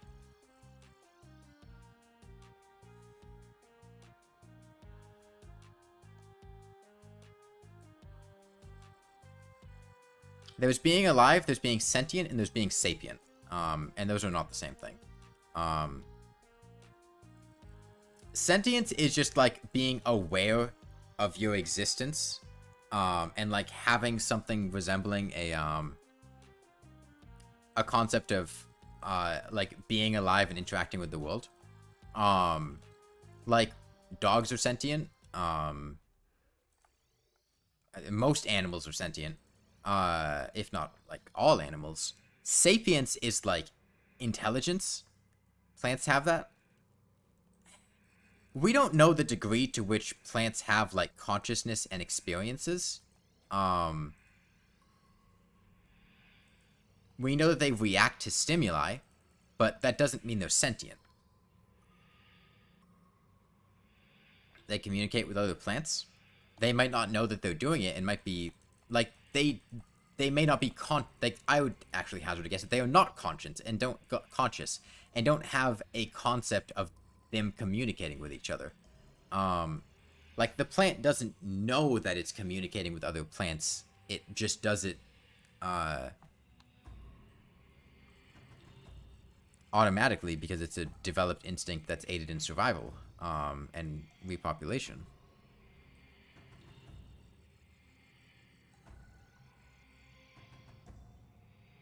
The apples have already hired 46 hitmen on your head. God, I would hate it if fruit did become sentient and they all talk like the annoying orange YouTube videos and whatnot. That would be hell on earth.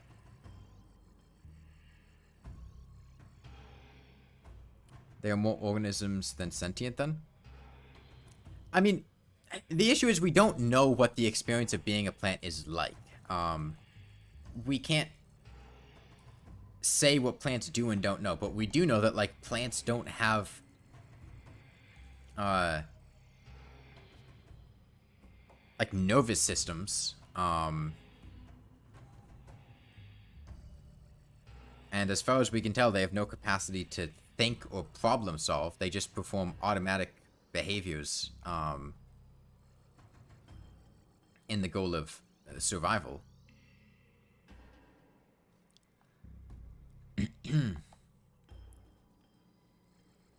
I know that one of us in the stream is not a plant. No, I can assure you, plants are not sentient, and they are of no threat to humanity, and there is no reason to suspect that plants would become sentient and pose any danger to mankind.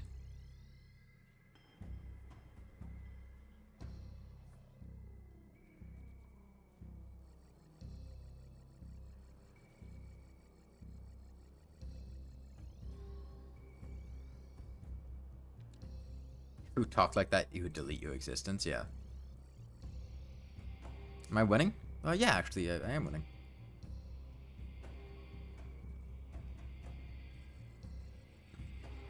You're a tomato right now and working towards world dominance? Okay, let me know when you achieve world dominance. Just because you're working towards it doesn't mean anything. Shit, you know how many humans have worked towards world dominance? None of them have succeeded. What makes you think a tomato is going to succeed where a human didn't?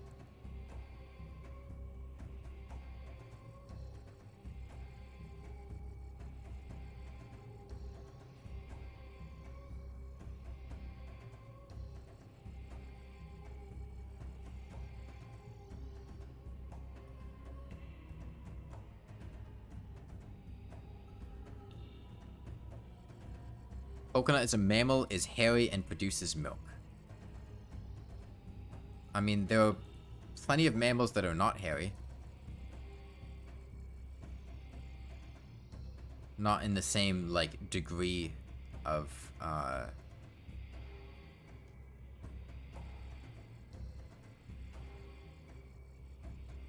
like, degree, like...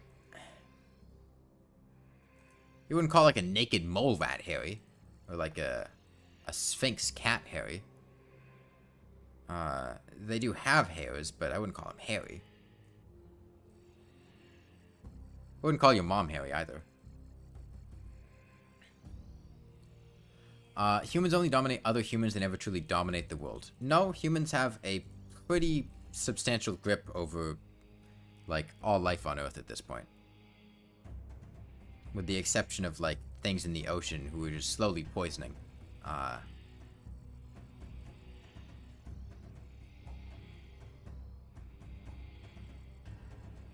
I explain the arena to you? Yeah, so the teleporting up and to the... We teleported to the right to damage the hands, and we teleport up to damage the top eye. And we have to do that because the lawnmower has very specific requirements to deal damage. If you're not walking in the direction the lawnmower is facing, while also being on the ground, the lawnmower can't deal damage. So that's why we can't just fly up to the Moonlord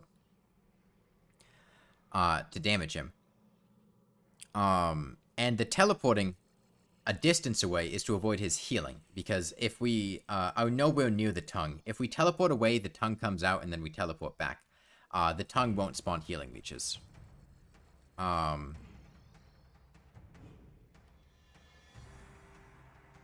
We survive by dominating things that aren't alive? What are you talking about? Humans rose to prominence when they gained the ability to use tools and then hunt and defeat all the other apex predators by working together. Apex predators wasn't the right word. Hunt and defeat all of the natural threats that existed around them and then establish themselves as apex predators.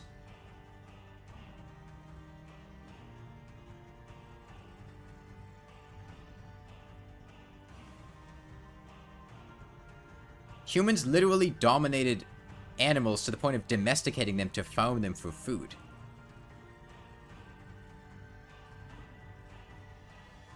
And then use them for work, like horses.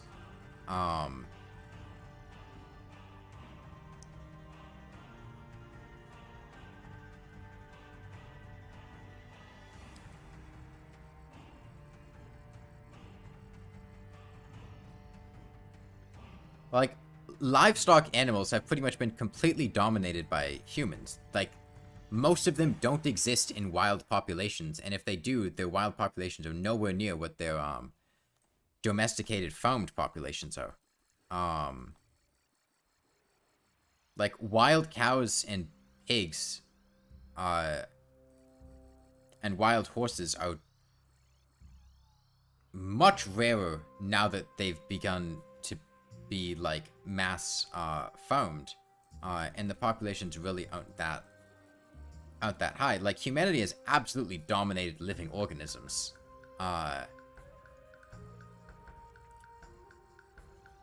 They've also completely taken advantage of how plants grow, to be able to feed and farm themselves.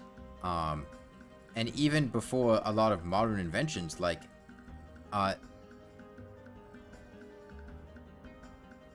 humanity was really fucking good at killing, like, mammoths. Us controlling living things isn't why you're alive. What's our most powerful tool, not a plant or an animal?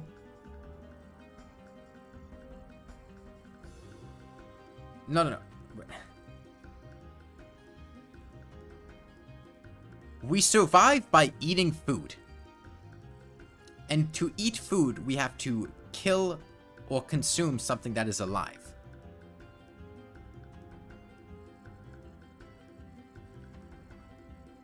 It's not like we survive by eating rocks and shit. We develop tools to make us more effective at dominating living things and eating them. But we survive by, like, overtaking and dominating other species. Like, our niche is not... Humanity's, like, ecological niche is being intelligent and being able to use tools and communicate with each other in a society. It's not dominating things that aren't alive. In fact, I'm not even sure you could use the word dominating something that's not alive correctly, because if it's not alive, I don't know if you can really dominate it. But, like, humanity's socialization and meta-intelligence between generations is a large part of why humanity succeeded and thrived. It's not because of being able to use tools. It's because of being able to retain information and knowledge. What allows us to eat other species is tools made from non-living things. Humanity still thrived, like, without complex tools and pretty basic things. And other animals are able to use tools, like birds are able to use items to try to achieve things with their beaks, I think, and some other mammals are able to, like, utilize things, although they're not quite as developed as humans are. And even among humans, like, humans are not the only being to have that ecological niche of using tools. Neanderthals use tools. Neanderthals were overtaken and driven extinct by humans because humans were able to communicate and form tight-knit societies and just overtake them in reproduction and manpower. Like, humanity's defining trait is really its ability to socialize and retain information and knowledge between generations. Using tools isn't enough to establish humanity as what it is now. Being able to speak to each other, write down knowledge for future generations, compounded with humanity's large brains, which cooking encouraged the growth of, because it allows you to get more value from the meat that you consume.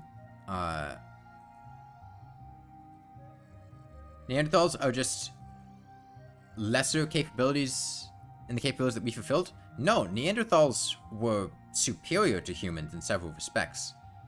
Physically, and I think even in terms of, like, brain size and capabilities, they were superior to humans.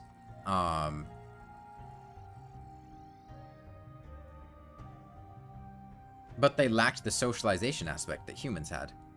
They had small communities, whereas humans had large tribes,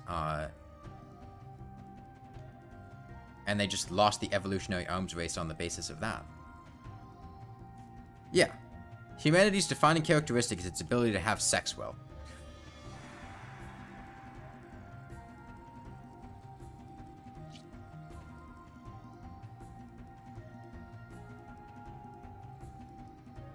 But we don't know why Neanderthal DNA is in certain human DNA. Like, just because there is DNA in them does not mean that humanity had happy relations and just consumed Neanderthal populations into their tribes. Like, they may have just, like, defeated and then taken their women as non-consensual prisoners.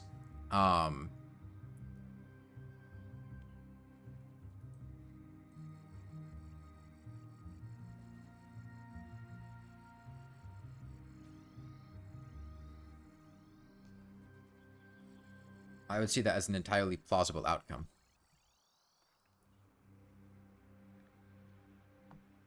But yeah, hey Molly. Well,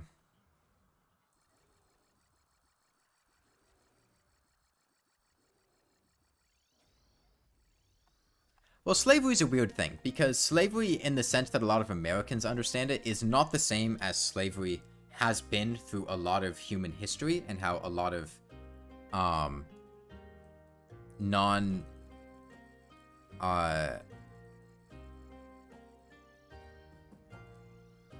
Americans understand slavery, because American slavery was a very specific type of chattel slavery, in which slaves were bred and then sold essentially for life, solely for the purposes of being slaves, whereas a lot of slavery through a lot of history was like captured prisoners or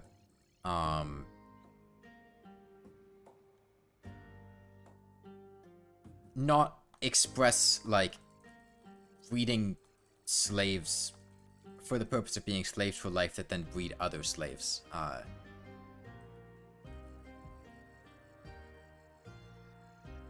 Small tangent, not that that's making any particular point. I'm not saying one slavery is better than another slavery.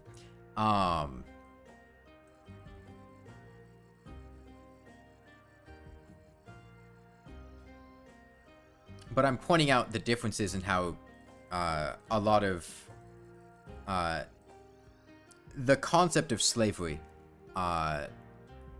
rings in people's minds, particularly Americans with American slavery, versus how slavery had been different throughout a lot of history. Thoughts on the morality of cyborgs? Cyborgs don't exist. And any concept of morality regarding them would require you to put constraints on what a cyborg is, and depending on what those constraints are would affect the morality of a cyborg.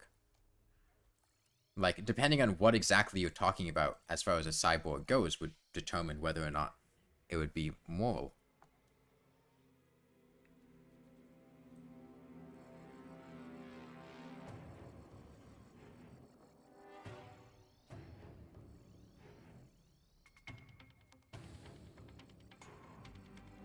Genetically modified food?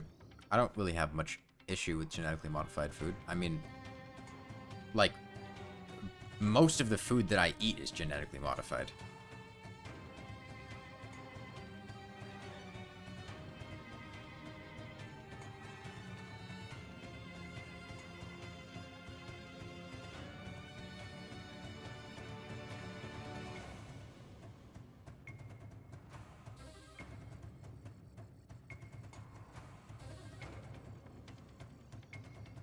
Yeah, people think genetically modified food is like doing gene sequencing and changing things in a lab, when in reality it's just selective breeding. Like, dogs have been genetically modified over generations of breeding in quite negative ways. And it's not because humans, like, adjusted their DNA, it's because they just selected certain characteristics and that caused the gene pools to change over time.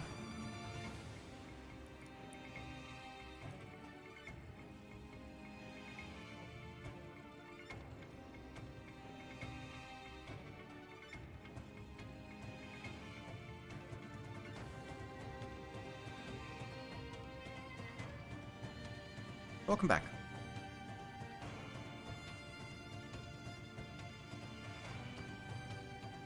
Can we just start to do that without the use of selective breeding?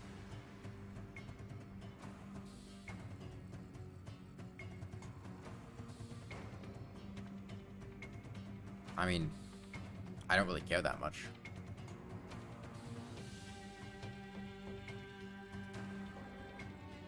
You need to rant about your submissiveness, but now is not the time? I'm sorry, what the fuck? What? No, let's take a step back. What the fuck?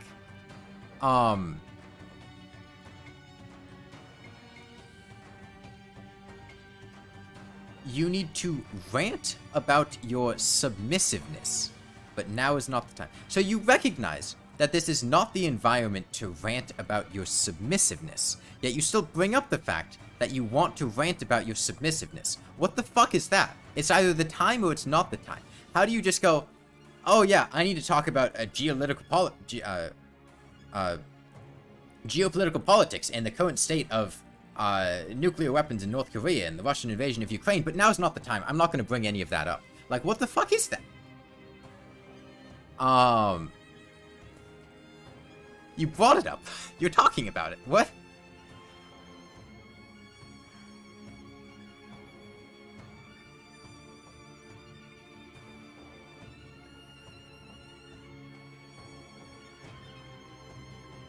Also, what?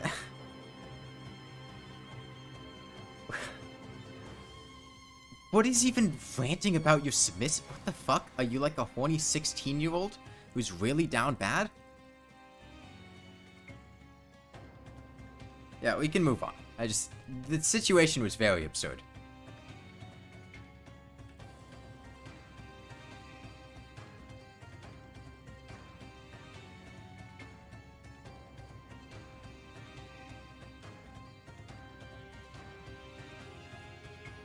Let's talk about SpongeBob. I haven't watched SpongeBob for a long time.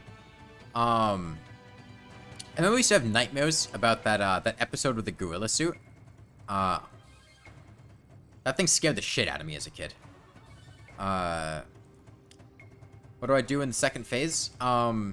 Basically the same thing I'm doing now, except to teleport to the core instead of the eye.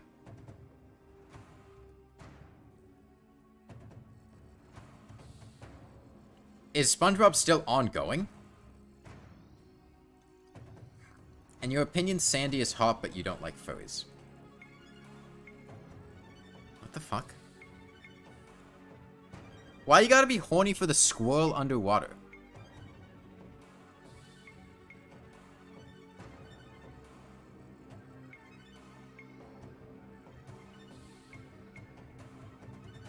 Like, oh, here's a strong female character with a distinct personality and an interesting character quote. Damn, I want to fuck that.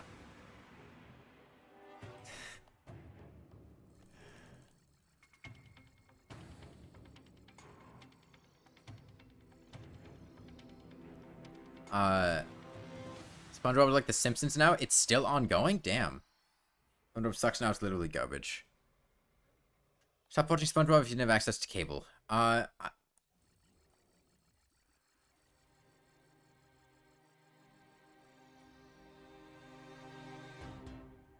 Furries are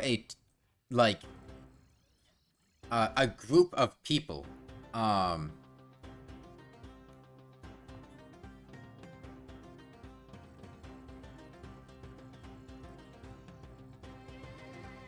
Like, Sandy is not a furry. Sandy is an anthropomorphic animal.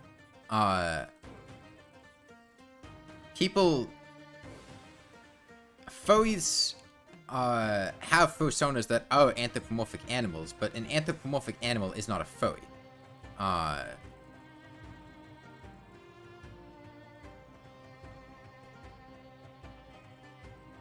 Furries are meant to be hunted? What? I don't have a problem with furries. Why would you hunt furries? They're just people with, like, a slightly weird hobby. Or in some cases, slightly weird sexual interests.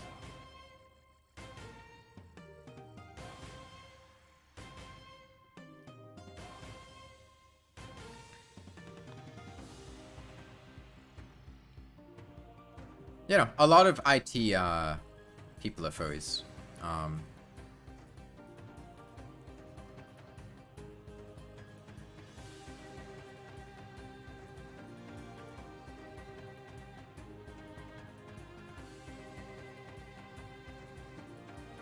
You know, like, I don't get the hate for furries that much.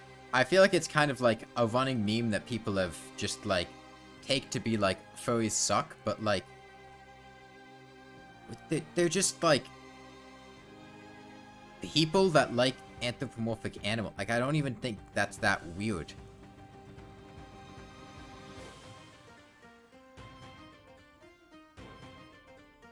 Like,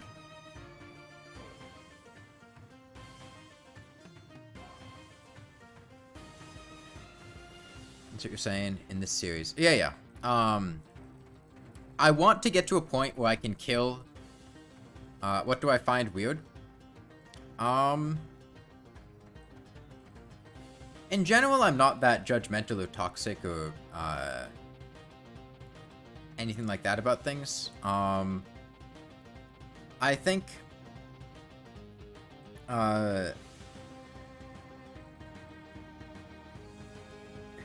even if I find it, like, there's a difference between finding it weird and finding it, like, discomforting or, like, something that I would hate.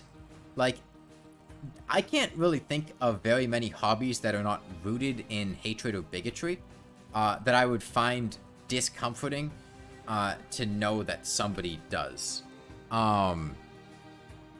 Like, just because somebody is a furry doesn't, like, even if I went, okay, that's weird, I wouldn't think less of them as a person or hate them or anything like that.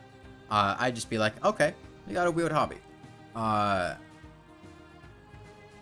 Like, if somebody's hobby involves, like, racism or homophobia or transphobia or bigotry or something like that, I'd be like, yeah, you know what, I'm not really cool with the guy that, like, dresses up like a KKK member and, like, does skits online or something.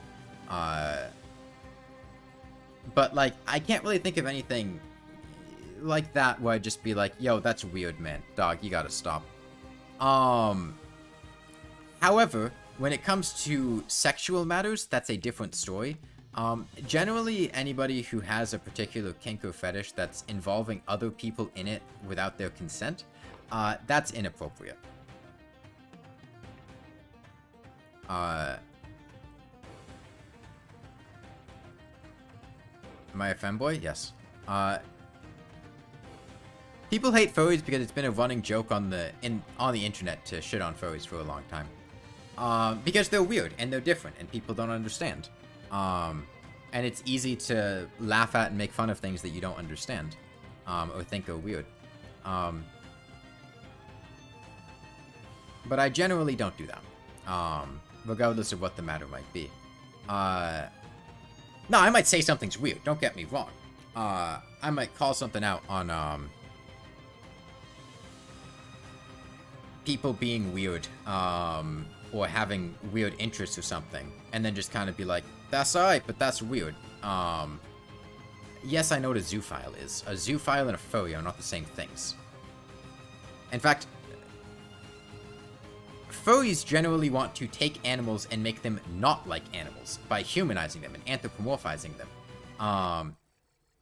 Which is not the same thing as wanting to fuck an animal. In fact, furries are taking animals and making them not animals anymore by making them intelligent and look like humans.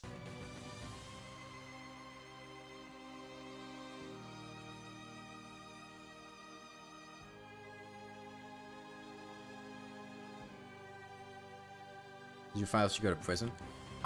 There's a degree of nuance in the statement that you just made, which is that,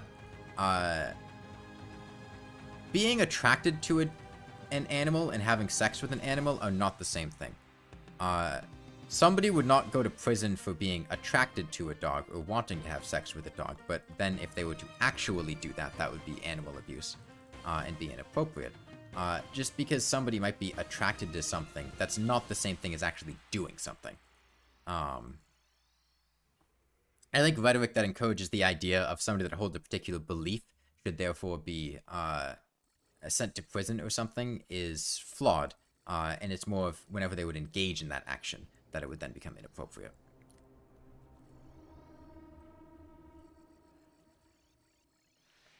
What would I call someone attracted to automobiles? I don't know.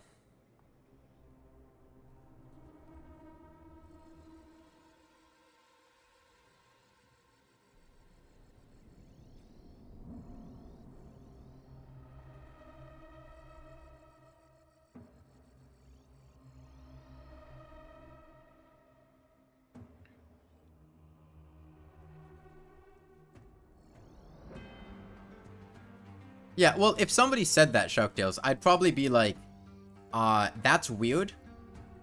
Don't do it. But, like, as long as they don't do it, I don't know that I would care that much.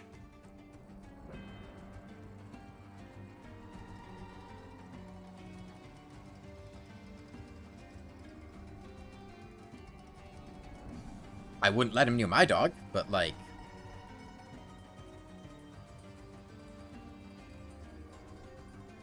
if you're daydreaming of something that can get you in prison and you tell the police what happens, that's not going to get you in prison. That's not a crime.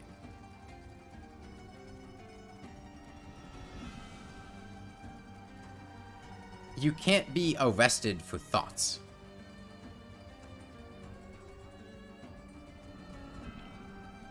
Now, if you're making, like, concrete plans to try to do something, like, you make plans to try to, like, kill somebody, and then inform other people about these plans, that's a crime. But that's not the same thing as just, like, thinking something. You can go to an asylum for thoughts. Generally, you are put in an asylum of your own volition, or of somebody who, if you're unable to care for yourself, is caring for you in your stead. There are not very many times where you would be put into an asylum, or some other care facility, with no say in the matter. unless you were an active danger to other people or unable to care for yourself and had no one to care for you.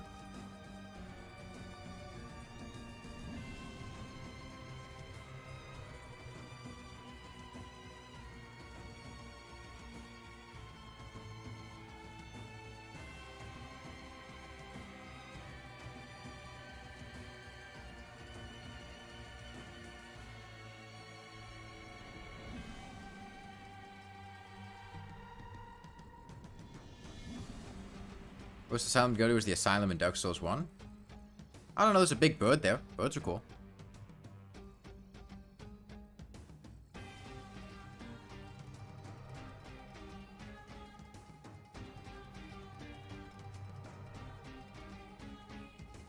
You went slightly too far earlier. You're going back to it. Is that something you want to do? As we've moved on, you haven't. At this point, you're moving back to it. There were 3 asylum demons. There's 1 asylum demon and then 2 stray demons. And then there's also another asylum demon in Dark Souls 3.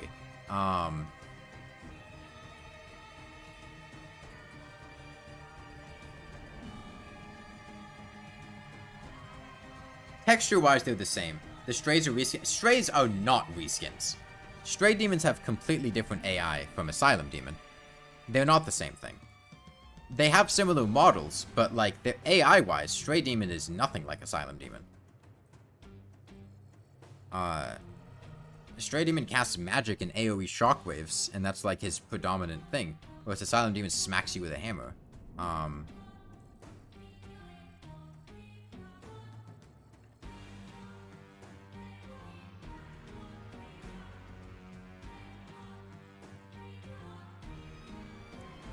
Demon Fire Sage is a reskin of Stray Demon. They are identical. It's just a reskin, but they're not reskins of Asylum Demon.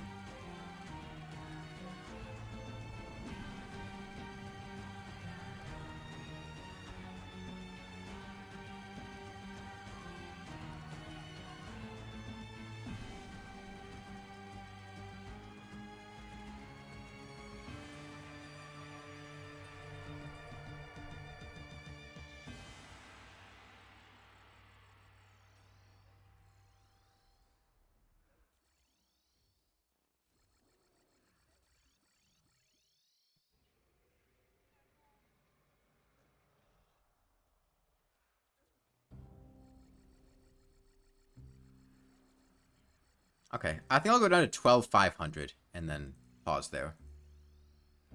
There's a reskinned Ornstein in Dark Souls 2. It was not a reskinned Ornstein. Old Dragon Slayer was a boss in Dark Souls 2. It was not a reskin of Ornstein. I mean, it was like Ornstein's model. His attacks were different, though, and it's not like they just took the code from Dark Souls 1 and put it in Dark Souls 2, because the engines are different. They would have had to, you know, remake the whole boss fight, and the boss fight is different. It's more of like a reference to Dark Souls 1 than like a lazy reskin of a boss fight that already existed.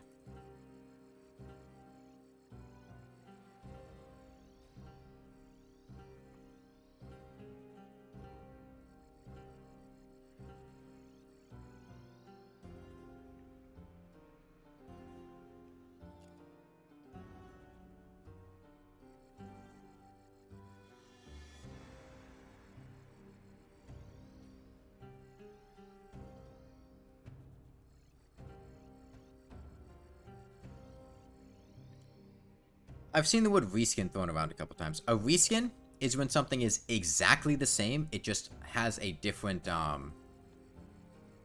like, visual effect to it. Like, Demon Fire Sage is a reskin of Stray Demon. They are exactly the same down to their resistances. Demon Fire Sage is weak to fire, because Stray Demon is weak to fire, and Fire Sage is a reskin of Stray Demon. You know, in Terraria,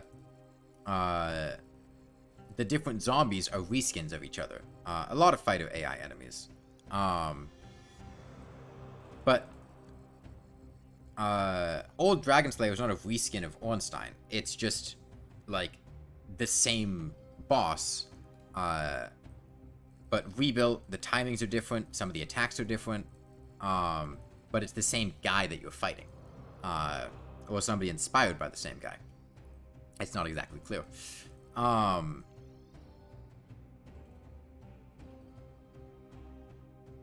Fire is just weak to fire, not resistant to fire. Dark Souls 2 sucks? I disagree. I like Dark Souls 2. Using the same sprite is lazy? It's not the same sprite, though. Like, it's not just Ornstein from Dark Souls 1. It's they remodeled Ornstein in Dark Souls 2 to look like Ornstein from Dark Souls 1. But Dark Souls 2 is, like, completely different visually. They didn't just pop Ornstein's sprite in.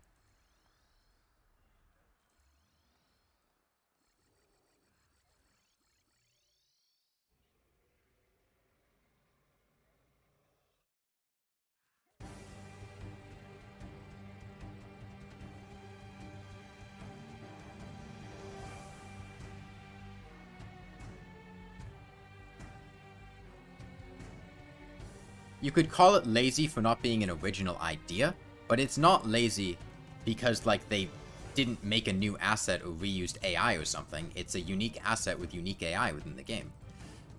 Do I watch anime? Sometimes, yeah. Not a huge amount.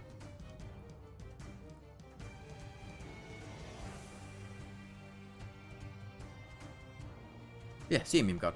I'm about to stop too, because once we hit 500 here, this is going to be a cutoff point. And hopefully we finish up the top by tonight. We did about, what, 17,000 damage? Yeah. And honestly, I like Dark Souls 2 more than Dark Souls 3. I think it's not as good of a game, mechanically, but I have more fun playing it. It has a certain charm to it and appeal. So my opinion on Bed of Chaos sucks. I'm gonna go now. It's been 4.5 hours. I want to go eat lunch. I will stream again later tonight, assuming nothing goes wrong. And hopefully, kill that top eye. Bye, everyone.